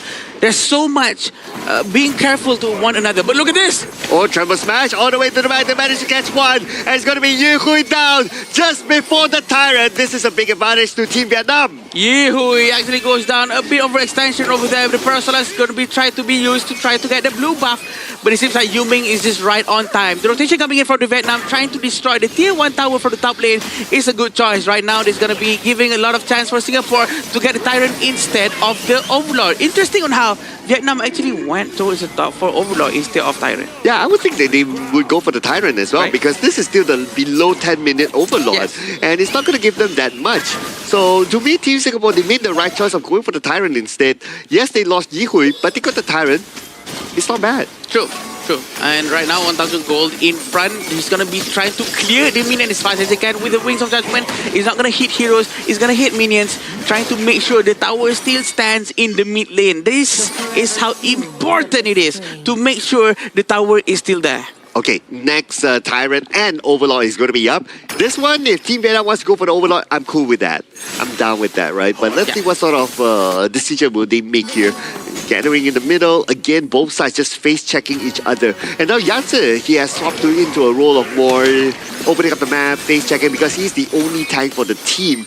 He just needs to be careful not to be taken down. If he gets taken down, there will be no secondary tank for Team Singapore. True. That's the biggest risk that Singapore has right now for sure. But they do still have the Tyrant buff from before. They have to do something right now. The damage is trying to come in, but Nampuang is still quite in front of them. He's not going to try to go in just yet, waiting for Lin Fan to actually use his Universal Law to clear in the mid lane. But at the same time, 10 seconds before the Tyrant and Overlord spawns. Look at how tanky Nampuang is, right? Like, he's able to absorb all that and just feel ticklish after walking out. It's like no effect at all to him. Oh. And Team Vietnam, yes, they're going for the Overlord. Team Singapore, they're going for the Tyrant. This one, I okay you. Yeah, and Hui Tan actually manages to get the blue buff just now, just by stealing, going there. And I think it's a good move coming up from there. Yumi actually manages to get the Tyrant, and the Tyrant goes down. But it looks like they're going to try to force him one out. Tremor Smash has to be used to try to run away. It's to disengage, and this means Vietnam doesn't have any crowd control coming out from them, and they have to be just a little bit more safe. Yeah, Trouble Smash is a big one, right? And the fact that Team Singapore is able to force that one out, they can actually plan for the next team fight. Yeah. And plus, they just got a shield for weekend, so that's going to be allowing them to sustain into team fights even more. But because Team Vietnam, they realize that they don't have the Tremor Smash, they play it safely for now, wait for the Tremor Smash to be available, then they will come back in. Yeah, this is what we discussed about just now, right? If they have the advantage, what do Singapore do? Where do they go? What tower? Do they have to focus all top or bottom, or what objective? This is the most important part, because right now they are even in the goal. They are almost you can say this is the lead that they have right now. And the tower in mid lane finally has been destroyed by Singapore. Oh, that took them a while there. Team Singapore, they still have their own tower, so they still have that advantage of having that space, but they also have to be aware of, like, because they gave away the Overlord towards Team Vietnam, now the Shadow Vanguards are starting to push in all lanes. Yeah, right now they're trying to find all the damage Oh, here. JJ But did look a at this. Then he goes in with the Wings of Judgment, trying to get the back line as well. But look at this, Kaya is still in the right position, trying to find everyone. But the Yao Ming is so ready from the side. They're still trying to get the rest of the team. Can he runs away? Haida manages to escape this team fight. And right now, Yumi is rushing back to the base, trying to save the tier 2 tower for the top lane, including the Vanguard still down below. Vietnam still gonna get that one free tower. I love the positioning by Team Singapore, where they want to try to stop the Team Vietnam from turning back in that last fight. And they took down a couple of players from Team Vietnam. Now Team Singapore will be pushing down the mid lane. They take down the tower, but they will pull the handbrake, because the rest of Team Vietnam, they're going to be back on the course soon. Instead, Team Singapore, they're going to take this moment to clear off the jungle. Again, this is the crucial moment for Singapore, right? They really need to focus on what's the next objective. Where do we move together to? But this might be just a little bit too risky. If he gets caught, might be dangerous, and he escapes. But look at this, very aggressive from Huitan, trying to get Yumin. Can he manage to run? He does manage to do so, but they almost get flanked by Yanji. Yanji saw what was happening, and Yuming was quick. Oh, that was so close there. My heart almost dropped. If he gets caught, then that's it. Yeah. And that's going to be the calling card for Team Vietnam to just push forward. But now with still all 5 players in time for Team Vietnam, they have to play this carefully. They will start off by taking down the golem first, at least win a small buff for themselves. And by the same time, Yuming is very smart about that. He actually went towards the Azure Golem in the bottom lane. But right now, he might get caught. He goes in, very rare for a Tremor Smash has been used. He has wasted his Tremor Smash. This means Singaporean team knows about this. They can go in at any time. And no Tremor Smash. Before the Tyrant is up, this could be an opportunity for Team Singapore to try to snatch it away. But because they have to defend their lanes, they have to clear off the lanes at the top. So this will allow Team Vietnam to regroup again. But keep your eye on Yuming at the bottom. He wants to try something funny there. Yeah, I saw that, but he's trying to find a chance. But I'm not sure about Singapore sending 3 people to defend that one wave. I think it's just a bit a waste of time. They know that Liampo doesn't have ultimate, right? So why don't they go in right now? Why don't they try to secure the objective? And they have 2 smite. But they're going to go for a double here, okay? Anyway, Yuming will secure the Tyrant. Can they make it in time though? Looks like Bao will be able to secure that Overlord is dead, and now they're going on to the back where Yuming is there. Yuming trying to catch whoever who's still there. Huiduk is not the target that he was, but the book will go down to the hands of Kayang. Very smart from Yuming. He just shows his presence to show present control, and no one was there to actually go and touch him. Actually, if the 4 of them actually turned around and looked at Yuming, I'm pretty sure he will get caught immediately. But the next objective for Singapore is trying to get the tier 2 tower in the bottom lane, and right now the high ground tower. Oh, and here comes the marching down the mid lane, but they have to clear off the waves as well, as Team Singapore have Weekend at the forefront, opening up the space with information. They know that Team Vietnam, they're going to be back as a 5 soon. They back off immediately. Very smart for Vietnam to actually keep the Shadow Vanguard all the way to the minutes 14. Right now, they will be able to send the Shadow Vanguard towards the bottom lane, and it is the responsibility for Kayang to clear the Vanguard from the bottom lane. But look at this damage dealt ranking. It's all for Lin Van with 83,000 damage just for himself. His involvement in team fights is just superb, making sure that Vietnam really stays on top of the team. Look at this. Kayang bought a Blood Rage. It's not an item that you often see with Erin, because normally you go like, okay, I just want to go for all-in damage items and all that, right? But Blood Rage for Kayang, because he knows that he needs to stay alive as long as possible, and he's being targeted now by Team Vietnam, so he blocked the Blood Rage for himself. So I think it's a good thing too, because Blood Rage also has a little bit of physical attack as well, and providing a lot of shield, of course, especially when he uses it below 50% HP. But against Huitan, it's probably going to be good, because no one has true damage coming in from Vietnam, except for the one who is holding on to the Crimson Golem buff. Oh yeah, that's right. So the Blood Rage is a really good item. So far for Kayang, he's able to get 1 takedown, and that's about it. And he knows that that is not his typical standard, that he knows that he can get more, but he needs to find an opportunity. They need to find a good team fight, which is by first trying to bait out Nampong's Tremor Smash. Yeah, right now Nampong still has his Tremor Smash. I wouldn't be surprised if Yuming manages to do the same thing over and over again. Very aggressive coming in from him. Even though he's just an assassin, he's very confident with the mobility that you have with the Nakororo.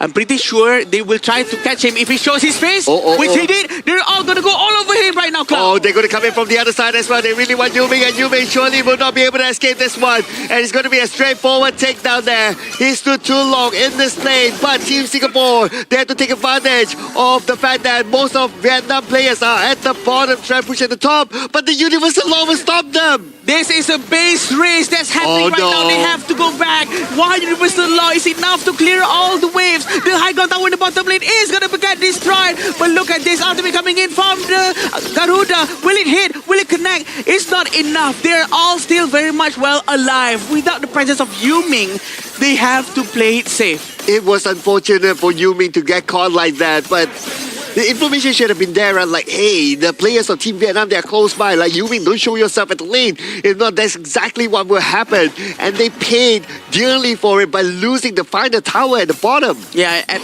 the goal right now is still on the side of Singapore, by the way. So they have to make good use of this. They have to rotate together with Yanji. And somehow they have to be much more closer to Yuming in case anything happens. Okay, right now the Tyrant is up though, but who's going to engage first? Ghost Ship will be used.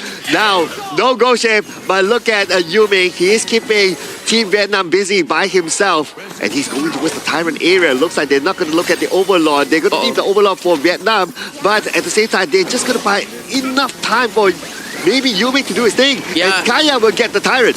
This is actually quite dangerous for them. They were only 3 of them. He's trying to force to steal it again. But look at this fight. Trying to get Nam Phuong. But Nam Phuong makes to run away. But the waste of Dashman almost gets Nam Phuong. He managed to run away. But look at their base. They need to protect the bottom lane. They need to send someone over there. This is the problem when the high ground tower gets down and no one is there to just clear the side lane.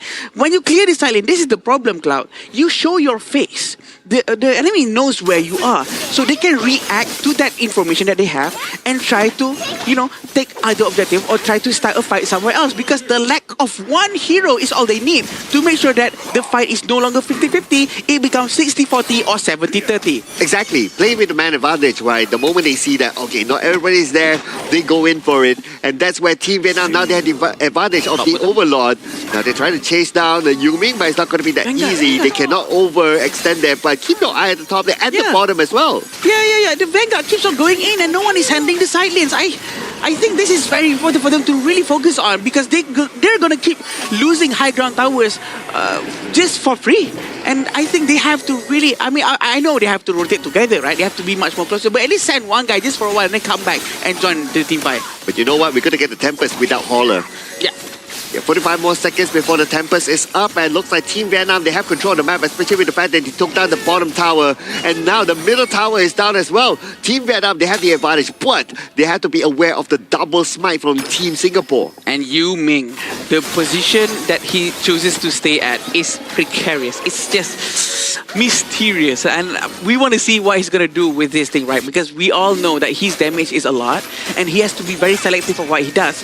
All the psychological warfare that the Vietnamese will have, not knowing where Yuming is, that's part of the game, that's part of the plan. The mental war that they need to really win, and to make sure that he's going further away. I'm not sure why he's doing this. Probably because Yanji is here, right? Okay. Probably because Yanji can try to steal it. But that means that they don't have all 5 together. He has to join together with his teammates. Okay, he's rotating past the river right now. He's now in the middle. And Team Singapore, they managed to zone out the players of Team Vietnam. So nobody's going to really commit onto the objective for now. Everybody's playing dance. Yeah, right now against Yuming. Oh, we can! But look at this! Wings of Judgment has been used once more time, but the Tremors Smash has been used as well. Trying to run away to the back. He has wasted his ultimate. Right now, Yuming knows this information. They can try to start the war without the Tremor Smash. They can try to go all into the backline and find whoever that is up. But behind them, there's Hui Tan. He's so ready to go in. But Yuming goes to the back and holds on Hui Tan. Hui Tan is going to delete everyone available in front of him. But Yuming goes down. Yuming is very low and Yuming cannot do anything. Vietnam manages to destroy all of the heroes coming in from Singapore. And the minutes are here, ladies and gentlemen. Team Vietnam will be your second finalist. It took a full game series and a reverse sweep coming in from Vietnam, and they triumph too. They take down Singapore and they march on to the finals. What a game coming in from Vietnam and Singapore. Both sides of the team actually did the exact same thing. From Hui Tan and Yuming. Yuming goes to the back line. Hui Tan actually prepares from a very good positioning. Thanks because no one from Singapore was actually covering the left side. And you know what? Ali does have that capability of mobility to actually do such a thing. And I was thinking that, wow, are we going to get an upset coming in from Team Singapore? And they were just neck and neck at it for the full duration of the game. Just slight mistakes that deferred them from apart. And that really set the stone for Team Vietnam in their qualification. Oh man, this game was so close, right? I mean, the double smite was good, and the engagement by Yuming behind as well with the Nakururu was good. The attempt to split push was good, but there was that one mistake at the bottom. That one mistake, the Nakururu was caught. If that Nakururu was not caught that time, the story will be different. Yeah, but sometimes we do know that Yuming is sort of forced to actually clear the side lane first because he's the only one who has that mobility, right? They can't send anyone else. They can't send Atta. Atta can just fly through terrains. He can just boing, just bounce non-stop, and there's nothing he can do as fast as Yuming. I think they made sort of the right decision to send Yuming, but again, it's all about showing up into the map, right? Okay, my face is here, I'm here, what are you guys gonna do? So the response coming in from Vietnam is to actually to hold and not actually start the tempest yet. They want to get that war first, Agi. And I think they had like a decision-making issue. I don't think it's an issue, but it's more of like a left or right sort of thing where Hesitate. do I want to fight for 50-50 on the Overlord, or do I want to Yeah. consistently trade that Tyrant for the Overlord? So if you keep trading, there's not going to be any team fights happening. So for Vietnam, they have a Zilia that can constantly scale with that leveling here. And at one point, the Zilia was level 19, the Arlie was close to level 19, and it started to put more pressure into the late game composition for the side of Team Singapore. So actually, at some point when they had that advantage, they should have tried to focus more Correct. on team fight. Maybe instead of trying to trade the Overlord and the Tyrants. This is the second time I think it happened like this one more time, right? Because the previous game also sort of happened the same way. But what do you think, Cloud? Well, I like how Team Vietnam, they realize their weakness, right? Yeah. Their weakness is that they don't have a double smite. They know that if they want to go for a 50-50 clash for a Tyrant or Overlord, likely they're going to lose that one because of the double smite. So instead they choose to like, okay, you take the Tyrant, I will always take the Overlord. And when they keep trading off that 50-50, they keep like the goal difference or even the advantages like about the same at least, even though like we kind of argue that the before 10-minute Overlord is not really that worth it, but they will take it because they just want to keep it at pace so that the late game they will be ready. I think that you made a good point, right? When they have double smite on towards the Atta and also Nakoruru, maybe they could have played more aggressively in going for that 5v5. Although yes, there is risk, but when risk comes, maybe you're rewarded with a win of a team fight. Because especially when you have a smite on Atta, right? The first skill is crowd control immunity. You can't get stunned when Atta is using the first skill. So if he just jumps into the area of Overlord or Tyrant trying to win that same objective instead of trying to win a trade of an objective, I think they should have an advantage, especially when Yuming also is holding another smite. But eventually everything goes down to decision making in the game, and like Sagi said, not to hesitate, not to be like, do we do this or not? You have to like go now. If it was me, right, if I was Team Singapore, right, I would challenge Team Vietnam for every Overlord that they go for. Like, I don't care about my Tyrant first, I think about that later, but I will always be at your Overlord because I know that you cannot win my double smite. Yeah, I think that's a very good analysis coming in because I feel like the double smite, the team fight potential coming in from Team Singapore just wasn't realized because they were just constantly trading left and right on the resources here, and at the final few moments, Hui Tan and Ling Wan was just so far ahead already into that late game marker. Yeah, so far ahead. And definitely the way that both teams really sends out their respective heroes to do their own jobs, like Yuming going to the back line and having Huita going to the back line as well, is just super crazy. And what Cloud actually pointed out just now on how Erin actually bought the Blood Rage, that probably reduces the amount of total damage that she has. Usually if you compare to Huitan's itemization, he actually went with Sage Century. But also, again, these are two very different heroes. Arlie is more to a front-to-back hero, and Erin is a more front-to-back hero, and Arlie is more towards, you know what, she can do anything. She can flank from the side and whatnot. I think that both teams actually was so neck to neck, and I don't know who was going to win until the end. To me, it's really down to objective taking, right? Yes. Like whether you take the Overlord first or whether how many towers do you clear. And when the moment Team Vietnam, they not only got the Overlords, right, but they also got the bottom towers. That was also a crucial moment after taking down Yuming. You know that they have like 70% chance of winning by then. When you have a open tower tier 3 and then Tempest coming up, that wave pressure just constantly pushes you because you have to be always thinking like, okay, post 20-minute minions, they can solo end base. Even if it's one little minion, it can end. So for Team Singapore, that unfortunate mistake in that bottom lane really costed them. Yeah, actually, you know what? You brought a very good point. I remember just now on how the Vanguards, even though it's a small Vanguard, they can destroy tower very quickly, right? So no one was actually sent towards those Vanguards to actually clear them. I'm not sure who's the right person to do that as well. Probably it's only Yuming that can do it quickly, but at the same time, there's a lot of responsibility on Yuming, man. He has to go to the objective, he has to go clear the side lane because he's the only one who has mobility. It's a hard game for him, for sure. I would say if there's another person to do the wave clearing, right, especially when the minions already reach the tower, it's going to be Yihui.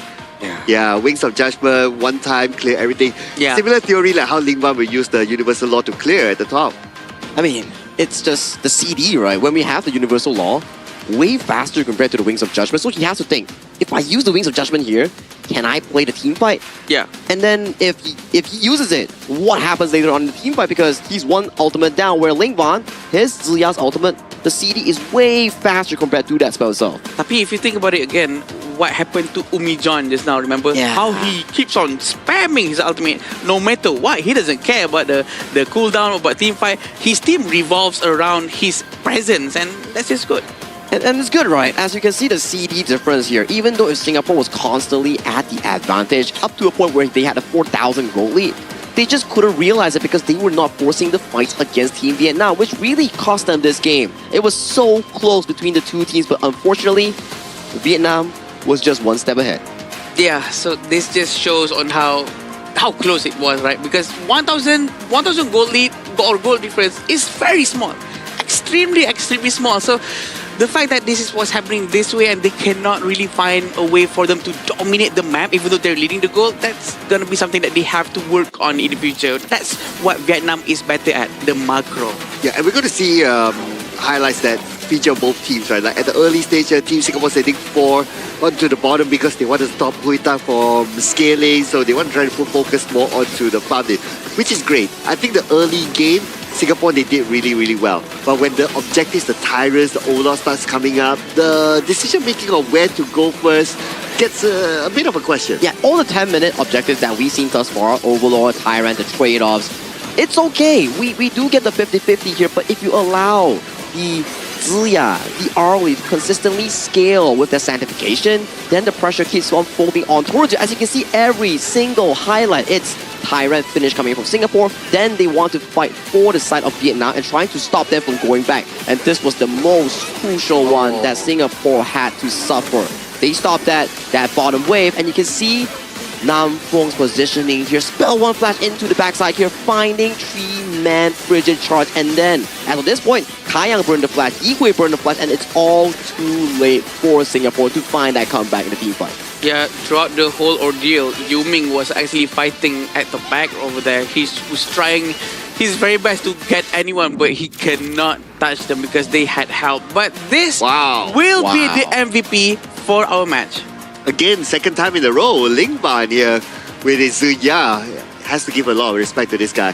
This time with the KD, 104 damage, up to 45.2%. That's highest. This is the highest? The highest. The highest. Wow, and damage taken only 8.6%, when you can deal so much damage, but you receive that little damage, you know you did everything right. 45.2. We have nothing to say about this. It's even higher than his previous game. Yeah, right? Wow. I was expecting maybe number one is gonna be way higher than this, but yeah, this is definitely the highest. He actually did so well with Ziya. I thought that only Garuda could achieve such thing, but apparently he's proven me wrong because he played so well with the Ziya, and he's very consistent at it too. So it seems almost as if to the point where maybe the next team's gonna go against Vietnam, which is the Kyrgyzstan, might have to ban Ziya.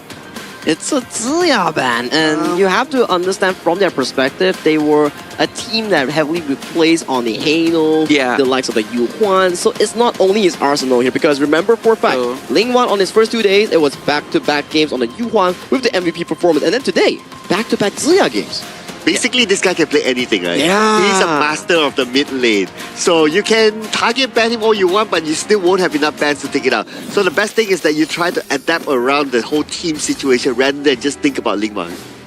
Yeah. What a game. What a series, gentlemen. Like 2-1 in a reverse sweep fashion coming in from Team Vietnam, and all 3 games were neck and neck. It wasn't any games that would would go to a landslide of effect. It was all 3 games of close games. Yeah, definitely. Super close game between the two of them. And I think that after this, we're going to be seeing Kyrgyzstan against Vietnam. It's going to be even more crazier. But it's definitely a show of sportsmanship as well, right? Because they are trying their very best and no one is giving a chance whatsoever.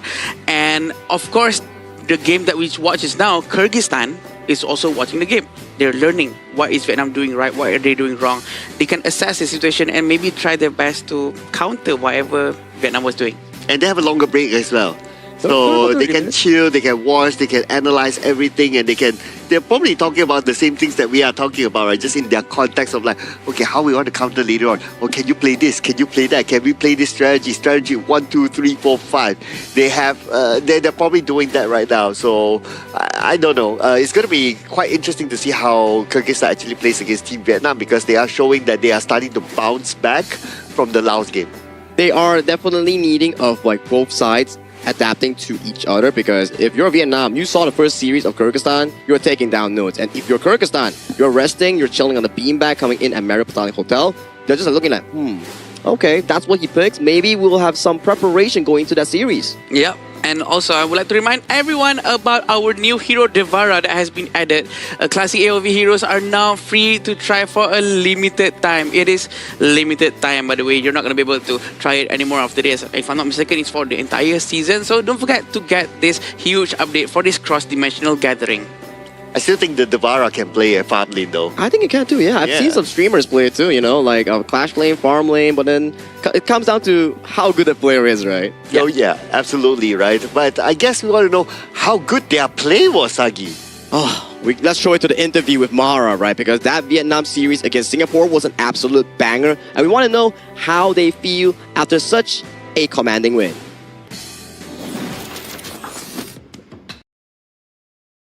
Fung, congratulations!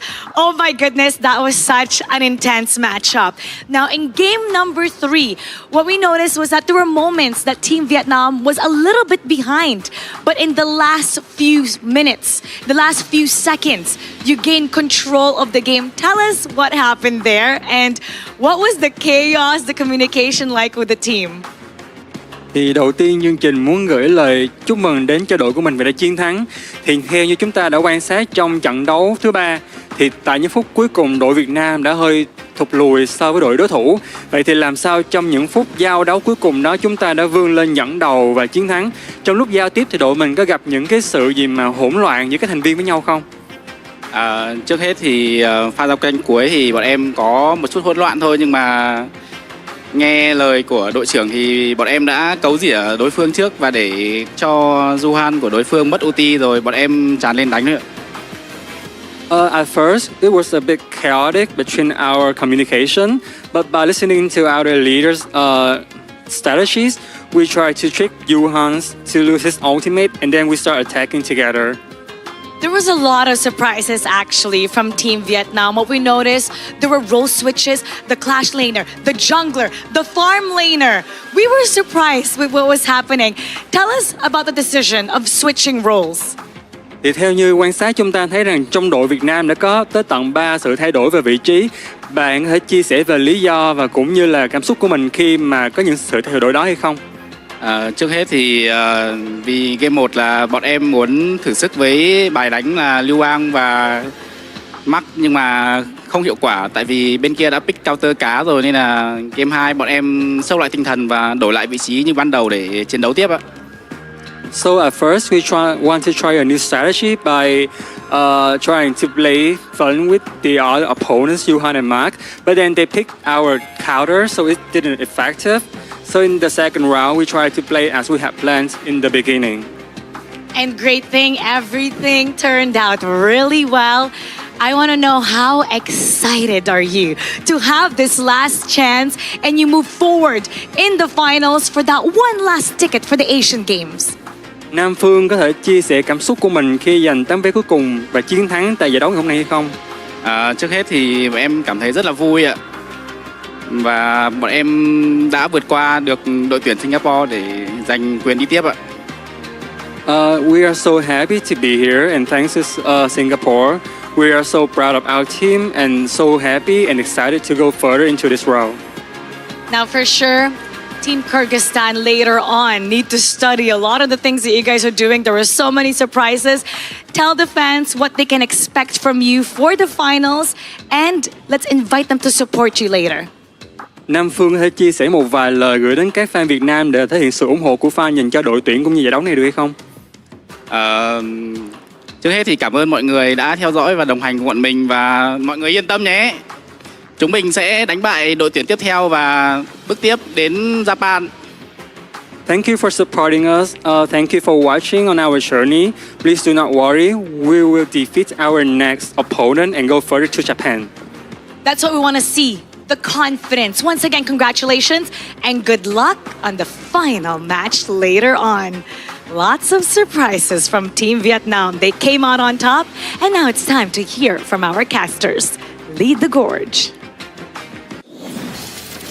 Thank you so much, Namfong, and also Mara. And you can definitely see that was an amazing series. And thank you has been given over from the side of Vietnam or Singapore, because that was really, really intense between these two teams. For sure, intense and very nice of them as well. The sportsmanship from all the regions are just to die for. And this is the Uzbekistan and Kyrgyzstan, which they have played just now with 2-1 for Kyrgyzstan. Intense battle. And then the one that we just witnessed, Cloud, Vietnam and Singapore. How amazing was that one? Oh, that was an amazing match then, not gonna lie. I mean, I did predict Vietnam to win. Yeah, you're right. You're So right. I'm Gucci, I'm You and Gucci. Holler, you and Holler. Yeah, you see, we You Holler we're best brothers. friend. Yeah. I mean, that's why later on after the break, we're going to have Circloud and Holler casting for the final series of the day Oh, between man. Kyrgyzstan and Vietnam. Both teams coming in towards the finals also had to play back-to-back full series, and then in a more similar way, the games went to a certain extent of the Tempest Dragon. Yeah, seems like Tempest seems to be the pattern of the day, and I'm not surprised if we're gonna be seeing 3 or 6 or even 10 more Tempest if there's 3 Tempests per game for the next 3 games that you guys are gonna go through. So I think it's gonna be very fun for us to watch a lot of Tempests for sure. Before we, you know how to see like towards the Tempest, you need a very good phone, right? Because some phones you can't like handle cannot 20 see. minutes of gameplay. Yeah. So you definitely have to check out iQOO 15R, our tournament official phone coming in for the 2026 Asian Games Esports Qualifiers for Honor of Kings. Once again, thank you so much iQOO for sponsoring this event. I have to say, that's so smooth, Sagi. That's so smooth. That's why, yeah. Just like the teams, they've been growing over the last 9 days, right? Like Sagi has been growing to like, okay, how do I do my tech quiz there? Yeah. Building up to this point. Leading up towards this Yeah. point, the most important one. But you know what? Kyrgyzstan and Vietnam will be very interesting because Azad in the interview earlier, he said that they have been scrimming with Vietnam. Ooh. All right. So they have more than this tournament's data to play with. I think scrimming between each opponent, I think it applies to two teams, right? Like Vietnam is like, oh, I understand Kyrgyzstan, or Kyrgyzstan, I understand Vietnam.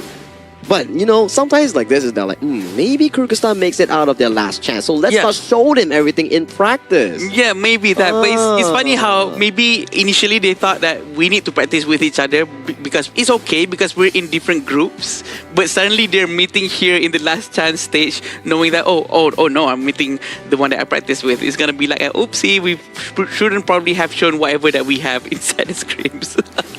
I mean, you have no way of rewriting the history now because it has already happened right now. So it's gonna be an epic showdown between these two teams, between Kyrgyzstan and also Vietnam, to fight for the final slot going into the Asian Games main event. We'll go ahead to a longer break this time around, but please come back later for our final match of the day.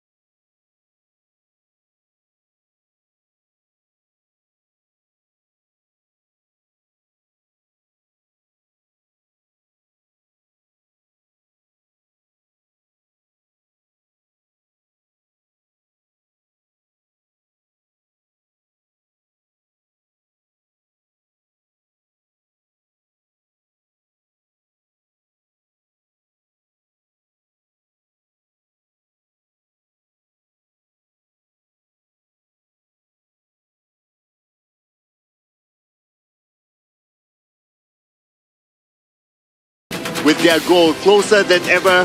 One final push could change everything. Here comes Kyrgyzstan!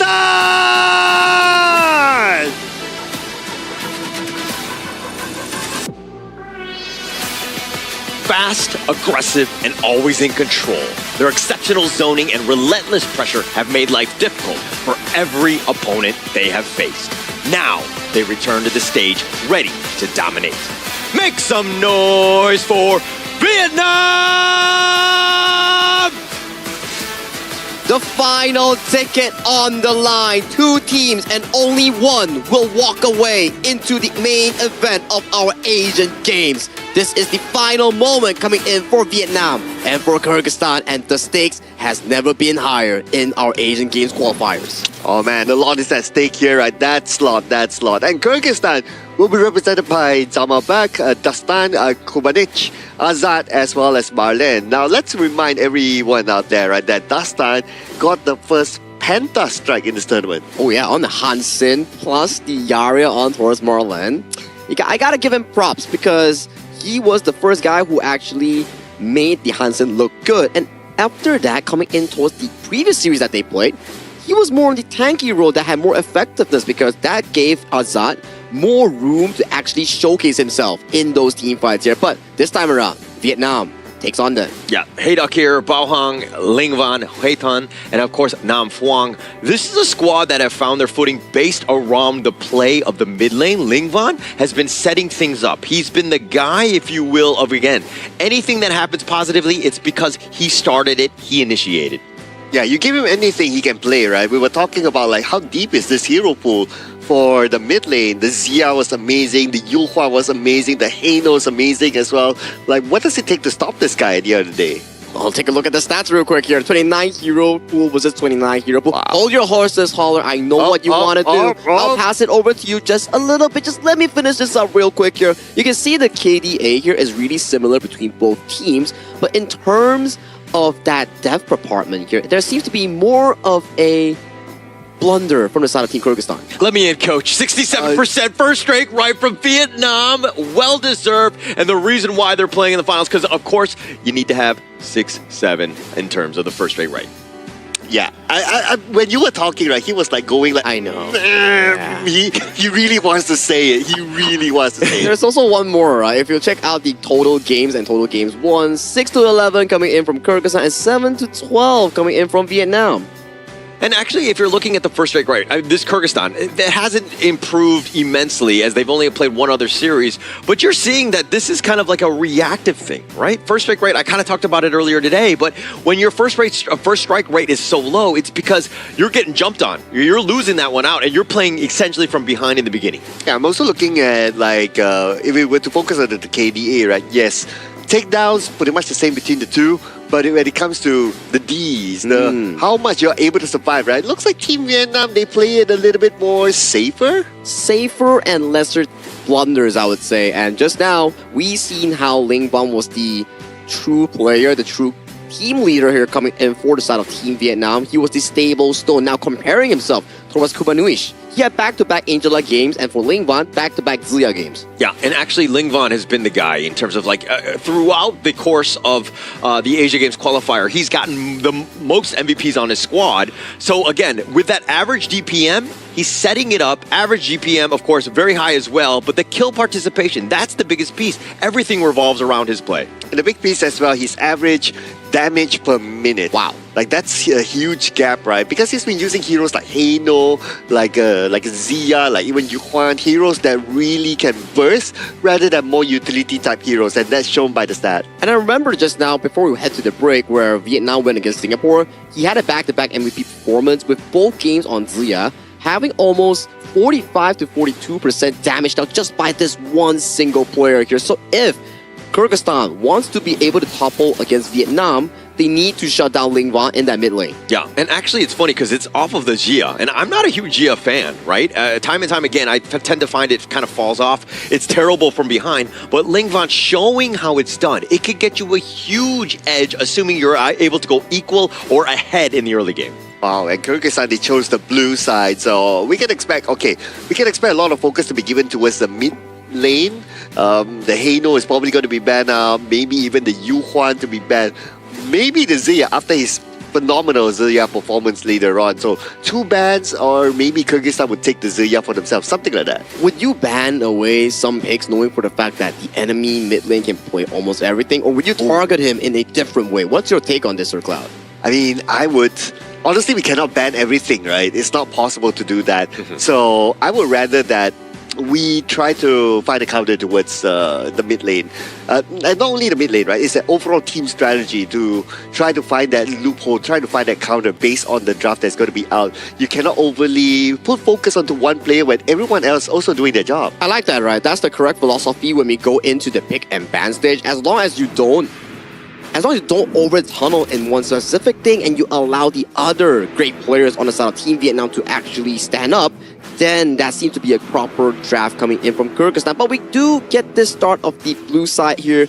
Mai Nui and also the Yuhuan locked away. Yeah, attacking Lingvan, right? And we were questioning, should we do this or not? It looks like Kyrgyzstan are looking to attack him as much as possible, take things away. And I do think that the Jia is a pick that you probably don't be wanting to ban. It's more about a synergy thing, play style more than anything else.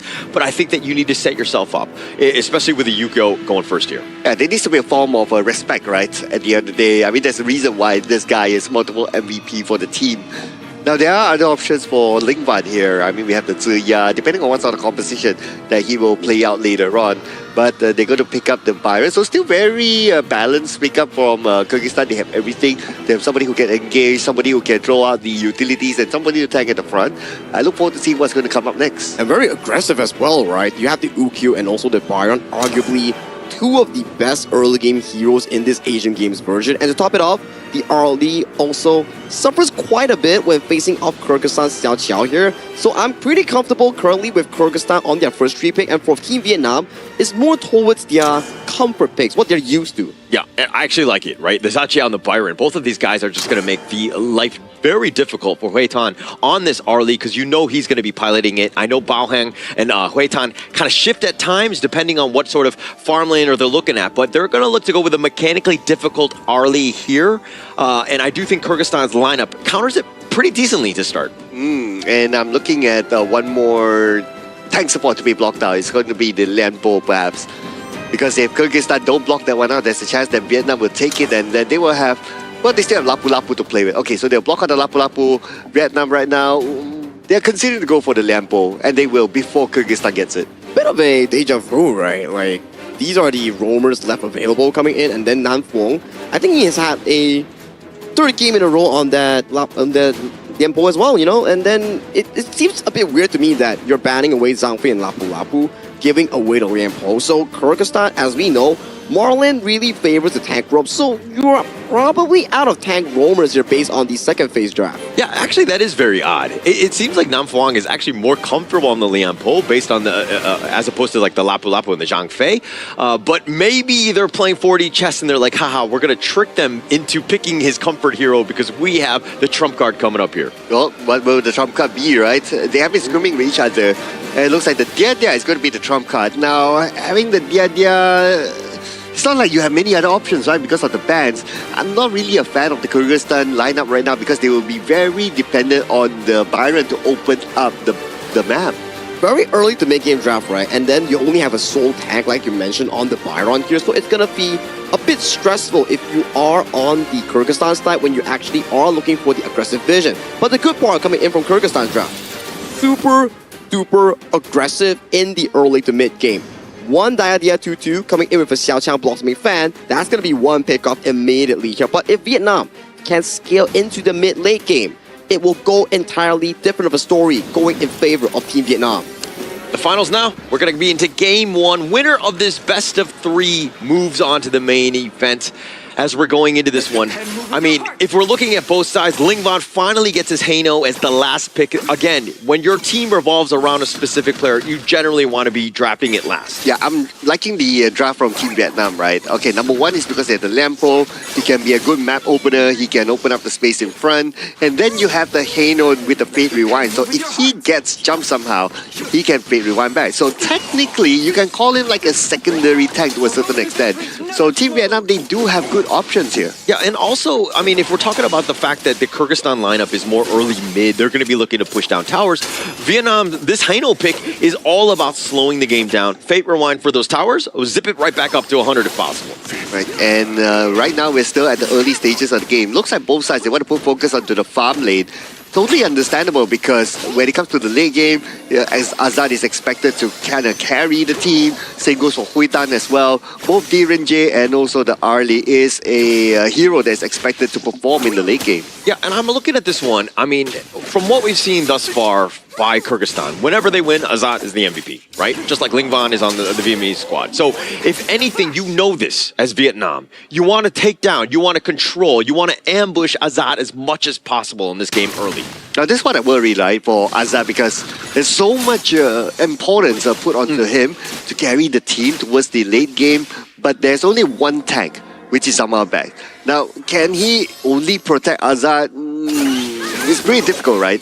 Yeah, and it looks a little bit of action here. They get the nice little knock up and Dastan going down. He was caught with his hand in the cookie jar as he was looking for boars, and he pays with his life. Yeah, and he didn't even manage to eat that cookie there. Too bad for him. That's a sad story, man. Oh man, yeah. At least you get one, but yeah. But good rotation by Team Vietnam, though. It was almost like, oh, they see that opportunity, they straight move in. No hesitation shown by Team Vietnam. That's what I like to see as part of teamwork. So one thing I don't like is that, I mean, if Kyrgyzstan are going to be aggressive, which you want to be, and now are they going to play timid? Are they going to be scared to again try to get a couple more steals here and there? Ooh. That was. Yeah, you got to be aware of where the position of Team Vietnam is, right? Like earlier on, yes, they tried to steal the force at the side, but they didn't really have that information, or maybe it was not communicated that Team Vietnam already made the rotation from the bottom lane. If Team Vietnam is still at the bottom lane and they go for the balls again, I'm okay with that. Yeah. I mean, look at how Vietnam are threatening. You can see Ling Van right now threatening potentially those boars. Getting vision on, he understands who's around so that he knows where the rotations are going to be happening. And look at how Hui Tan and also Nam Phuong are potentially looking to gank because they know that somebody will probably make its way at least towards this brush. Okay, they show themselves, so that's okay.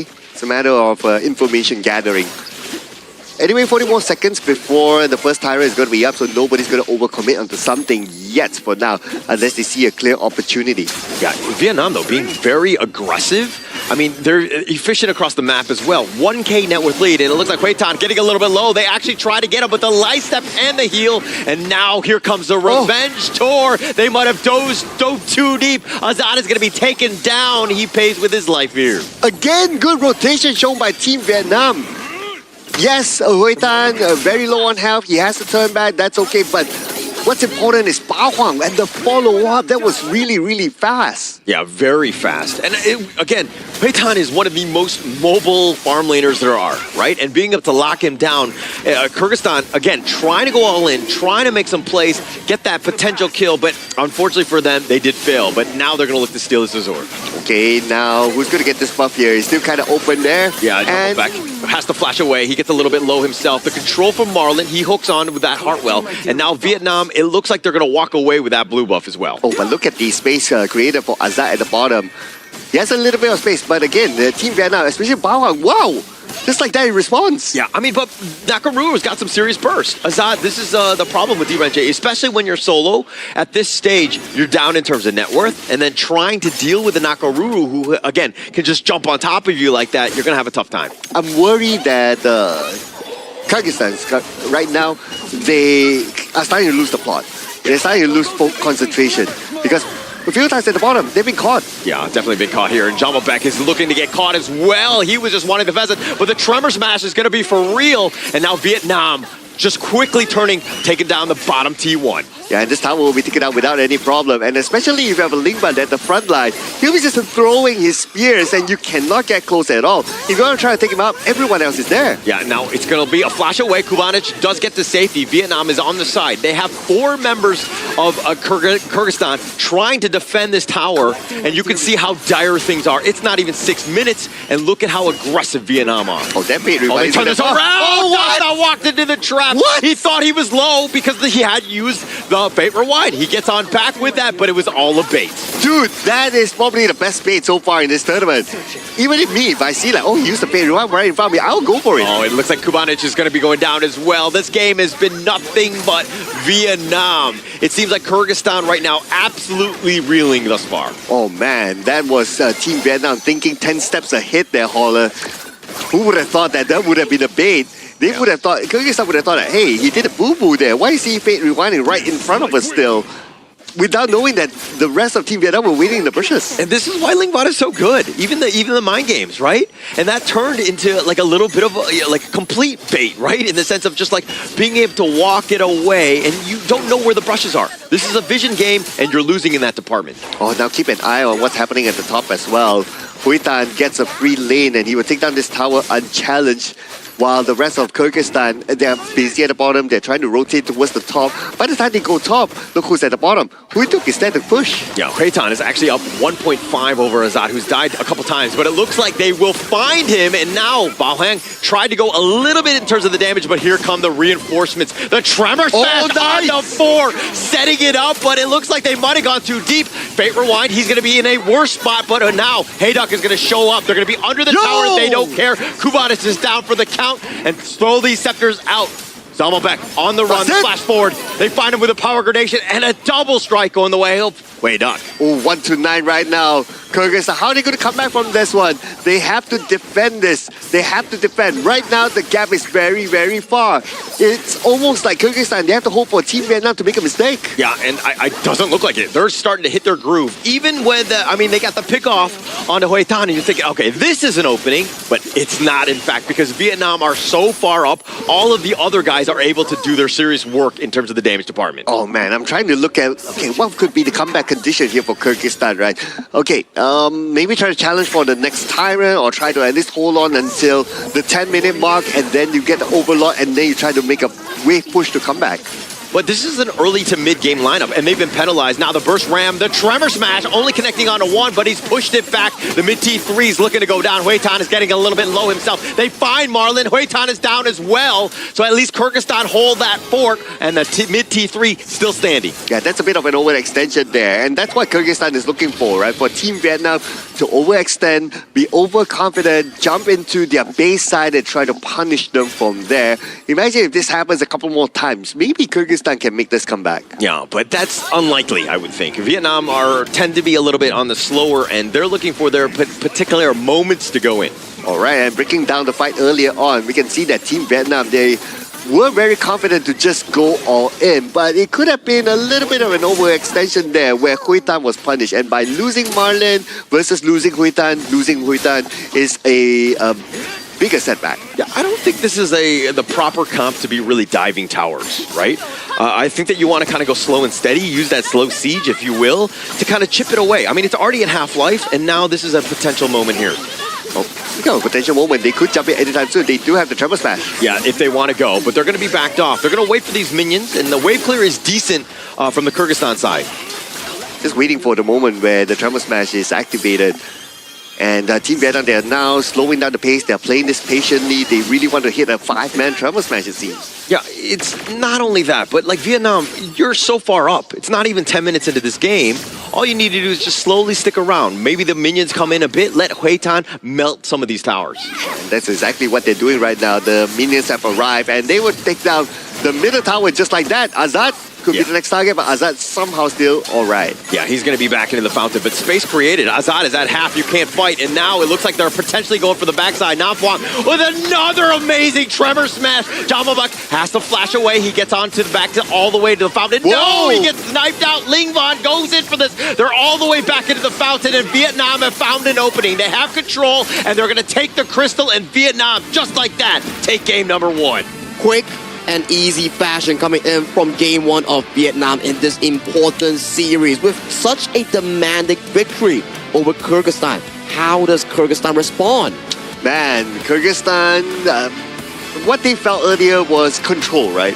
Control by Team Vietnam. Team Vietnam had control from the start of the game to the end of the game. It was entirely theirs from there. And it was kind of shown through the drop as well, right, while we were discussing it.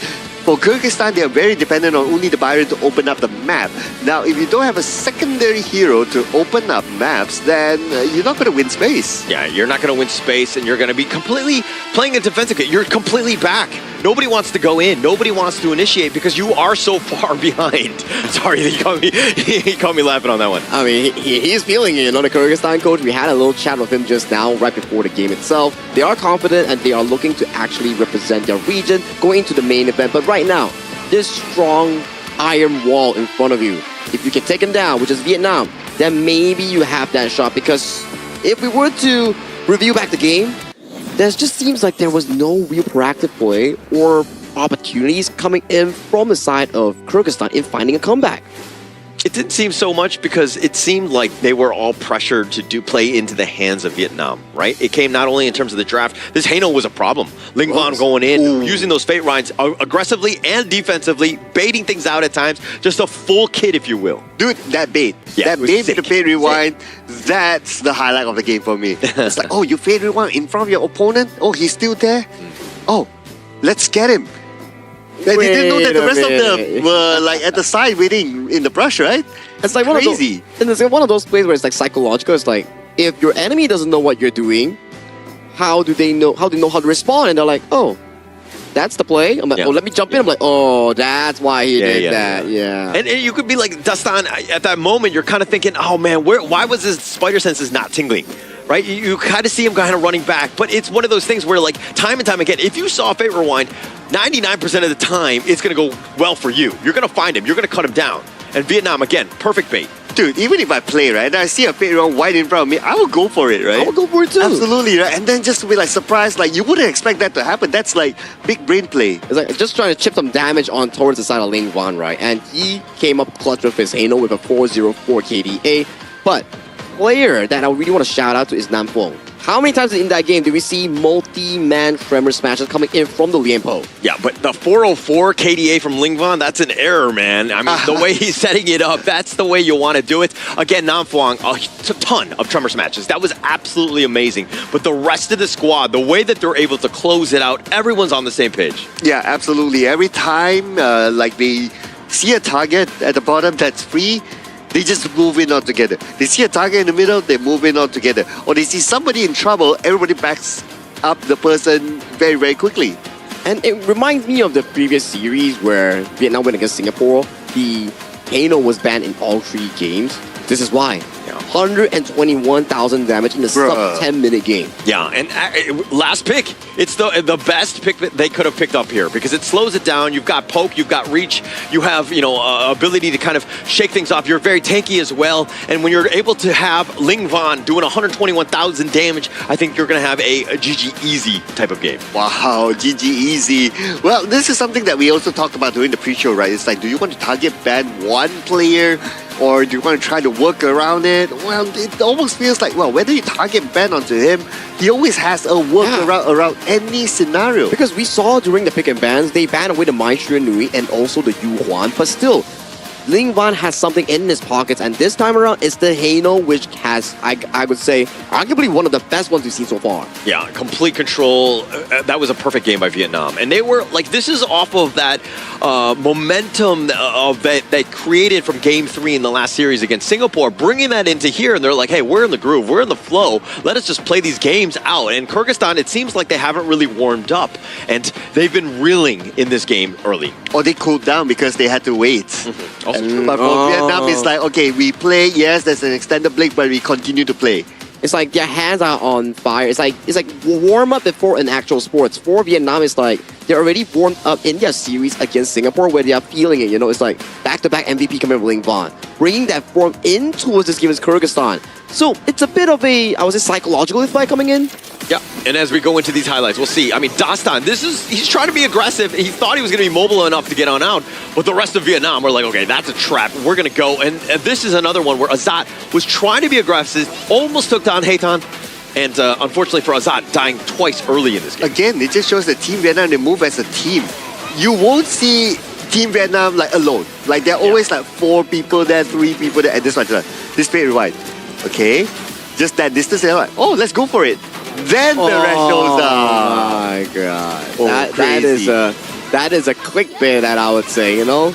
Got baited, he had to pay with his life there. And this pickoff here coming in from Kyrgyzstan was actually really smart, utilizing the Dia and also the Ukutachi Fana here. But beautiful Tremor Smash coming in from Namfong, and Huida coming in with the flank on the Charlotte. Here, there's just no escape route coming in for the side of Kyrgyzstan after this play. I mean, look at how bold and confident they were. They dove 2 versus 4, and with this control, and they were tanky enough for the rest of the reinforcements to just show up. And this siege towards the end, I mean, where they closed it out, it's just a flawless game of Vietnam here. Oh yeah, and again, the Tremor Smash towards the end catches 4, and when they caught 4 at this very moment, when they have this huge of a gap, wow, Ling Van, I mean, all he needs to do is just throw his scepter of faith, and then just gets everything like that. There's just no one that can answer this. Hano coming in for Ling Wang, and finally, some appreciation for Namfong. He's been having fantastic games since the Singapore series, and right now coming in towards the series with multi-man knockouts. He deserved one as well. Yeah, the 4-man Tremor Smash, when you do it like twice in this game, really just, that was like the icing on the cake. That was completely just dominant from that on. I mean, he doesn't do that. This game might be a little different in terms of those team fights. Some of them would probably have survived, but his ability to just find the perfect moment to go in, you got it. I would say you ban Lian Po over like the Zhang Fei and the Lapu Lapu like Kyrgyzstan did. Well, who knows, if you give in even the Lapu Lapu and the Zhang Fei, he can come out with something amazing as well, right? I mean, his Tremor Smashes were on point. What can I say about it? And every time he catches somebody on the Tremor Smash, or not somebody, a group in the Tremor Smash, his teammates was ready to pounce on it. So again, it's the synergy, right? It's the cohesion that counts, right? Because I think they definitely had a lot of amazing sessions here at the Petaling Jaya Marriott Hotel, which has been a fantastic stay for them. They definitely had a lot of group activities. And if you're interested in a good, fancy, and high-class stay, do check out our official venue sponsor, which is the Petaling Jaya Marriott Hotel, sponsoring our 2026 Asian Games Esports Qualifiers for Honor of Kings. Thank you so much, Marriott Petaling Jaya. And also, if you happen to be spectating, you can claim the commemorative badge on today, right now. It can be used in the Grand Venture. More great rewards await you. Oh yeah, so give me a moment, guys. I need to start like spectating ourselves here. That would miss I out need to do badge. it too, actually. Yeah. I mean, look at the badge, right? It's a cute kitty. Yeah, and Sir Cloud loves cats. Yeah. Don't we all? Yeah, I'm a cat person. I have an orange cat back at home. There you go. Yeah. I'm allergic to cats, but I love cats. Really? I am. I found out that The hard fur, way. I had a or- kid when, the fur, yeah. Oh, that's unfortunate, man. It's all right. I love cats, though. Okay, that's good enough. That's good enough. We'll let you pass that. But I will definitely have to invite you out of that door right there. Okay, just get out. The dog people are over there. Got it. All right, coming back to the series here between Kyrgyzstan and also the side of Vietnam. Sir Cloud, we're alluding back to this. How does Kyrgyzstan come back from this? That game one wasn't as nice of an experience for them. Bruh, oh man, you have to turn out the pace, I guess. I'm kind of thinking of like, okay, pick the mind for yourself and then start to send the message that, okay, we're going to play this really, really fast. So far, their successful games have been into the late game when Azad is like fully farmed, like his items are already there, and then they make those big plays at the end to kind of win. But now going up against an opponent like Team Vietnam, such a fast opponent, they have to switch the play style to not only play with Azad, but they have to somehow be able to play maybe with the mid laners or the jungles to be successful so they can end the game quicker. Yeah, but if you're talking about the game one draft by Kyrgyzstan, that is a faster one. I would have thought that going in, you would have more early game presence. It just seems like Vietnam, they were just like, actually, we're going to be fine. It doesn't really matter. Like, we're going to just basically woo-shoo your early attempts and just survive mid-game and just take over. And most of the plays weren't that macroly impressive. It was more coming down to individually outpowering your opponents here. Hence, I think for Kyrgyzstan is that they need to be more proactive. They cannot be scared. They need to be on the offensive end, finding those plays. They had an amazing setup just now. Just on the aggressive end, they just couldn't realize it. Oh, they went for the Dolia, so we can imagine the combos here. The Dune combo, maybe the Kaiser combo might be brought in. Maybe the Yu Huan as well. Might be another pick here for Kyrgyzstan. Those are some of the obvious sets. Yeah, I think that Kyrgyzstan, you might as well go with like a Dune type. I think that Dastan has definitely had success with that. But they're going to go with the Angela, and of course that kind of combos with Dolia as well. But if we're looking at blue versus red, is the Dolia still the way to go? only if you have a specific game plan here. I think so far Kyrgyzstan locking the Dun Dolia, that's okay, because on the side of Team Vietnam, there's not the Nako Ruru coming in to step on towards you and dealing that percentage health damage, so that's still okay. But I'm not a big fan of the Angela without a setup like the Liang, like the Kui, or even the likes of the Mozi. And without batting away the gun and more, right? If you think about it, right now Vietnam will be happy to. I wouldn't be surprised if Kyrgyzstan don't ban the gun and more, Vietnam is going to take it. And we know that gun and more will be played by who, right? By Ling Bong, one of their best players. You just drop the spears on towards you when you're ulting on the Angela, and they open it. So I think likely the Ganemo will be locked in here coming in from Ling Bong. It's just too good of a pick right now. Yeah, it just completely decimates what they're trying to do. Again, and they're going to go with the Lian Po, the tried and true Nam Fong. You had an amazing game. Let's run it back. I mean, they're not in a hurry to pick the gun and more, right? Because the mid lane has already been picked up by Kyrgyzstan, so they can go for the last pick. It doesn't matter for them. Now it's a matter of Kyrgyzstan like having this a conversation of like, okay, they're probably going to pick the gun and more. How can we counter this? How can we go to the back? Maybe? The Guan Yu, something to actually flank the back line. That will be really appreciative coming in from Kyrgyzstan's draft, because right now, their front to back is decent, but there's still no answers towards the Direnjie or the potential mage pick that will be picked up by Vietnam later on. I like the final pickup here coming in from the Vietnam, leaving Ling Van the last pick. They do pick up the Marco Polo and also the Byron here. Likely we might see a Zia once again coming in. Yeah, definitely available there, but they've also got the Byron and Doom. Now you've got two guys that can help complement with one another with being like these bruisers, creating space, and of course stunning, but of course the Gan and Mo here. Oh yeah, because it's kind of an obvious pick, right? Like Angela, Blazing Brilliance, you stand still, it's like Sop comes in. And imagine with the pace of Team Vietnam they've been playing, right? There's a chance that they can get the first strike. And when they get the first strike together with the Gan and Mo there, then he will be able to scale faster. Yeah, more and more magical attack if you get takedowns or assists coming in as the Gan and Mo. So you can't allow Vietnam to once again outscale you and outcombat you in the early game here. I think the most important player for me right now for Kyrgyzstan is the Dun and also the Byron here. If they can sustain the early game aggression coming in from Bao Huang's Ukyu Tachibana, then maybe they can stop the bleeding and extend the game into potentially a shadow objective or extend the series into a game 3. Vietnam right now, if they win this game, they move on. They will be the 9th and final slot at the Asia Games main event.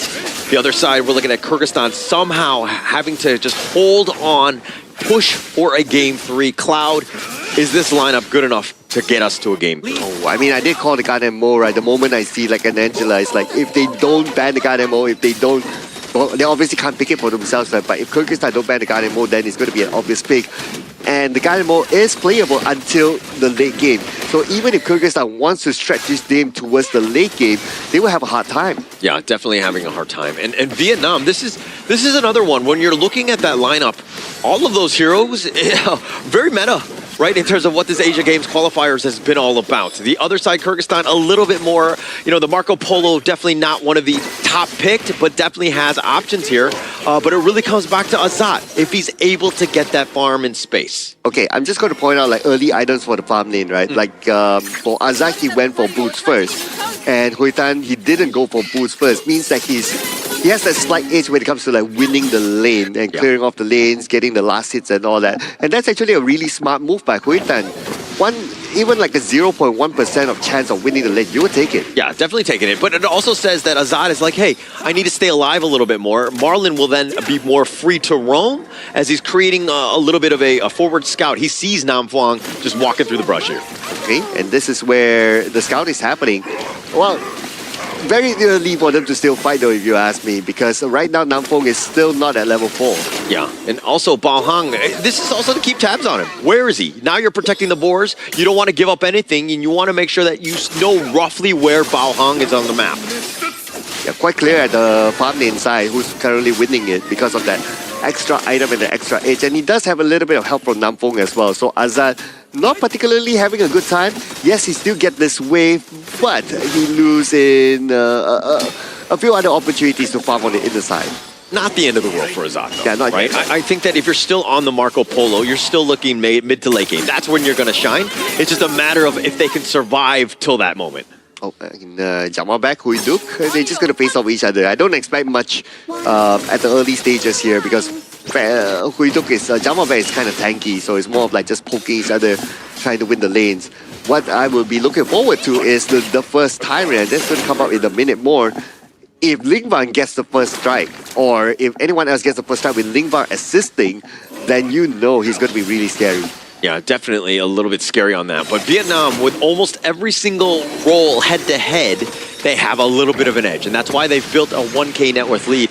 Vietnam, I mean, you're talking about Lingvan. At a moment's notice, he can just pretty much decapitate you. So you have to be super careful with your positioning, especially with this 4-minute Tyrant around the corner. And what makes it even scarier, right, for Lingvan is because he has the flash. Yeah. He can flash forward and then a couple of plays that can... It's hard to execute, but once you do it... the mini stun, they find Azad. He has the Fever Barrage just to get the safety. The Tremor Smash was committed, and here come the teleport. Do they get anything in return? It looks like Namfong is going to be left stuck over the wall. He gets around with that burst round, but now it looks like they want to go in. He's been pushed back with that Garter Grave. Huaytan actually has to flash away. It looks like Kyrgyzstan not able to get anything else. And Huidok just arrived though, but he doesnn't need to commit to anything in this fight.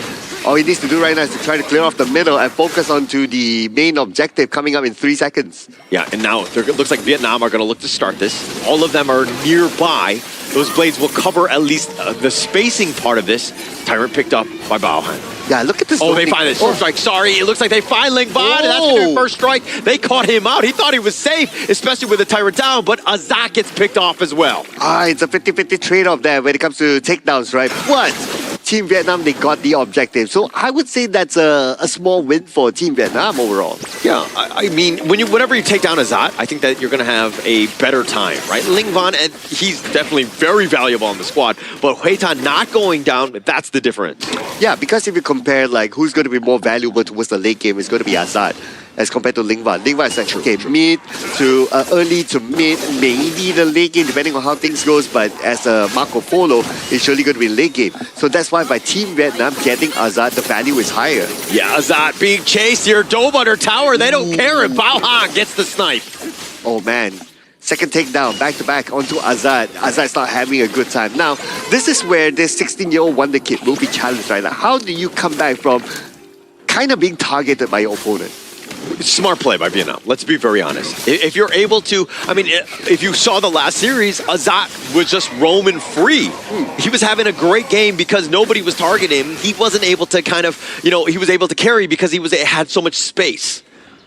Oh, and Marlon's going to meet up with Namfong. Yeah, but Marlin's just like, okay, pillow fight, Namfong and them, they're not going to do too much to each other. Boom, okay. But here's the thing, right? As compared with Kyrgyzstan and also Team Vietnam is that Namfong can zone. He can open up space, he can zone. And that's how they won the earlier objective. And they're going to do it again. Look at his positioning. But what can Marlin do to zone out opponents? As a Dolia, you can't. Yeah, you can't. And Dolia is more of like everybody else, enhancing them. And now it looks like they find him. The Tremor Smash is going to be real. Zamovek, he's going to be going down. Vietnam hitting on all cylinders right now, and they're invading. Oh, that was just unfortunate. He was rotating to the top innocently, but happened to find the members of Team Vietnam. And now by taking it down, they would take down the top tower and they would just essentially take over the jungle. This is textbook gameplay by Vietnam. Absolutely textbook. Space all being taken away. Now all 4 members, they're not afraid. They're going to take Das down. You are not tanky enough. I don't care if it's the tower or not. Vietnam, again, all gas, no break. Azad last hit. He has to back off. He has to turn back. Tower's been taken out. And again, objective gameplay by Team Vietnam. They secured that one. They secured the buff, and now they're looking at the middle. Yeah, they're looking for this middle with this Vanguard. Zoned away completely. No real chance. Oh! Sniping down Kubanic. That was a snipe. That is what we're talking about here.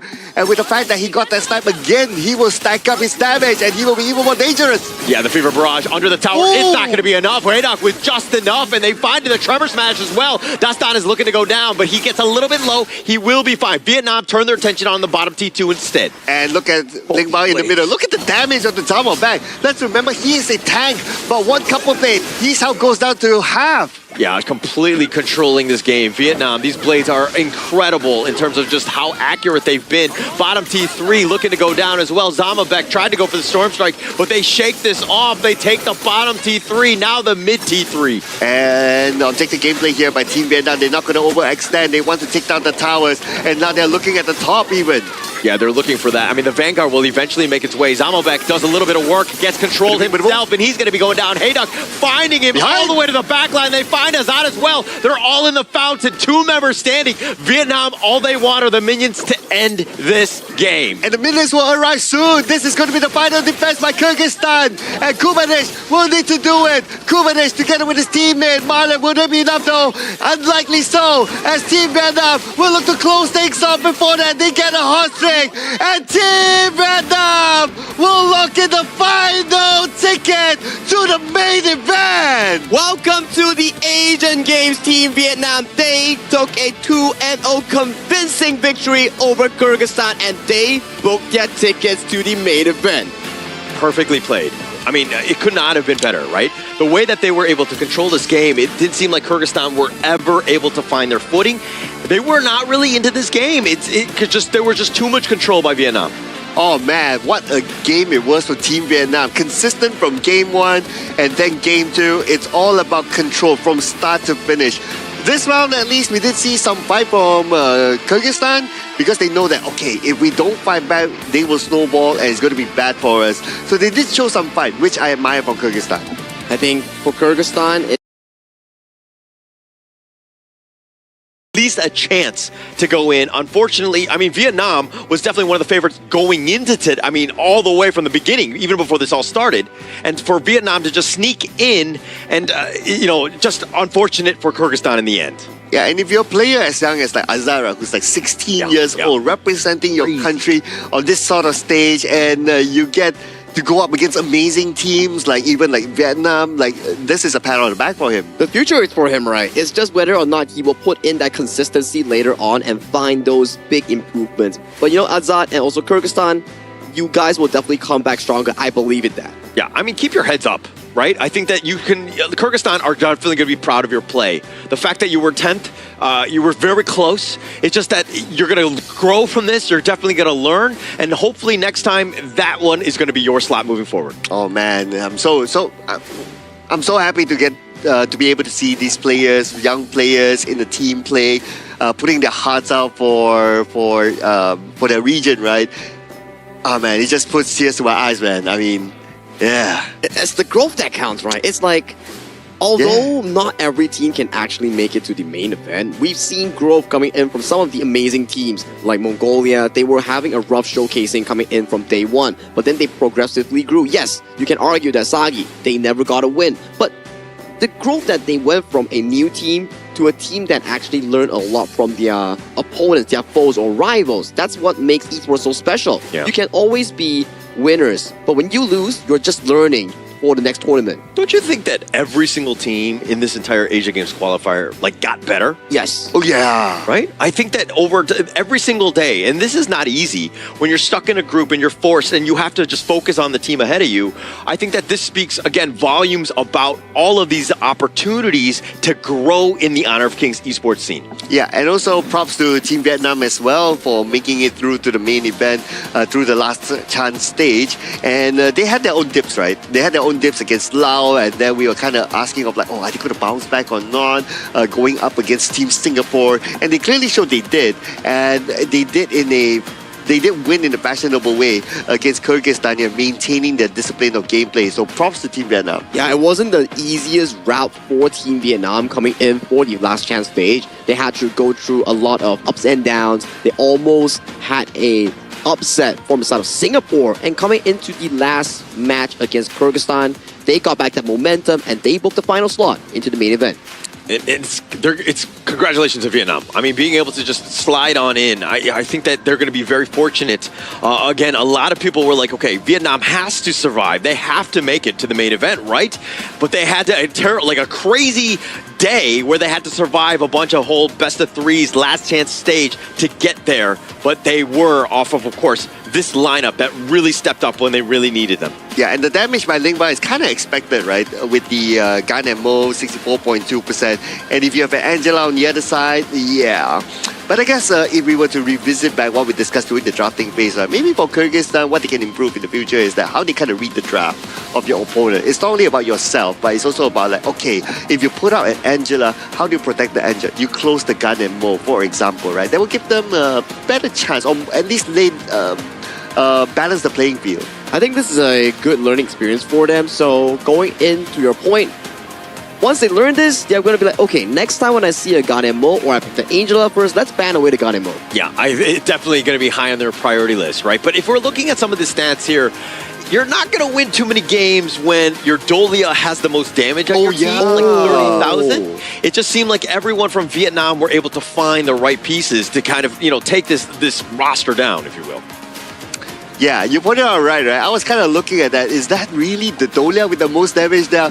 Yes, it is. Well, yeah, I mean, the rest of them, they were pressured so heavily, right, that they couldn't really farm or really fight back. So it's also shown by the goal graph here. It's very suffocating. When we watched the game just now, it was the Ukko Tachibana and the Lian Po coming in from the side of Team Vietnam consistently choking out the position coming in from the side of Kyrgyzstan, not leaving any single room in the jungle territory for them to farm or even play. Then later on, when the Angela wants to clear the wave under the tower, what's there? The freshly forged blade just dropping on towards her head. So for Kyrgyzstan, yes, it's an act class of skills, but like what you mentioned here, Sir Cloud, when they revisit back the draft, things could get even better. It will definitely get better. I mean, we're going to check this out in the highlights here. It's pretty much all Vietnam. I mean, even from the beginning, this is where they actually found Lingvan. Things were looking pretty decent to kind of start, but then Vietnam got a little angry. They turned things up out here, and they found Azap multiple times. Dude, the pressure, man. The pressure by Team Vietnam.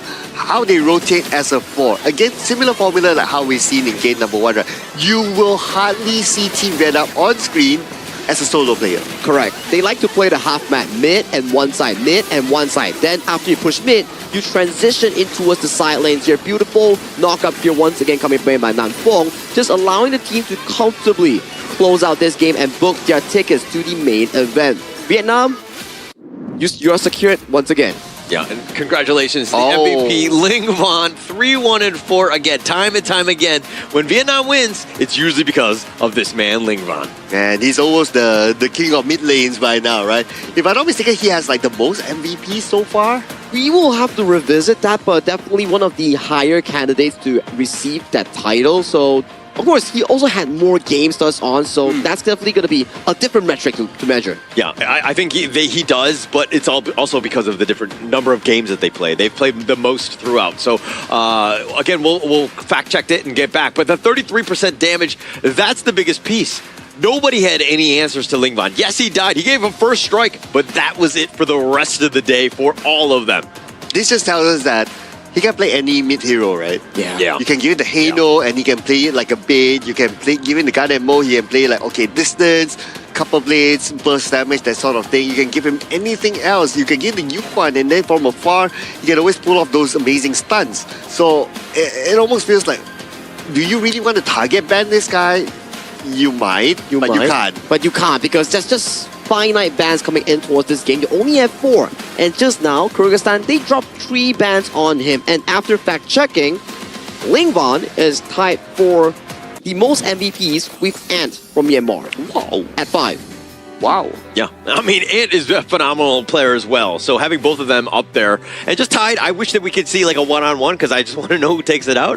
But not going to happen probably with the timing that we have. It's a jungle, right? Yeah, It's a jungle. Yeah, so Wonder Boy. Yeah, so it's not fair for them to like fight each other, right? But maybe they can be the same dream team, you know? Yeah, But what can happen is that once they go to the main event and then for some reason their group draw falls into each other's group, then maybe we can see the 2 MVPs coming in from Vietnam and also Myanmar duke it out in a BO3, BO5 fashion here. But to remind you guys once again, do check out your Honor of Kings official app for the updated Diamond Draw, Dragon's Horde skin pool, and the new and updated limited time skin pool event for the new skins available for purchase here. Once again, do check out your new app.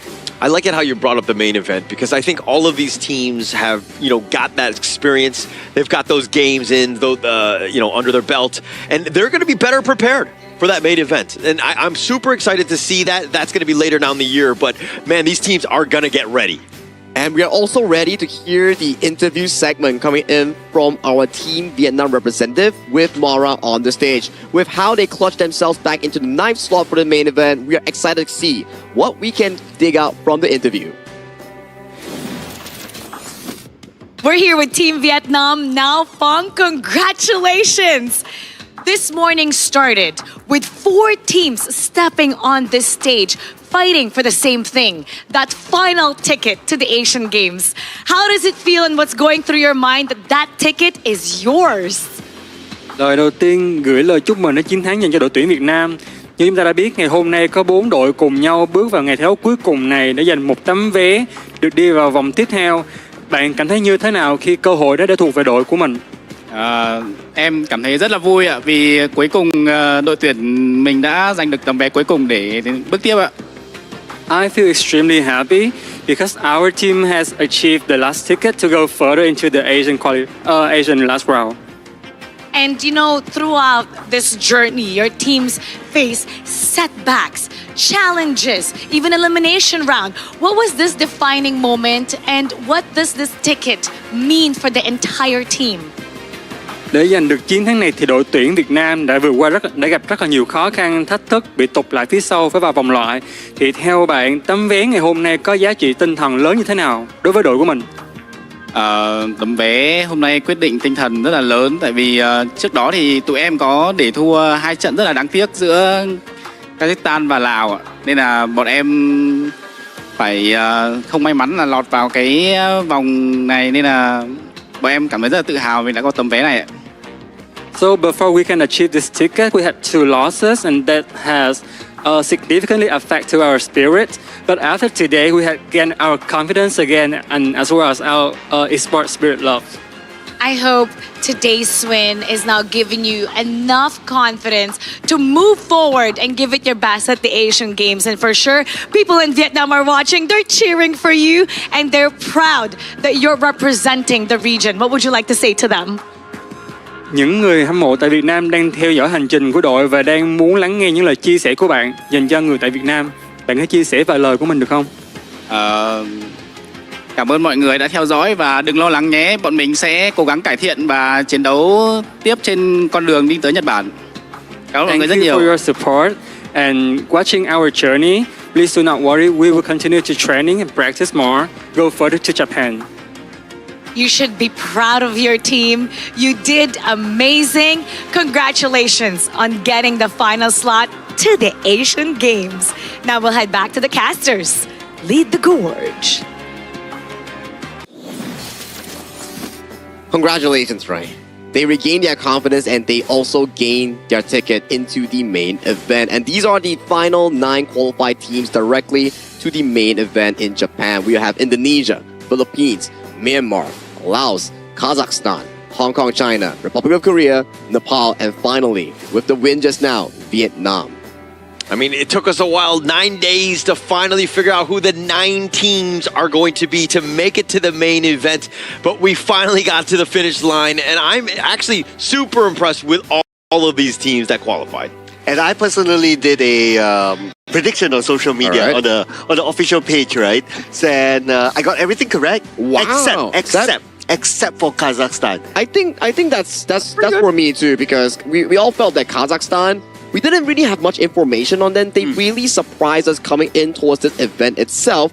And of course, congratulations to all 9 teams. We'll be seeing them later on in a few months later in the main event itself. Yeah, I think that did you have in the predictions though, like where they would be? Because like, I would not have thought Vietnam would be 9th, right? Just being able to just slide in like that, right? Oh yeah, I wouldn't have put them there, right? I would put them like, okay, when I was doing my prediction, I was submitting it for social media, right? I was like, okay, Vietnam is going to be one of the top 2s.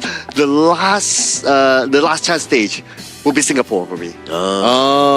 Yeah. But then when they draw the bracket and then you see Singapore versus Vietnam, I go like, well. I think my prediction was quite similar towards you in this case here. So definitely almost 80 to 90% correct coming in from our predictions here. Some definitely have surpassed our expectations here. Like, we didn't expect Vietnam to go through the last gauntlet all the way for the 9th ticket, and we never expect Kazakhstan to surprise us all the way in this final few moments here. So that's our 9 teams here coming in for our main event. It has been, what, 9 days of back-to-back competition, and finally, we get our final 9. Yeah, we got our final 9. But of course, you can get 1,000 limited time tokens if you like in a new Flowborn outfit. All you need to do is, of course, log into the app right now. Make sure you do update, though. Dude, Flowborn outfits, always good to have them in the collection, because Flowborn is like you can really customize a lot of things, right? So that's really fun to have that and add to your collection. And it's infinite skins if you can do like the mix and matching, right? Oh, yeah. Depending on your creation here. And if you want more creativity with a high graphic phone, do check out iQOO 15R, the tournament official phone coming in for our 2026 Asian Game Esports Qualifiers for Honor of Kings. Thank you so much, iQOO, for sponsoring our prestigious event. Yeah, I mean, it was nothing but a prestigious event. Again, 9 days to get the 9 teams. Now we've got locked in, and now we just need to wait for the main event happening later this year. Yeah, can't wait for that for sure, because there are amazing teams that would have qualified from this stage, and there are also amazing teams that are already waiting at the main event. Correct. Yeah, amazing teams just all around. And finally, guys, it has been a great run so far. Many days, many events, many competitions. Thank you so much for watching us all the way to our 9th team for the main event. My name is Sagi. With me is Holler and Sir Cloud. We will see you the next time in another event. Goodbye. Ever changing, some chameleon.